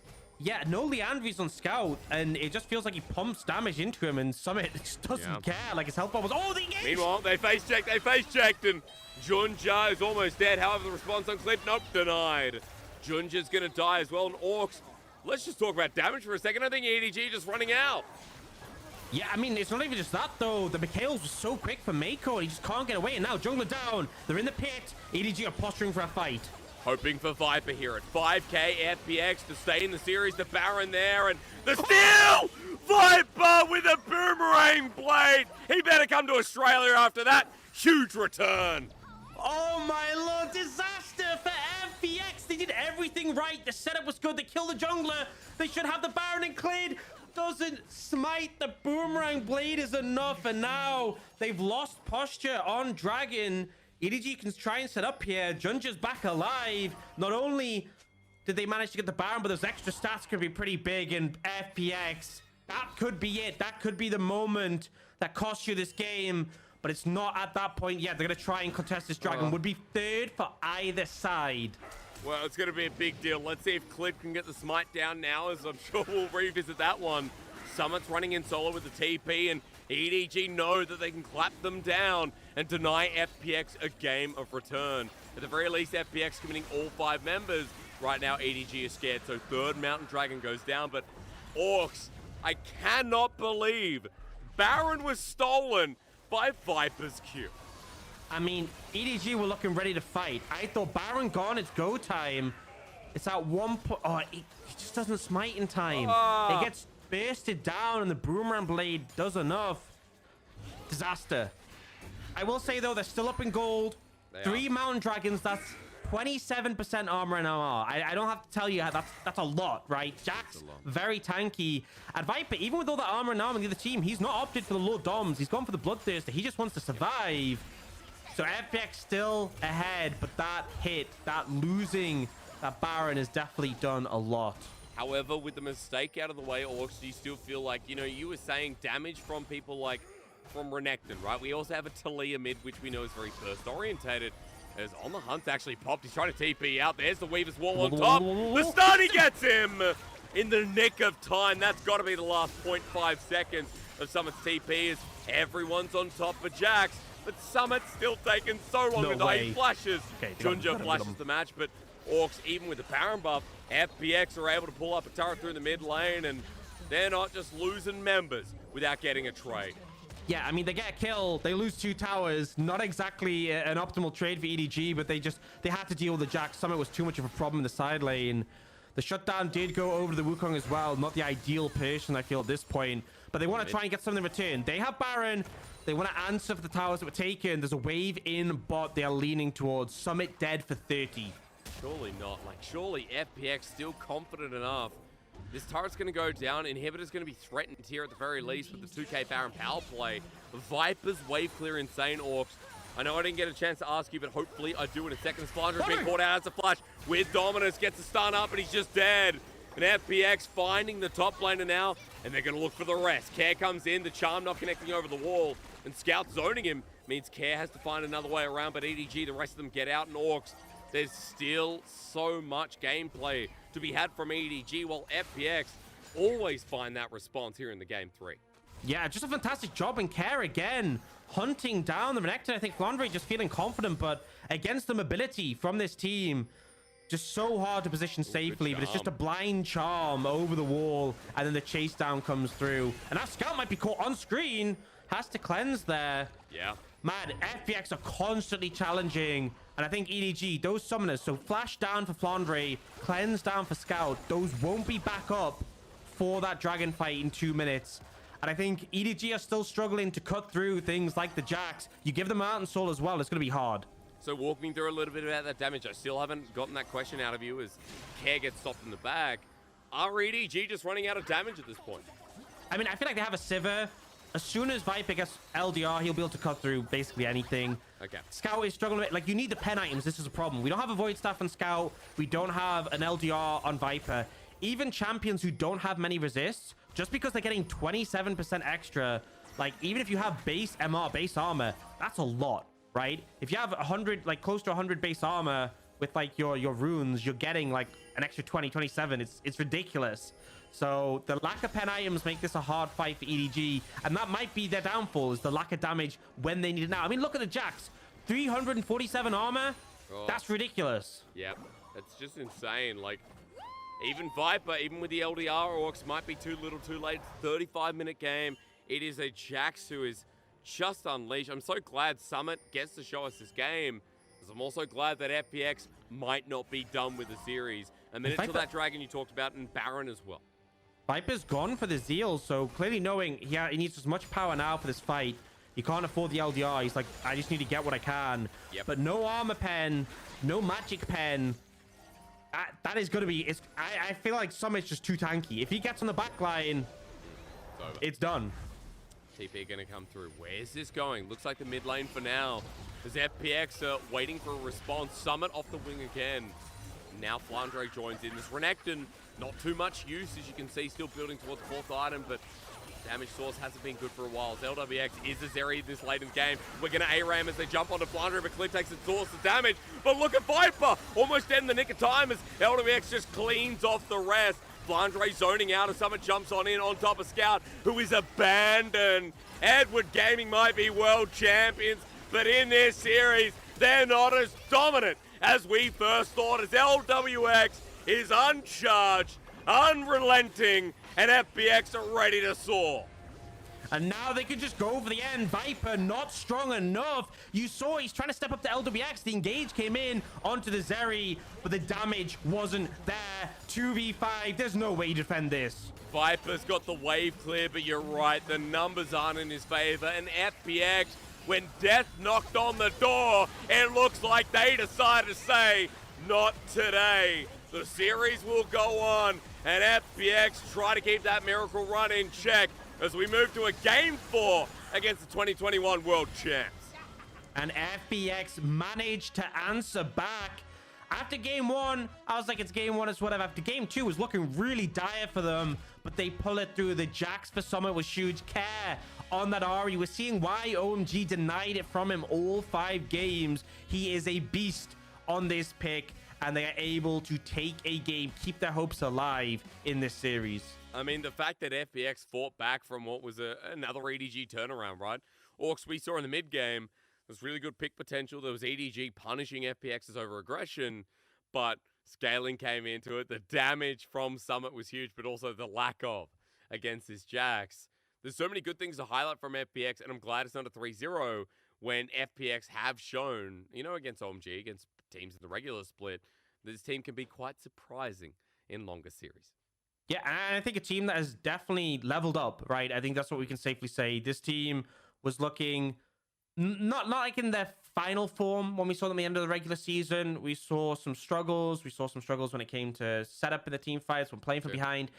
They really found their angles here. And I think that team fight that turned it around, the one around Dragon, they knew exactly what they needed to do. Summit's positioning on that flank angle made it so difficult. And this whole series long, we've said EDG are the better team fighters. And that's what we saw. This game, FPX managed to dispel that. Yeah, I think FPX, especially the Orcs, like, we talked a lot about their deficit in the early game. Now, this game was relatively even. I think we actually got FPX holding gold, if not 500 ahead. But we talked a lot about FPX's early game, EDG's early game, how it transitioned. I think this time around, we saw FPX play that aggression really well in the mid-game where, remember the first and second game, they got shut out completely, but Care on that Ahri, so good in the picks, Orcs. Like, I feel like that was also a big decider. Yeah, I mean, Care's fantastic on this pick. I feel like, you know, Care is a good mid laner, a very good mid laner. We have some insane mid laners in the LPL. Yep. And I think when Care's on his Ahri, he is up there. I think his Ahri is comparable with best in the league. It's just such a good performance, constantly found these charm angles, constantly able to pick people off. And then LWX was that DPS threat, and Summit was just immortal. The Renekton blind, they had an answer this time. They didn't go for the Ornn again, and Summit showed what he can do. So yeah, rough one for EDG. They're still in a favorable position in the series. The FPX showing that this Phoenix can still peck, I guess. Yeah. No, I mean, I think that's the closest thing. I was going to say Saw Orcs. You know, they can fly. Well, I was thinking like can still bite, but I'm like, I think peck is more appropriate. You've seen Harry Potter, dude. That Phoenix, you know, he crumbles into ashes or he soars again.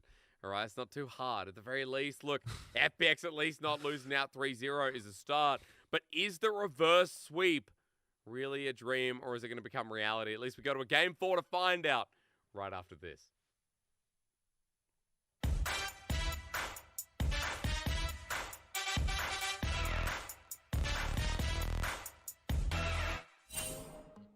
Level 3 for Caps. Yanko's already level 3. Larsen's in trouble Larsen here. locks in the stun card, charmed up. Maring's on the chase though. Trippy's here as well. Larsen levels up in the middle of the fight, and Yanko's just able to survive. 我觉得 Caps 吧，有狐狸选上吗？最先阵亡的人，先把那种残血的排除掉。我猜应该只能是皇子先死掉，狐狸还有闪现的。就狐狸闪现 A， 皇子不就死掉了？哦，应该是。 皇子，啊，不是皇子已经死了吗？皇子吧。Caps 没操作失误的话，肯定是巨魔先死。难道是派克先死？就肯定是这两个其中一个。我猜皇子吧。皇子吧。这应该是皇子吧？应该是皇子吧。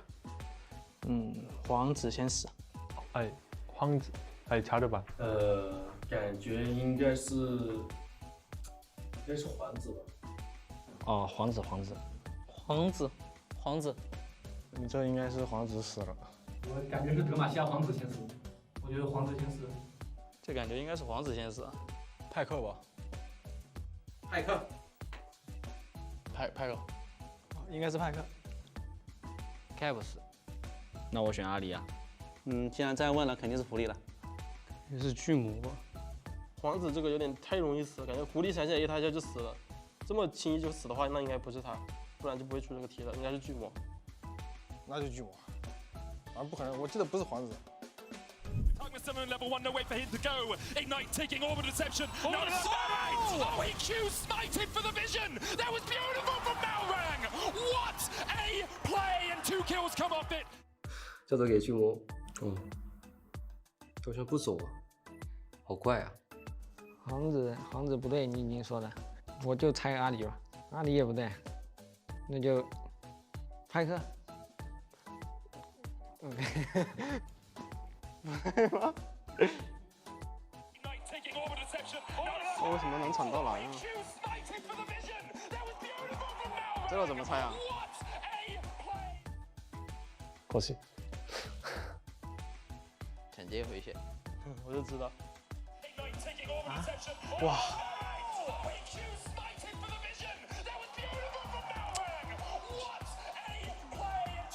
太扯了吧！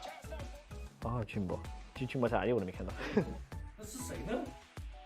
啊，你的文也，哎，巨魔不是死了吗？已经。那是巨魔吗？哎呦，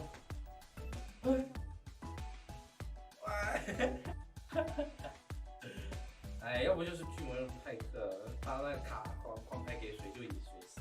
皇子，巨魔，皇子回去逞了一口，我是没想到的。这种问题，最接近答案的就不是答案。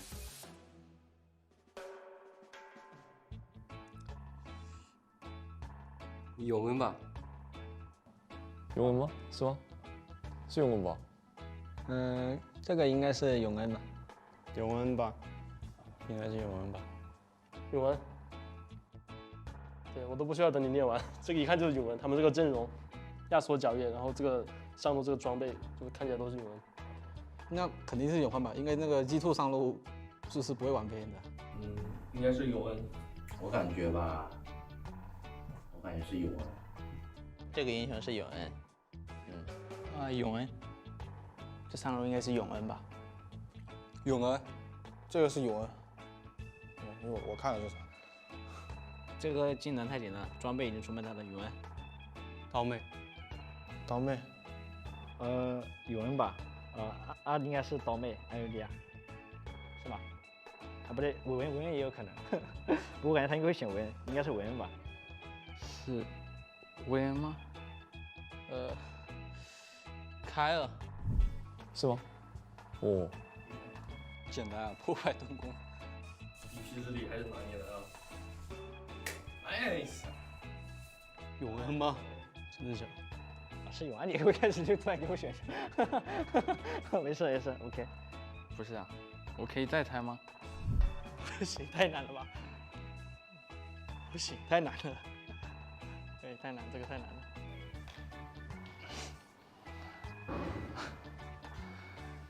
开吗？对，三角形，方块也是差不多的，这样吗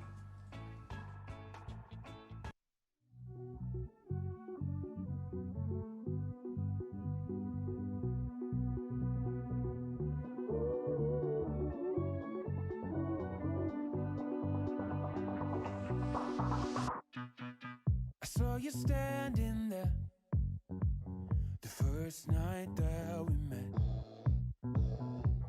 You tried to look as though you hadn't seen me yet, but I can see right through you. Your blood is cold, but mine too, yeah. You're playing games to which I rolled the rules, pretending that you were as likely to forget.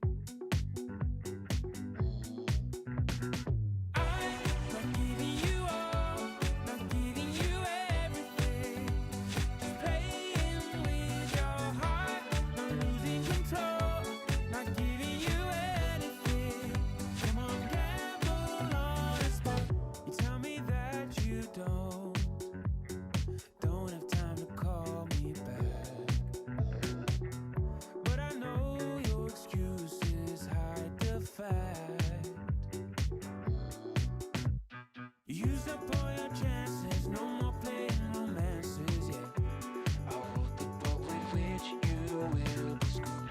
You can push me, but I'll always play attack. I'm not giving you all, not giving you everything. Just playing with your heart, not losing control, not giving you anything. Come on, gamble on a spot.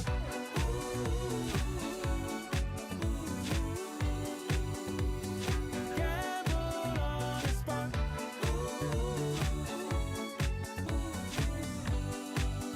Come on, gamble on a spot. I was always playing, you were always taming me. But now that you're here, that's worth a maybe.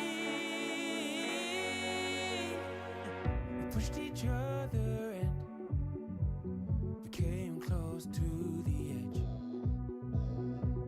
And now we're here, we might just build a bridge.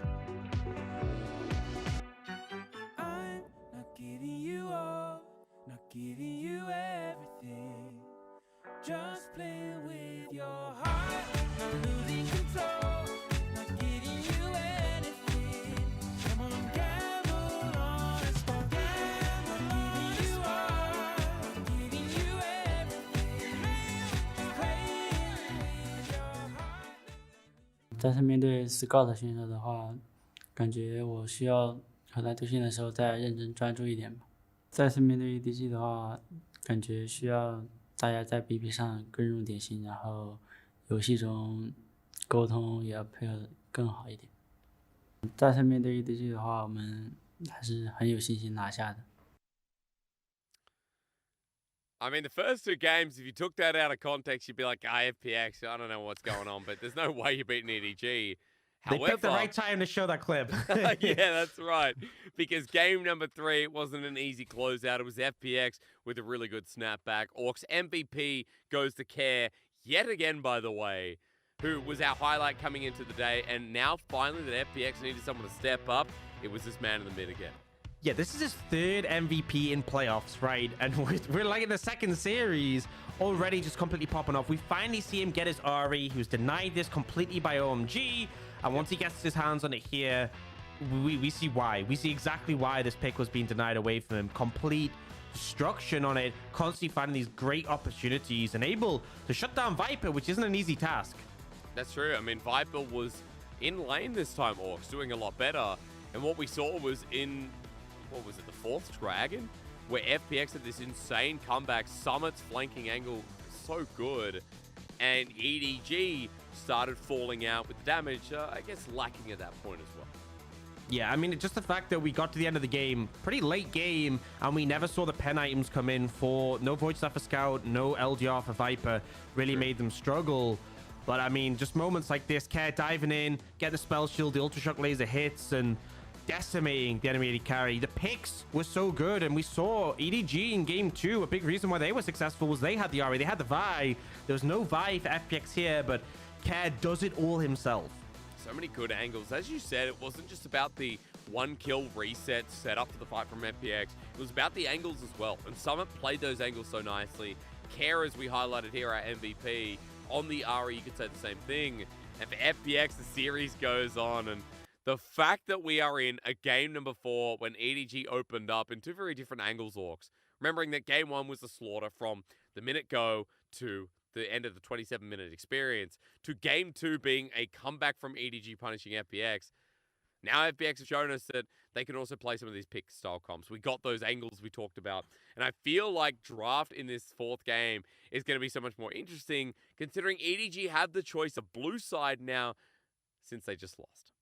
Yeah, so the fact they're on blue side, that makes things a little bit more difficult because obviously, you know, we've seen the Zeri be left open, but we've also seen, like, so initially in game 1, FPX banned Draven, Poppy, and Azir. Kalista was first picked by EDG, and they completely shut down the Zeri. So, like, do you ban the Kalista, but then that leaves maybe Poppy open? Maybe we see EDG take Poppy first pick, and then we see, like, Zeri Yuumi taken by FPX, answered by, like, Siva Lulu. We could see so many different arrangements of what happens. It's hard to predict. But all I know is that just the fact that EDG get first priority gives them a lot of strength. Also, you know, I feel like Red Side can sometimes be put in these uncomfortable positions. Like, both these last 2 drafts, EDG has taken Yuumi jungle, and then you have to take your AD carry on 3 to secure that Siva. And so it telegraphs what you're going to do, and that's let FPX take their mid laner without an answer.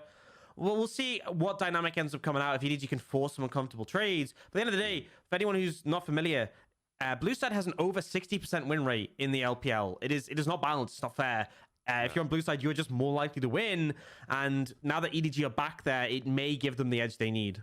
I think as well we can talk a little bit about the top side picks because I wanted to delve deep into what Flandre could pull out because so far in the series, we had 2 games Renekton here, Orcs, and then game 1, what was it? What did we get? Wasn't a Nara angle, was it? Do you remember? Game 1 was the Kennen into Gragas. There you go, right? So Flandre's Kennen, Summit's Gragas. Game 2 was Renekton on. Game 3 was Renekton Jax. Ooh, there we go. And EDG banning the Jax, which, I mean, this is one of the great things about blue side as well. You have more freedom to ban what you want because they went Aatrox to Leah when they were on blue side before.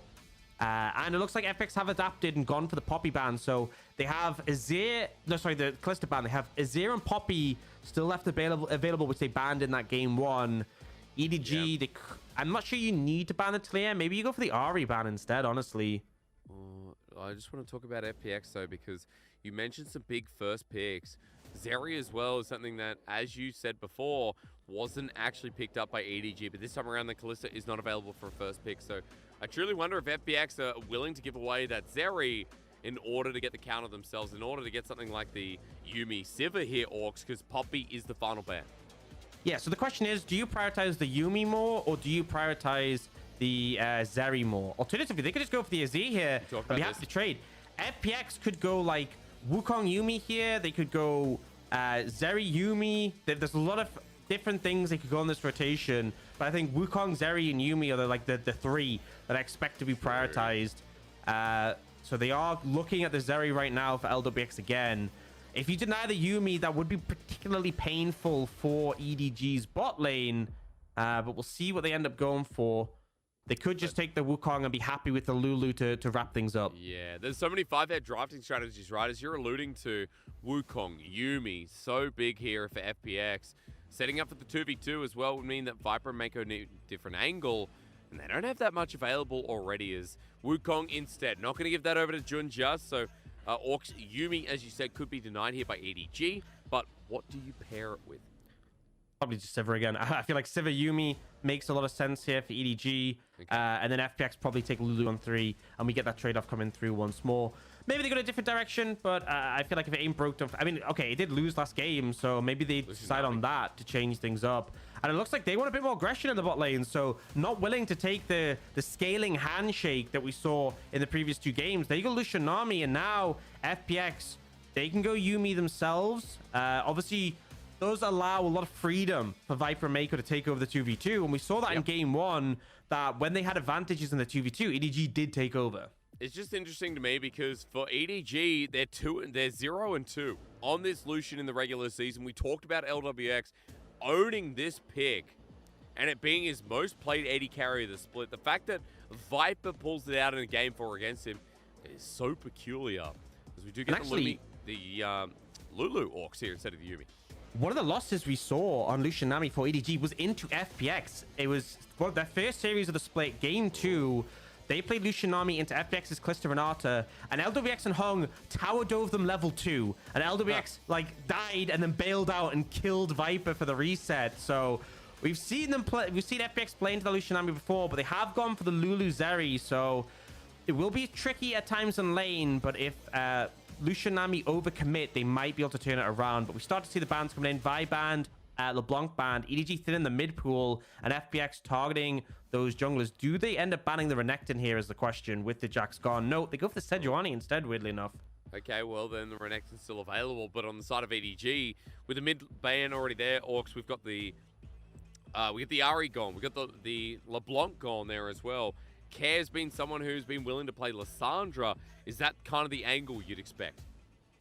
Yeah, I feel like not so much into the Azir. Ideally, the stuff you play into Azir is stuff that can outrange him, or that can get on top of him. And we've seen this a bit where 4th pick ends up being the top laner blind, and then 5th pick is the mid when you see everything.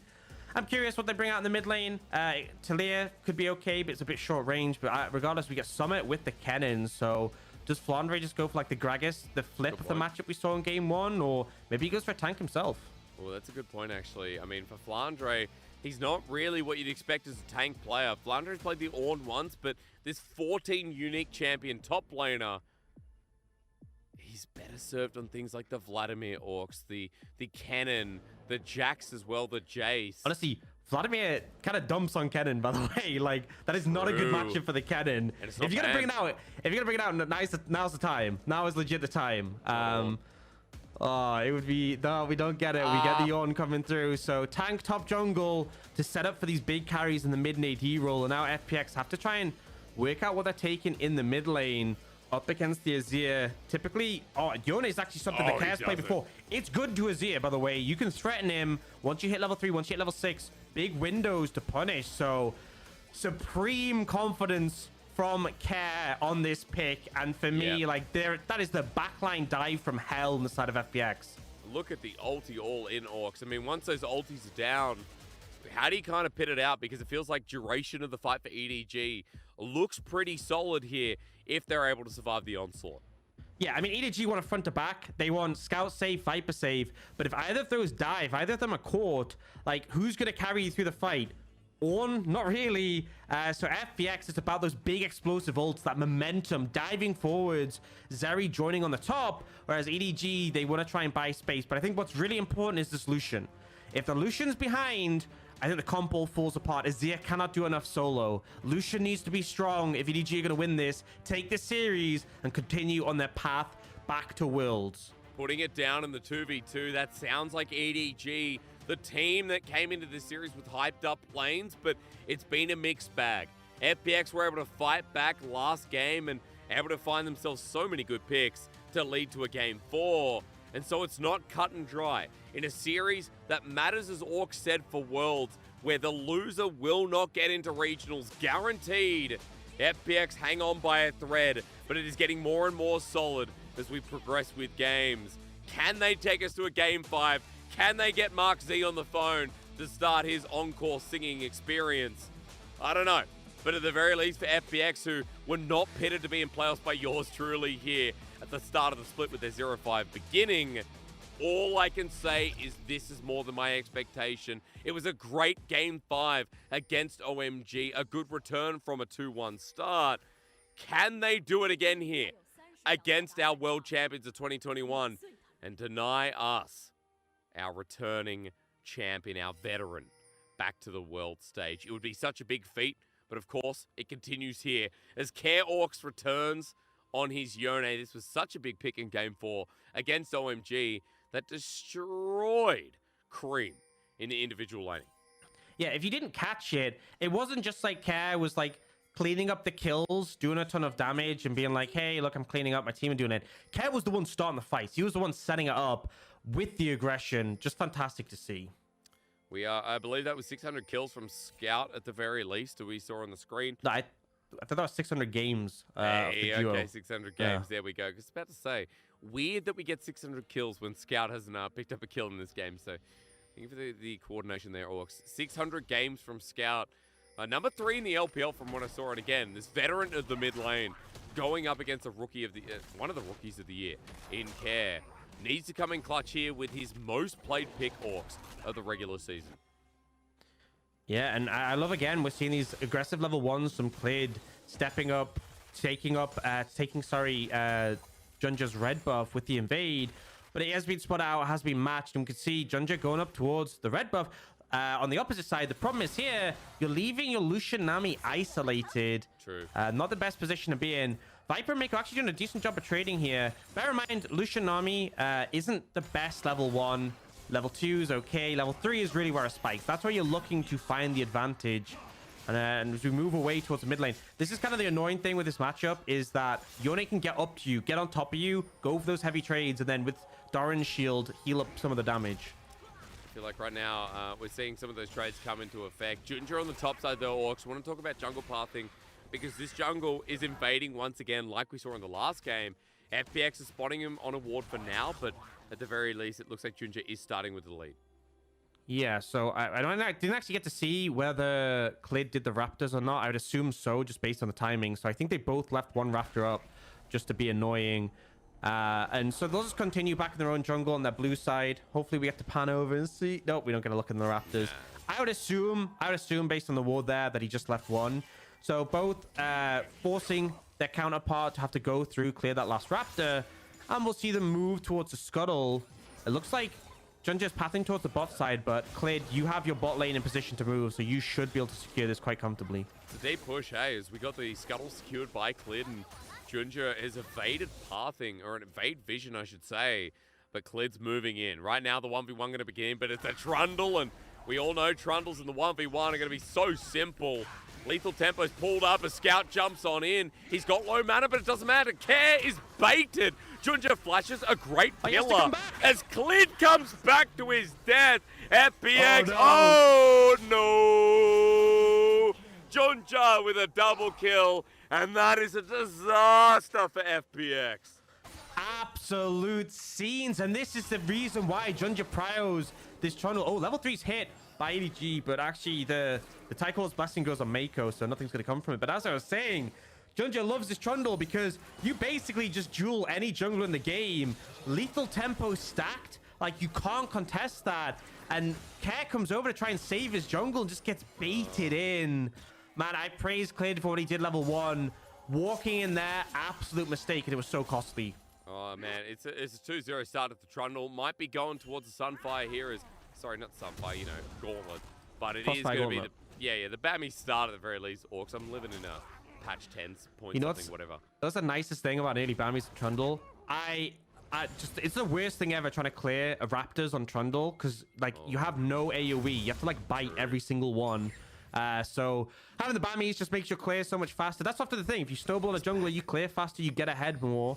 They're looking once more for mid. Remember, Care, no flash. Could be vulnerable, but Junja won't find anything and will just move down towards his bot side. He was spotted out, I think, by Clid getting the tip of the vision there. But Orcs, let's look again, because if this costs them a world spot and the run of their playoffs, that would just be so heartbreaking. Yeah, and Scout does such a good job of sliding in. So confident with Junja there with double buffs and the power of the lethal tempo stacked. And then Clade is like, okay, well, I guess I can help. Mistake, and then Care is like, oh god, take me away.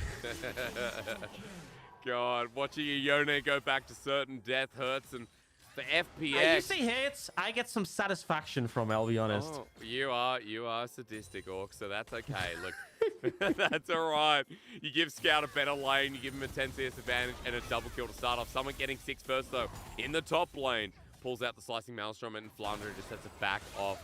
We put our vision to the bottom side, Orcs, and I was going to ask you what happens next, but at the very least, EDG trying to find control through this early lead that Junja's given to try and brutalize the rest of FPX's map. Yeah, I mean, Junja just wants to be everywhere Clid is, because if that happens, Junja is stronger, Junja wins. So that is kind of the game plan here. Good tracking can pay dividends. Top lane, we did pan over to before. That's going to be pretty Kennen favored as he just farms up and harasses. But now, wait, Junja, got to be a bit careful. Yeah, trying to go for this control ward quite aggressively, but Viper is more focused on the wave. So walk me through a little bit about Junja's pathing, because with that lead, we're seeing the aggression now down against Clid as he doesn't get what he's after. I was more curious about where his next move is, right? You said Care's flash is not available. LWX's Ghost is almost back up, and I'm looking at windows here for EDG to try and build up a snowball in this game. I think mostly you want to play coverage for your bot and mid, because at the end of the day, your lanes are winning naturally. Like, look at mid, Scout is pressuring Care with no flash. Oh, Clade. He's caught out. He's caught out. He has to use a clone, at least over the wall. But Junja, with the frozen domain, is still able to follow up. He gets that ward. That was the main thing, Orcs. He came back. But look, we're looking at the bottom side. Hang on, we have to pause a little bit because Scout is going to get out of the way of the Yone with his fate unsealed. Care still has that ultimate available, but look who's here. Junja is just waiting for a misstep. Orcs are a little bit of heightened action. You need to get the finisher point. But I think the story is, like, look how Viper and Mako play in this bot lane. Super aggressive, harassing on a tower, taking plates. They can't do this if Clid is threatening ganks. So Junja's role there, his top side was up, and yet he wasn't going over because his main goal was keep Clid off my lanes, and he does a fantastic job of it. Now, though, resets come in. Herald is up in 20.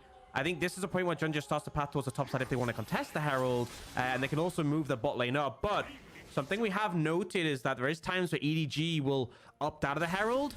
If LWX and Hung, they're resetting now. If they go top side for the Herald, they lose plates for days, by the way. It would be pretty punishing, and that might be the angle EDG approach.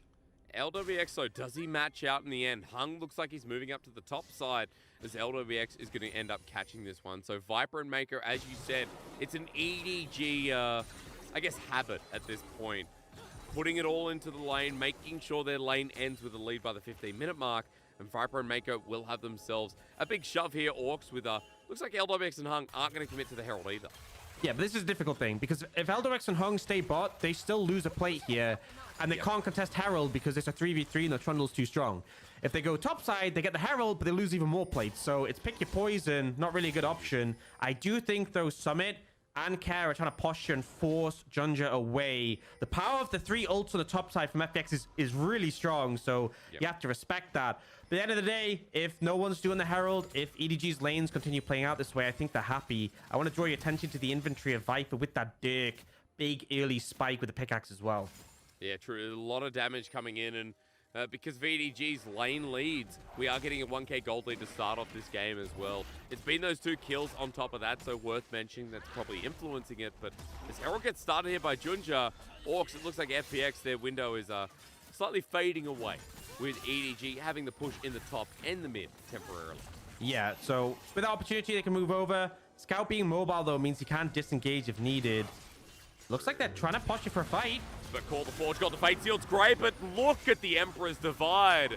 Karen Clid Ascent packing. He's got no flash, but Cyclone still available as he uses it onto Junja. The Smite comes in with a Slicing Maelstrom. It's a 3-man from Big Old Summit. Clid burning to death, but it's not enough to take his life as Flandre's next on the menu. And Scout gonna be followed up over the wall. Care's got him. This is he has the flash, and FPX, Orcs, you hit the nail. Those ults are brutal. And the big thing is, EDG, the anti-synergy came in. This roster who won Worlds together, the mistiming Scout and Flandre ult at the same time. And as a result, the ult from the Ornn misses, and that is enough of an advantage for FPX to take the fight and the Herald. We'll get the replay, and yeah, it's just the ult starts to come down from Ornn, and then they're knocked out of it at the end. That extra damage would have made the difference. Clid would have certainly died in this ensuing play, but the end result is Summit comes in massive here with the triple stun. We see Junja go down, Clid takes the Herald and the skedaddles, and the chase down comes after Hung making the first move, and knock on the minimap. EDG's bot lane also moved, so all those plates I was talking about them taking never happened. That's true. They only got the 1 in the end, so EDG, that gold lead is kaput, and FPX now up a K themselves. That was a play that set Summit up for success as well. Orcs, he's already doing well in the lane, but this cannon now, up about 20 CS, has the kill, the Proto Belt, and the Hex Tech setup. We've got a 1.5 item cannon versus not a completed for Flandre. He has first strike as well. That triple ult, I'm pretty sure he procced first strike there. I don't think he was hit before it. Like, he probably actually got a lot of gold from that as well. And now FPX making their way on the Dragon. They should just get this and get out. Not able to contest in time. So this is fantastic. Gold lead with the Herald still in pocket. And the Dragon as well. Cloud Dragon. They doubled the effectiveness of it. It's now 7% out of combat movement speed and slow resistance. As of the patch we had 12-14. That is a lot. You're up against like so many slows. The Nami, the Azir with the Q, the Trundle Pillar. You're resisting those by 7%, but also 7% out of combat movement speed. It's like mini Mobies for everyone on your team. It's like 24 movement speed when you have like 350 base. So everyone in FPX will be rotating faster. It's a pretty significant one to get early. Yeah, it's so good, especially since for FPX, we talked a lot about the strength of these ultis in the early game, but for FPX Orcs, we're looking at this team trying to fight for a Game 5, a series win to keep their dreams alive.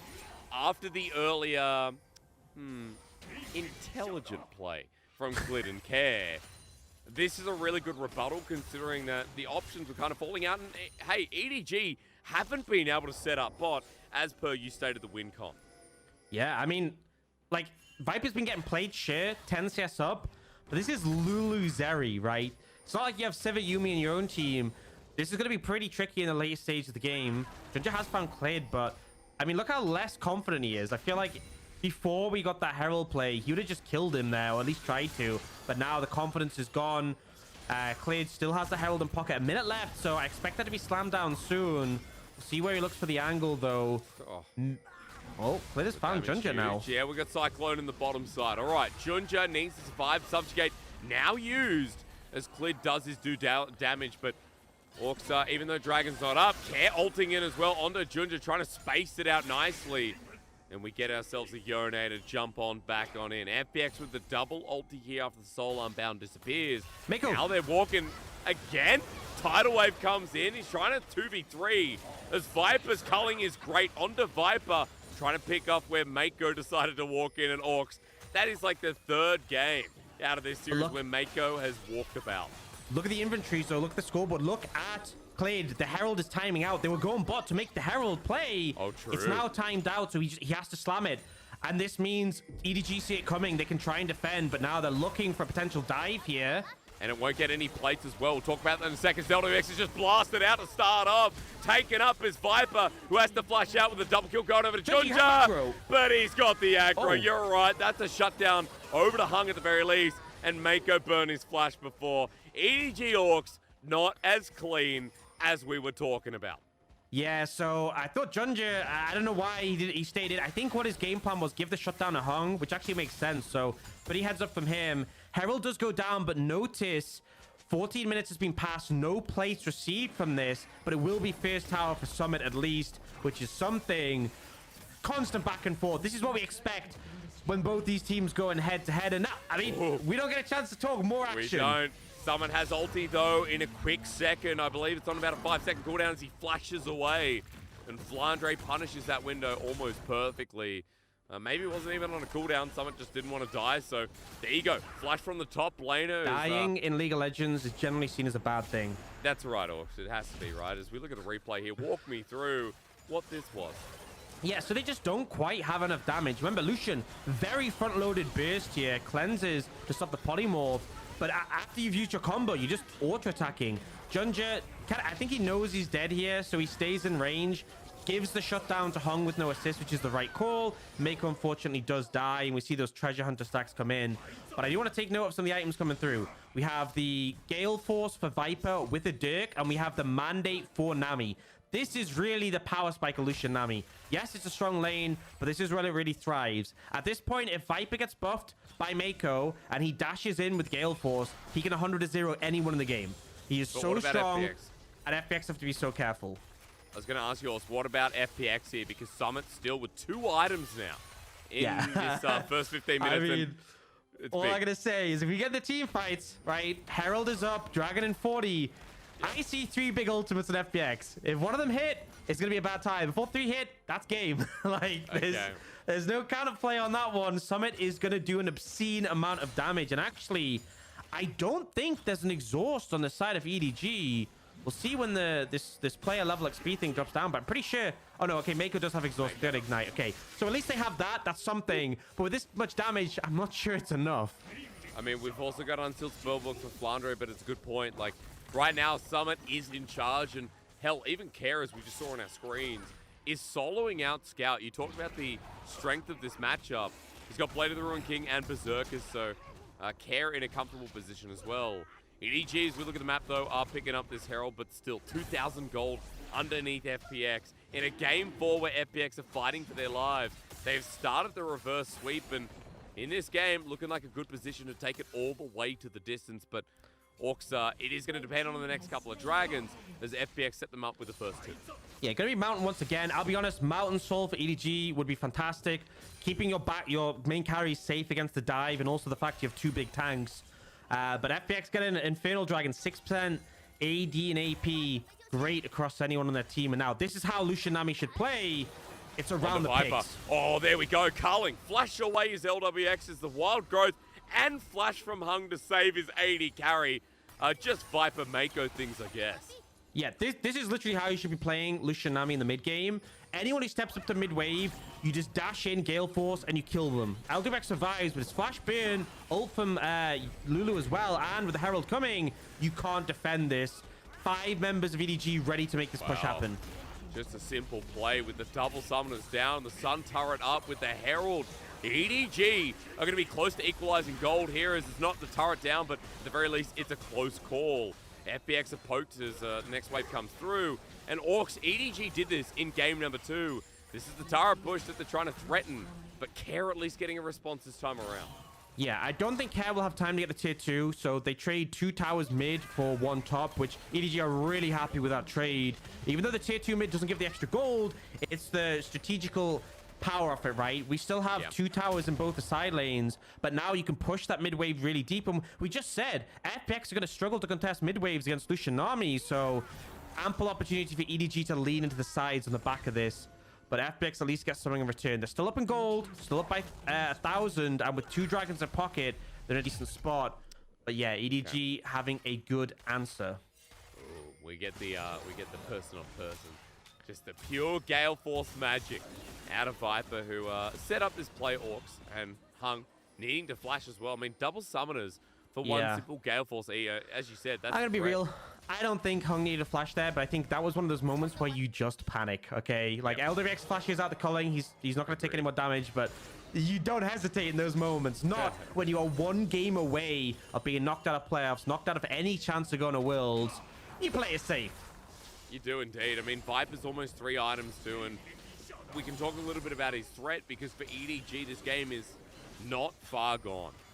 We also mentioned, Orcs, a lot about this front-to-back team fighting, for FPX being ult-reliant, the game going on, the trades from EDG. It does cause some concern, right? That we're going into a mid-game where it's not very one-sided for FPX as of yet. Yeah, I mean, I will say, though, like, as much as the strong scaling elements on the EDG, Viper's going to struggle. If he's not taking over team fights and, like, dashing in and one-shot people, his short range is problematic. Because if you're in range to hit Summit, Clear, or Care, you're getting hit return, and that is not a fun time. So now, though, we see EDG open on the map. You can see no one can contest that mid-wave. Look at LWX. He's scared of the Lucian, so they get this deep push. This is the impact of having that tier 2 down mid. Very deep push in. They rotate through the jungle, put some wards down, escort the wave in. And they don't get the tier 2 yet, but they got that tier 1. And I think we're going to see EDG probably resetting here and trying to do that on the opposite side. Although I think with a minute 30 on Dragon, maybe it's a bit too close. They need to get that Dragon. You do not want to put FPX close to that soul. As you said as well, deny each individual Mountain Dragon from EDG, I think it's just a big enough deal, right? You talked about the bigger souls, the bigger dragons in this new patch, and the fact that with the Ornn on your side, with the Trundle as well, and the fact that we are going to be going towards the late game front to back, as Viper does it again. What? Culling at max range, and LWX is just out of there, this time with no summoners burnt, but it just keeps happening. Yeah, it's a little bit early, though. The reason I'm saying this is no summoners were burned. It's a minute till Dragon. He's going to be able to reset in time. So unfortunately, they don't get, like, if it was 30 seconds later, that's probably Dragon. But at least EDG are able to set up in the area. They're going to be able to pick up this scuttle and get control. But yeah, it's once again, it's so hard for LWX to step up. And I think Viper and Mako are playing this Lucian Nami so effectively. They really are. And again, it's a lane that I think they've been most successful on in the LPL, or at least one of the few.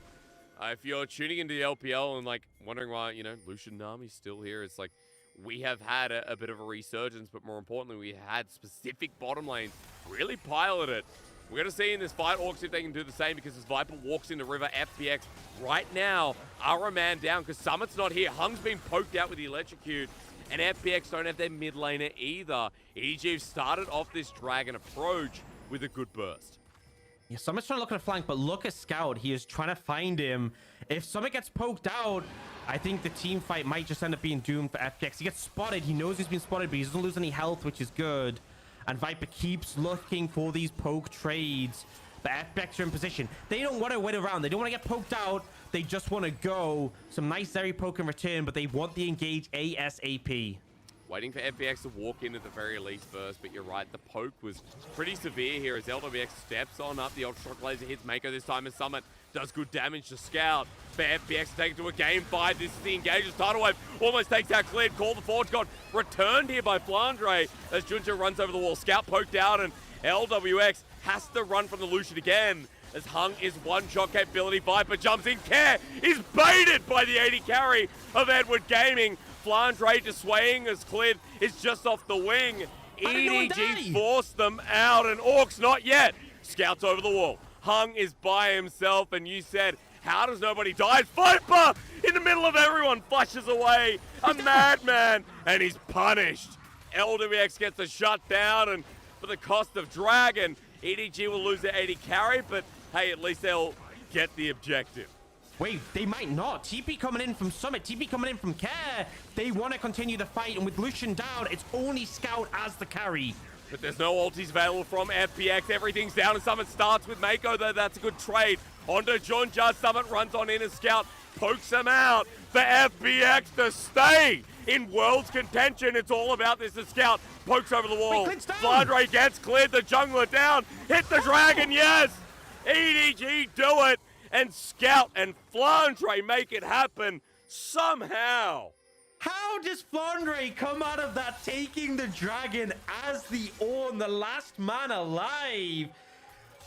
I don't even know what to say, Hysterics. The fight was so messy on all fronts. The initial fight, I was sure someone was going to go down. They didn't. We get TP after TP coming in. Let's go through the replay, right? This is actually the second part of the fight.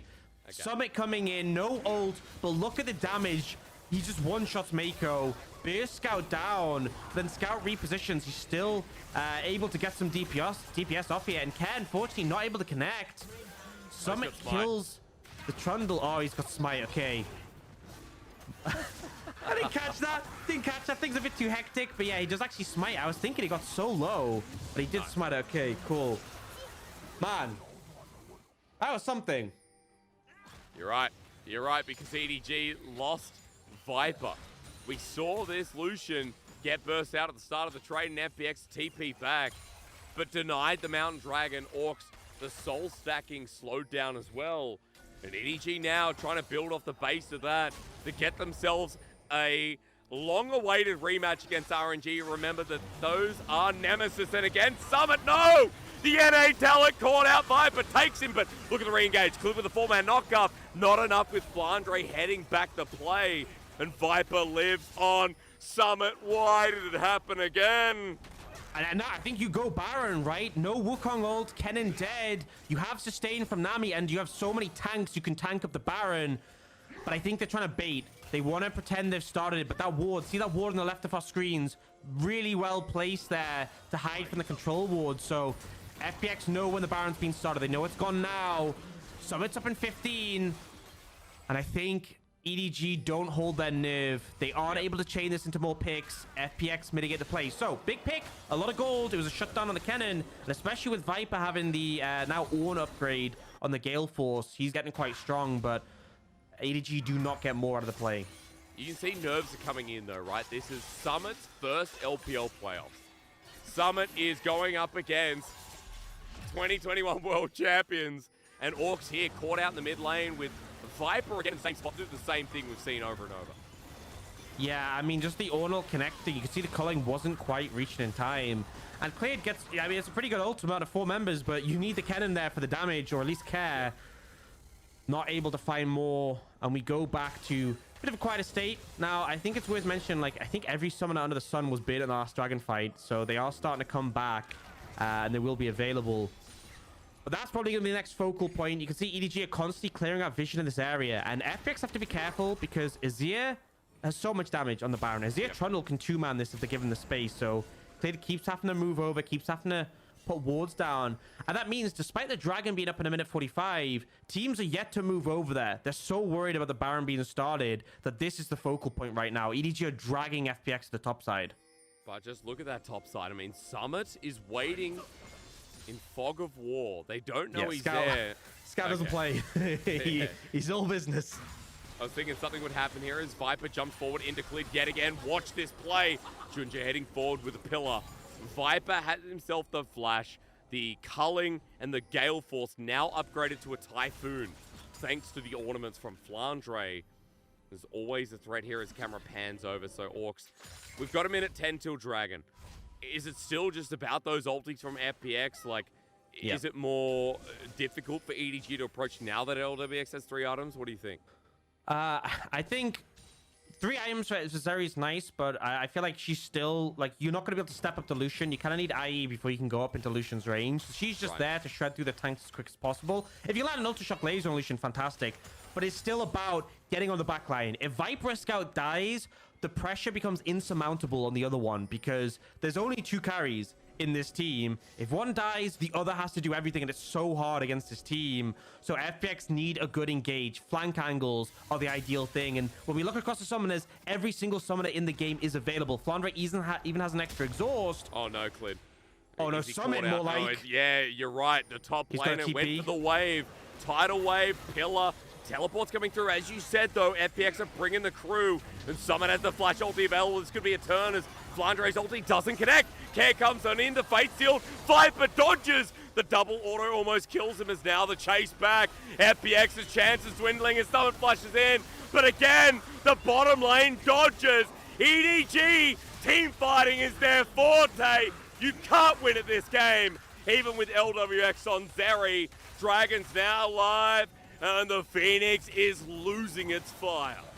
And Viper is just ice skating around these team fights. Cat throws everything in the kitchen sink, and Summit even launches a fridge at him, and they don't manage to connect. Viper just too clean. The mechanics are off the chain. They get the dragon, second one in pocket, and look, Clid's not up for 15, Summit's not up for 15, no wall. They're going straight to that Baron. This could be the nail. Orcs, FPX, it might be up in goal, but with this Baron being taken, they're going to rely on the members left available in front of it. EDG with the call to Forge God not available. Care jumps on in, but Scout Mako dodge away at 5k now, 4k. They have Smite, they have Flandre, who can flash over the wall as Summit's coming in red hot, but onto Care over the wall. Here's Scout, the shuffle into the pit. It's a bounce house for Hung. What a way to go out, as LWX is going to be the first to die. Care, the carry of the OMG series, is trying his hardest. The Scout still has range, but look at Clid coming on in with the Cyclone available. Care surviving to his wits end as Flandre's going to be next. Scout's down. EDG actually losing this one. Orcs, 4 members dead. It's a long con for FPX to live on. And EDG just overstepped. They all dive over the wall. They leave the Baron behind. They could have just taken it. Instead, they opt for the fight, and Viper gets danger close, gets shut down, and this is what I was talking about. As soon as Viper dies, it's all on Scout, and FPX just focus him. Everyone hunting for the Azir. Once he's gone, there's nothing EDG can do. We'll get the replay. And yeah, I mean, the Baron is 2.6. There's no smite on the side of FPX. They could have just taken it. Instead, Scout goes for the hero play, and Viper dashes in, only to get deleted. And now Scout is the only damage alive in the team. He stopwatches, so no damage has really been done. And then Care buys time here, but with the re-engage knockup, gives the space to the rest of the team to take out the Azir. And at that point, there's nothing left for EDG. Survives for so long, just insane. As for EDG, making that mistake, as you said, means no Baron, but Orcs also means that FPX able to get some crucial gold on some of these members like Summit, right? Now 4 items, almost full build. As Culling, no! It doesn't matter! It doesn't matter! It's going to be a bounce house again as Care's got nowhere left to go! A big misstep as Care wants the 1v4, but denied. And EDG are given ample opportunity to say bye, Phoenix, bye. Viper just deletes Summit from the rift. Oh man, just finding a window, like you blink, right? And you are just gone. Deleted from the map, and Care goes too, and now Clid is alive, but you cannot approach this. Baron for EDG, and they are really starting to take control of the game. It's only, even with the Baron being taken, it's only 1,000 gold lead by EDG. It's starting to feel scary for the side of FPX. There's 2 Mountain Dragons in pocket as well. So much extra resist for this front line. And Orcs, we talked about it, the late game insurance policy in Viper. It doesn't matter what champion, you step up, and if Viper's there, you're probably going to die. Yeah, and unfortunately, Care, he should have just ulted away instead, and maybe would have had a better chance of getting away, but regardless, ends up going down. The exhaust, meaning he can't turn it around even with his ult connecting.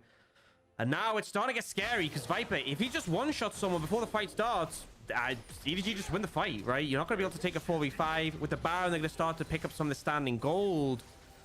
But they are looking for Scout here. Does he have the shifting sands is the question, as FPX poke their heads out, and it looks like they're just backing off with the rest of EDG moving through their own jungle. Flandre's heading up the mid lane. He has TP as well. Orcs' inner turret's going to be threatened, and EDG just don't care. Look at the damage into Clid.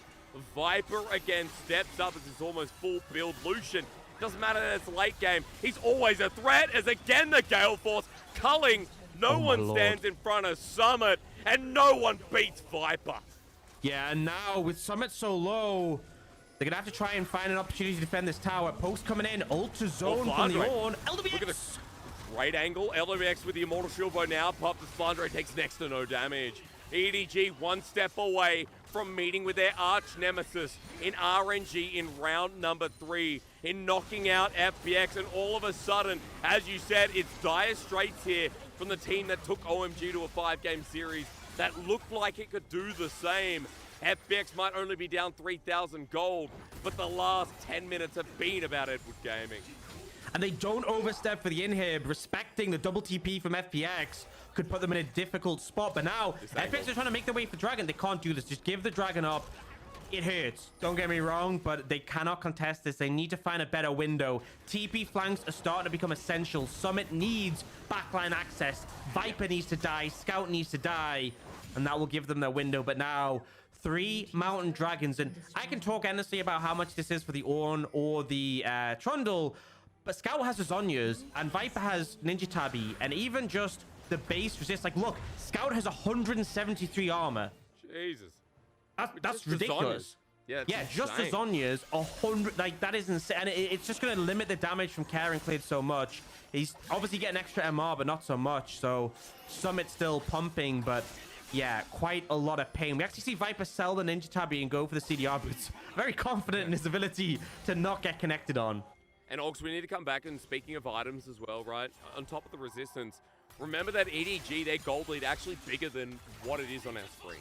3,000 on the top of the scoreboard, but now with the extra stats coming from Mountain, now also the ornaments, EDG more like 5,000, 6,000. They're in a firm grasp, and all it takes is one misstep, like LWX being here for EDG to punish. Junja coming in red hot, and this could be the series.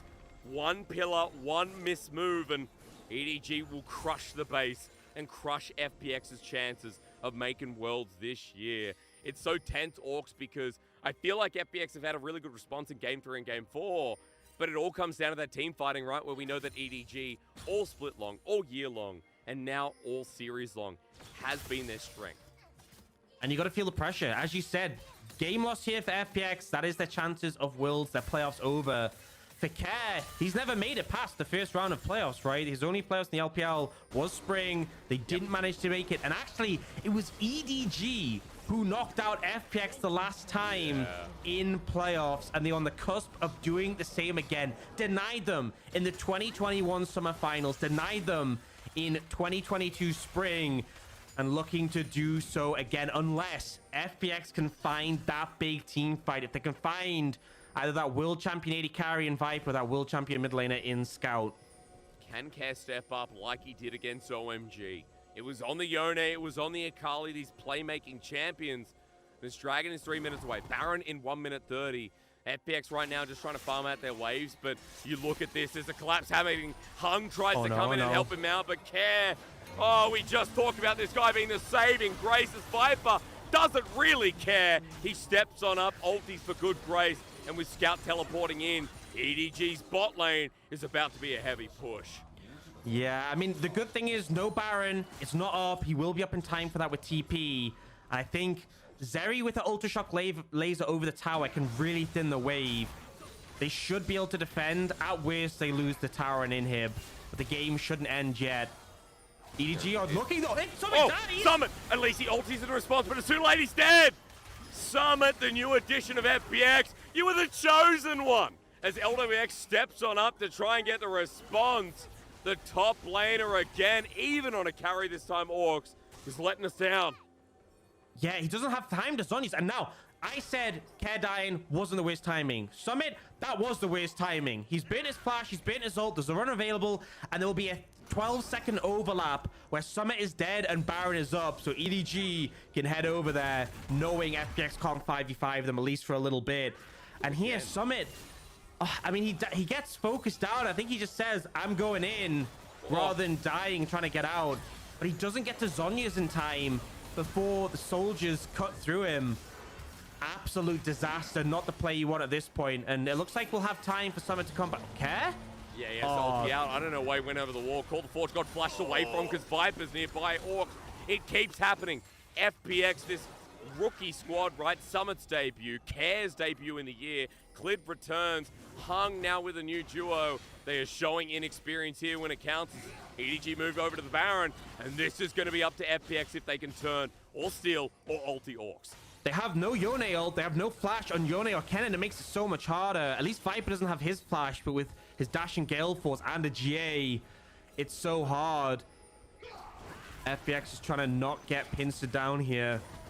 The thing is, Baron, sure, you can try and take it, but a steal would be painful. Dragon is up in 40 seconds, so I think they want it done before that happens.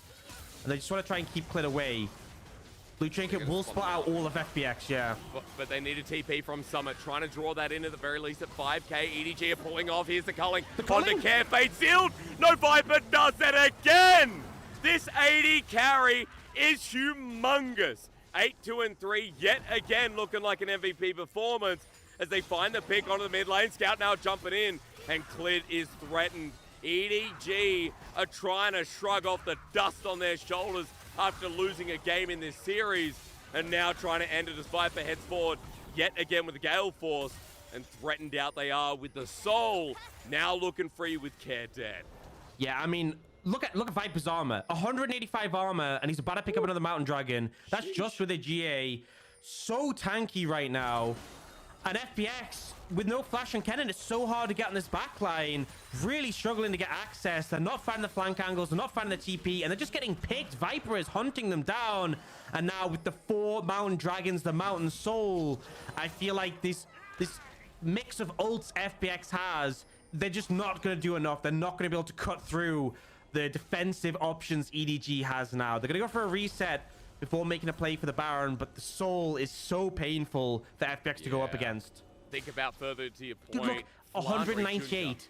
I just saw that Viper's 198 armor with just a GA. That is ridiculous. He has more than Care, who has Frostborn Gauntlet. What's it called now? Iceborn, Frostfire Gauntlet, and Death Stance. And Death Stance, thank you for the He has correction. 71 magic resist with no MR item. That's just how it is. God. It's 36% armor and MR having these 4 dragons. I can't even imagine what Ornn's on right now. Probably like 400 armor or something. It's pretty ridiculous. Flandre's literally Mike Tyson. If you run into him, that punch is going to knock you out clean with the rest of EDG's follow-up as well. Look at Junja, feeling confident here, but remember, Mountain Soul, Clint's trying. Hung's caught up over the wall. Execution of the Phoenix begins with EDG. You may have found something against OMG, but EDG seem to be a different beast. Viper getting those kills to end it off, ruining the hopes of FPX. It's the 3rd time running. Denied them the title in 2021 summer. Denied them going any further than the first round in spring. And once again, EDG will end FPX's run of the playoffs. They will not be at Worlds for 2022, and Edward Gaming have a date to keep with their old arch nemesis in RNG. I can't wait for that one, as Edward Gaming show us that the fire still burns strong in our 2021 World Champs. And I just mean, Viper was insane. So many fights where it's just everything's thrown at him. The Yone ult, the Kennen ult, and this guy is just dashing and dipping about. Phenomenal performance, you know. I feel like even that Civic game, obviously he got focused down heavily, but he was just on point playing the AD carry. I had concerns, only having 2 damage threats on the team, Lucian being short-ranged, looked like it'd be so hard to play there, but Viper steps up to the plate and delivers. What's insane to me, Orcs, is that for Viper, it doesn't matter what champion, doesn't matter if it's a Sivir, the Lucian, hell, if we see him on the Draven sometime in these playoffs, Viper is in a league of his own, and now it's Viper versus Gala. It is Viper versus the other best AD carry in the league. I mean, hell, you know, we talk about Jackie-Love, Gala, Viper being top tier, this split with Photic. We get to see that matchup, and EDG versus RNG is always one of the best matchups of the split, whether it's playoffs or regular season. I am so glad that we get EDG in this form, where all guns are firing, all cylinders, Orcs, in the 3 game wins they pulled off today. Hysterics, we're going to have the reigning MSI champions against the reigning world champions in round 3 of the playoffs, right? That is how stacked it is. It's just going to be such a crazy matchup. But yeah, I mean, this was a super important win for either side. EDG managed to get it, keeps the hopes alive, keeps a good chance of them making it to regionals. And I do want to say, take some time for FPX. This is not the same FPX we saw last year. When they bombed out of Worlds, it was a veteran squad that had players like Doinby in. The expectations were sky high. I feel like despite the fact that FPX didn't make it any further than round 2. They managed to take that step above round 1, right? They managed to go past the OMG. They managed to challenge EDG. And after that 2-0, it looked like maybe it was going to be a 3-0, but they managed to bounce back and at least give them a hard time in this final game. I think there's a lot of credit to be given over, particularly to Care in the mid lane, who, this is his debut year in the LPL, going up against Scout and performing so solidly, picking up MVPs all over the place. Just fantastic play. I think Care, despite, a couple of missteps in the final parts of the game, but Care on Yone and showing his diversity in champion pool, but also in the winning game of that series where, game 3 for FPX Orcs, that Ari performance yet again was so clean. And I'm really glad that, Care has shown what he's capable of, showing that he can be a top-tier mid laner in the future. FPX were a roster built up of some of these, rookie talents, right? Hung was someone who came over from RA who was, hyped up as a big potential support. We had Clid returning to the LPL. Summit, no one knew how to perform after coming back from C9 after an MVP split performance. And Care is this nobody who's just taking over after Doomby leaves FPX in its wake. Like, this was a experiment, and I will say for FPX, despite the loss here against EDG Orcs, that's a success. Absolutely. I think it is a success, and I think they should be happy that they beat their spring record. They've gone further. They can still develop over time. There's still lots that can be done, and I'm optimistic about the future of this roster, particularly, I think, Care in the mid lane and the bot lane I have loads of praise for. But, I mean, look at the damage graphs, by the way. Viper, over 1,000 damage per minute. And I feel like Summit's damage was also pretty crazy, but it's just been eclipsed by the fact Viper did so much. And 46% of the team's damage. It's expected when you have these tanks on your team, but still, he pulled it all out in this one. And we had those stats at the start of the day. He is 3rd for damage per minute in the LPL of all roles, not just AD carries. He is 4th for damage percentage at 30%. Honestly, after this series, he might have bumped it up a notch. He might have actually managed to push it up to 1st. I don't know the numbers exactly, but Viper was doing crazy things in this series. And it's crazy because I feel like we've seen so many Lucians in the league, but we haven't seen that many Lucians that even in a 30-plus minute game will look that impactful. Orcs. Like, Viper's peak potential alongside Mako was insane. And this is why we highlight that the late game insurance policy is always alive for EDG, because if Viper has a save, Viper's alive, then you also have to worry about your game state. So, I mean, we could continue praising EDG at the very least. We know Viper's going to get an MVP, Orcs, but what matters more, what matters a lot more is the fact that EDG with this win as well are able to lock themselves in for 40 points, which means that they have a really good chance of going to regionals, considering they're able to pick up 10 in the previous split. So, I don't know. Right now, I'd say that EDG are pretty happy with that, considering that Weibo and LNG have to verse each other, Orcs. So, hey, chance of them going to regionals pretty damn high. Yeah, keeping their hopes alive. And obviously, the further they can go, the better chances will be, better their seeding will be in the regionals.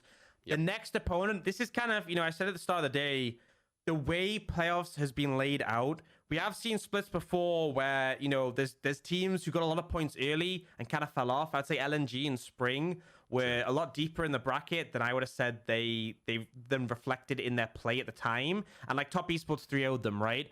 I don't think that's going to happen with the playoff bracket at the moment, because FPX came up, they faced a pretty hard opponent in EDG. EDG will now go up and face a pretty hard opponent in RNG. Winner of that goes against Top Esports. It just gets more and more stacked as you go along.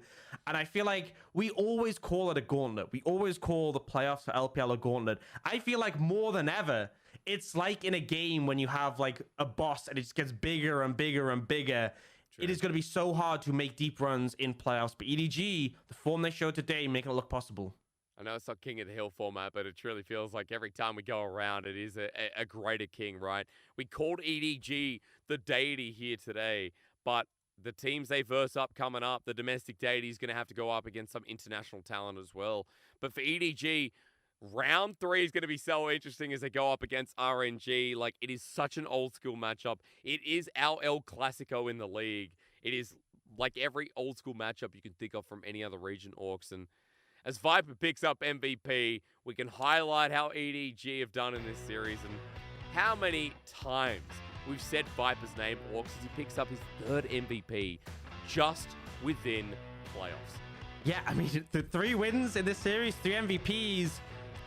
Best. I mean, I feel like I've said this all this split. I've said this even in spring. Best in the world, right? I know a lot of people will be like, Ruler. I want to see Ruler and Viper go head to head. I'm going to be real. But I think the argument may well between those two at the moment, because Viper for sure just on form. And I feel like the team know they can rely on him. I feel like a lot of these compositions are built around the fact that Viper will pop off. Even in that Civic game earlier, where it was like the Renekton, the Vi, the Ahri, it felt like, you know, a lot of work would have to be done by the AD carry. If you don't trust your AD carry completely, this comp could fail. But this fight in front of you, like, he doesn't get hit by a single tick of the cannon ult. He doesn't get hit by anything Kath throws at him. He's just, it's like he's playing just a double speed compared to everyone else. He's so clean, right? Like, he always looks for the next move. You know, Viper is someone who, again, like, is kind of like what we've seen of Gala recently, is like predicting the next move, playing 5D chess, I think is the phrase that's been used today. And at this point, hyping up 80 carries feels good. Orcs, let's talk a little bit about the support stuff here as we just watch Viper be a beast. Flandre on Ornn, I think, had a really good game as well. Alongside Junja, who, once again, didn't get subbed out. Junja played all 4 games here on this Trundle, and Jeje is not starting. It's showing you that EDG right now are looking at the better jungler, or at least the more impactful one for their circumstance. Yeah, and I'm going to be interested to see if they continue that in the RNG series. I don't see a reason why they wouldn't, but this next round, the round 3, is going to be so important because that is the last round before double elim. If you whoever gets through, they then have the safety net. So either in the next round, RNG or EDG, one of them will be leaving playoffs. So they have to bring the Ray game there, but we do have an interview that we are jumping to. I didn't hear who it was with, Orcs, but at the very least, we're going to throw it over after EDG's 3-1 success.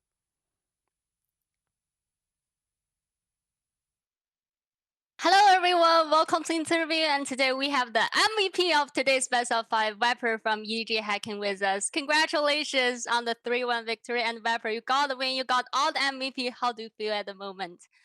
那首先恭喜 Viper， 恭喜我们今天的 MVP 小子，今天是3-1拿下了比赛的胜利嘛，而且 Viper 选手斩获了每一局的 MVP， 有什么样的感受？首先是拿了3个 MVP， 就是觉得今天表现不错吧，然后觉得打得比较满足。So I feel quite happy that I was able to get all the MVP of today's game, and also to get this win, I feel quite satisfied. And definitely in both game 1 to EDG, you guys really shown us a very impressive performance. But game 3, FPX got the win. So what kind of feedbacks made after the game 3? 那其实第1局和第2局你们表现的都很好，但是第3局是让对面拿到了第3局的胜利，所以说在第3局结束之后，队伍有进行哪些方面的调整吗？觉得就是今天，一直都是，反正是打团是太重要了，所以前面出什么问题也其实影响不大，对。但是第3把的话，我们打团的时候处理比较差，所以输了，所以就是说一局就简单解决掉了。I really feel the team fights are super crucial in these metas for every single games. But maybe in game 3, we made some mistakes around the team fights. We didn't manage to handle the team fights so good. So that's the main reason for us to get the loss of the game 3. But we feel like it's very easy to fix them. And definitely we can see you guys just fix all the problems in the team fights in game 4, because game 4 was such an intense game and there are so many skirmishes and fights happened. FPX played quite aggressively, grabbed the early game tempo, but with a flawless team fight and the macro, and also your damage from that Lucian, you guys were able to recontrol the game. So what's the mid to late game strategy from you guys? 那说到第4局，第4局是比较激烈的，有很多波的团战发生。对面其实也打得比较凶，然后也拿到了一些前期的节奏，但是你的卢锡安打出了特别多的伤害，你们也发挥了完美团战嘛，然后一点点拿下了比赛。所以说第4局可能你们中后期关注的重点是什么呢？个人的想法的话，从第3把开始一直有对面一直想开我的那种感觉，所以他们开团的时候一定会所有人都会过来开我，但是第4把的话，对面开团的人就是凯南跟永文猴子都是我卢香火炮之后，就是先打一套，他们没水就压力比较大嘛，所以利用这个点去一直卖，然后一直先打一下他们给对面压力那种玩法。对。Personally speaking, I really feel from game 3, the opponent's team, they really would like to make the hard engage on us. I think I'm the target from FPX. So in game 4, and the opponents, they have the champions and like Wukong, Yune, and Kainan. These champions can make the hard engage on me, and they would like to do so. But after I got the Kainan, this Atom, I feels like I can just deal the damage, and with the Lucian to dealing all the damage to the opponent's team to make them have a very low health. And after this, I can be the front line, and I can just give my teammates a very good opportunity to make the hard engage to start the team fight to win the game. And definitely a very smart strategy from you guys. And now EDG qualified to the next stage of the playoffs. Next game will be the match against RNG. So what's your thoughts towards matchup? And there are so many fans keep supporting you, supporting EDG hacking. Any words to all of them? 那现在 EDG 赢下了比赛以后，要进入季后赛下一轮的征程，接下来要打 RNG，有什么样的想法？同时也有非常非常多的粉丝一直支持 Viper，支持 EDG 和创汽车，所以说有没有什么话想要对所有粉丝朋友们说的？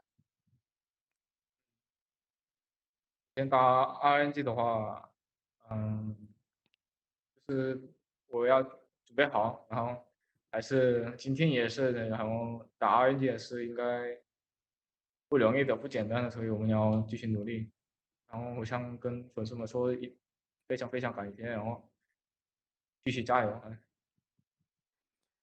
So, like today, and also for the matchup against RNG, I definitely feels like it may not be a very easy game. It can be a very tough best of 5, but we're going to try our best to win the next matchup as well. And the message to all the fans is thank you for your support, and thank you so much.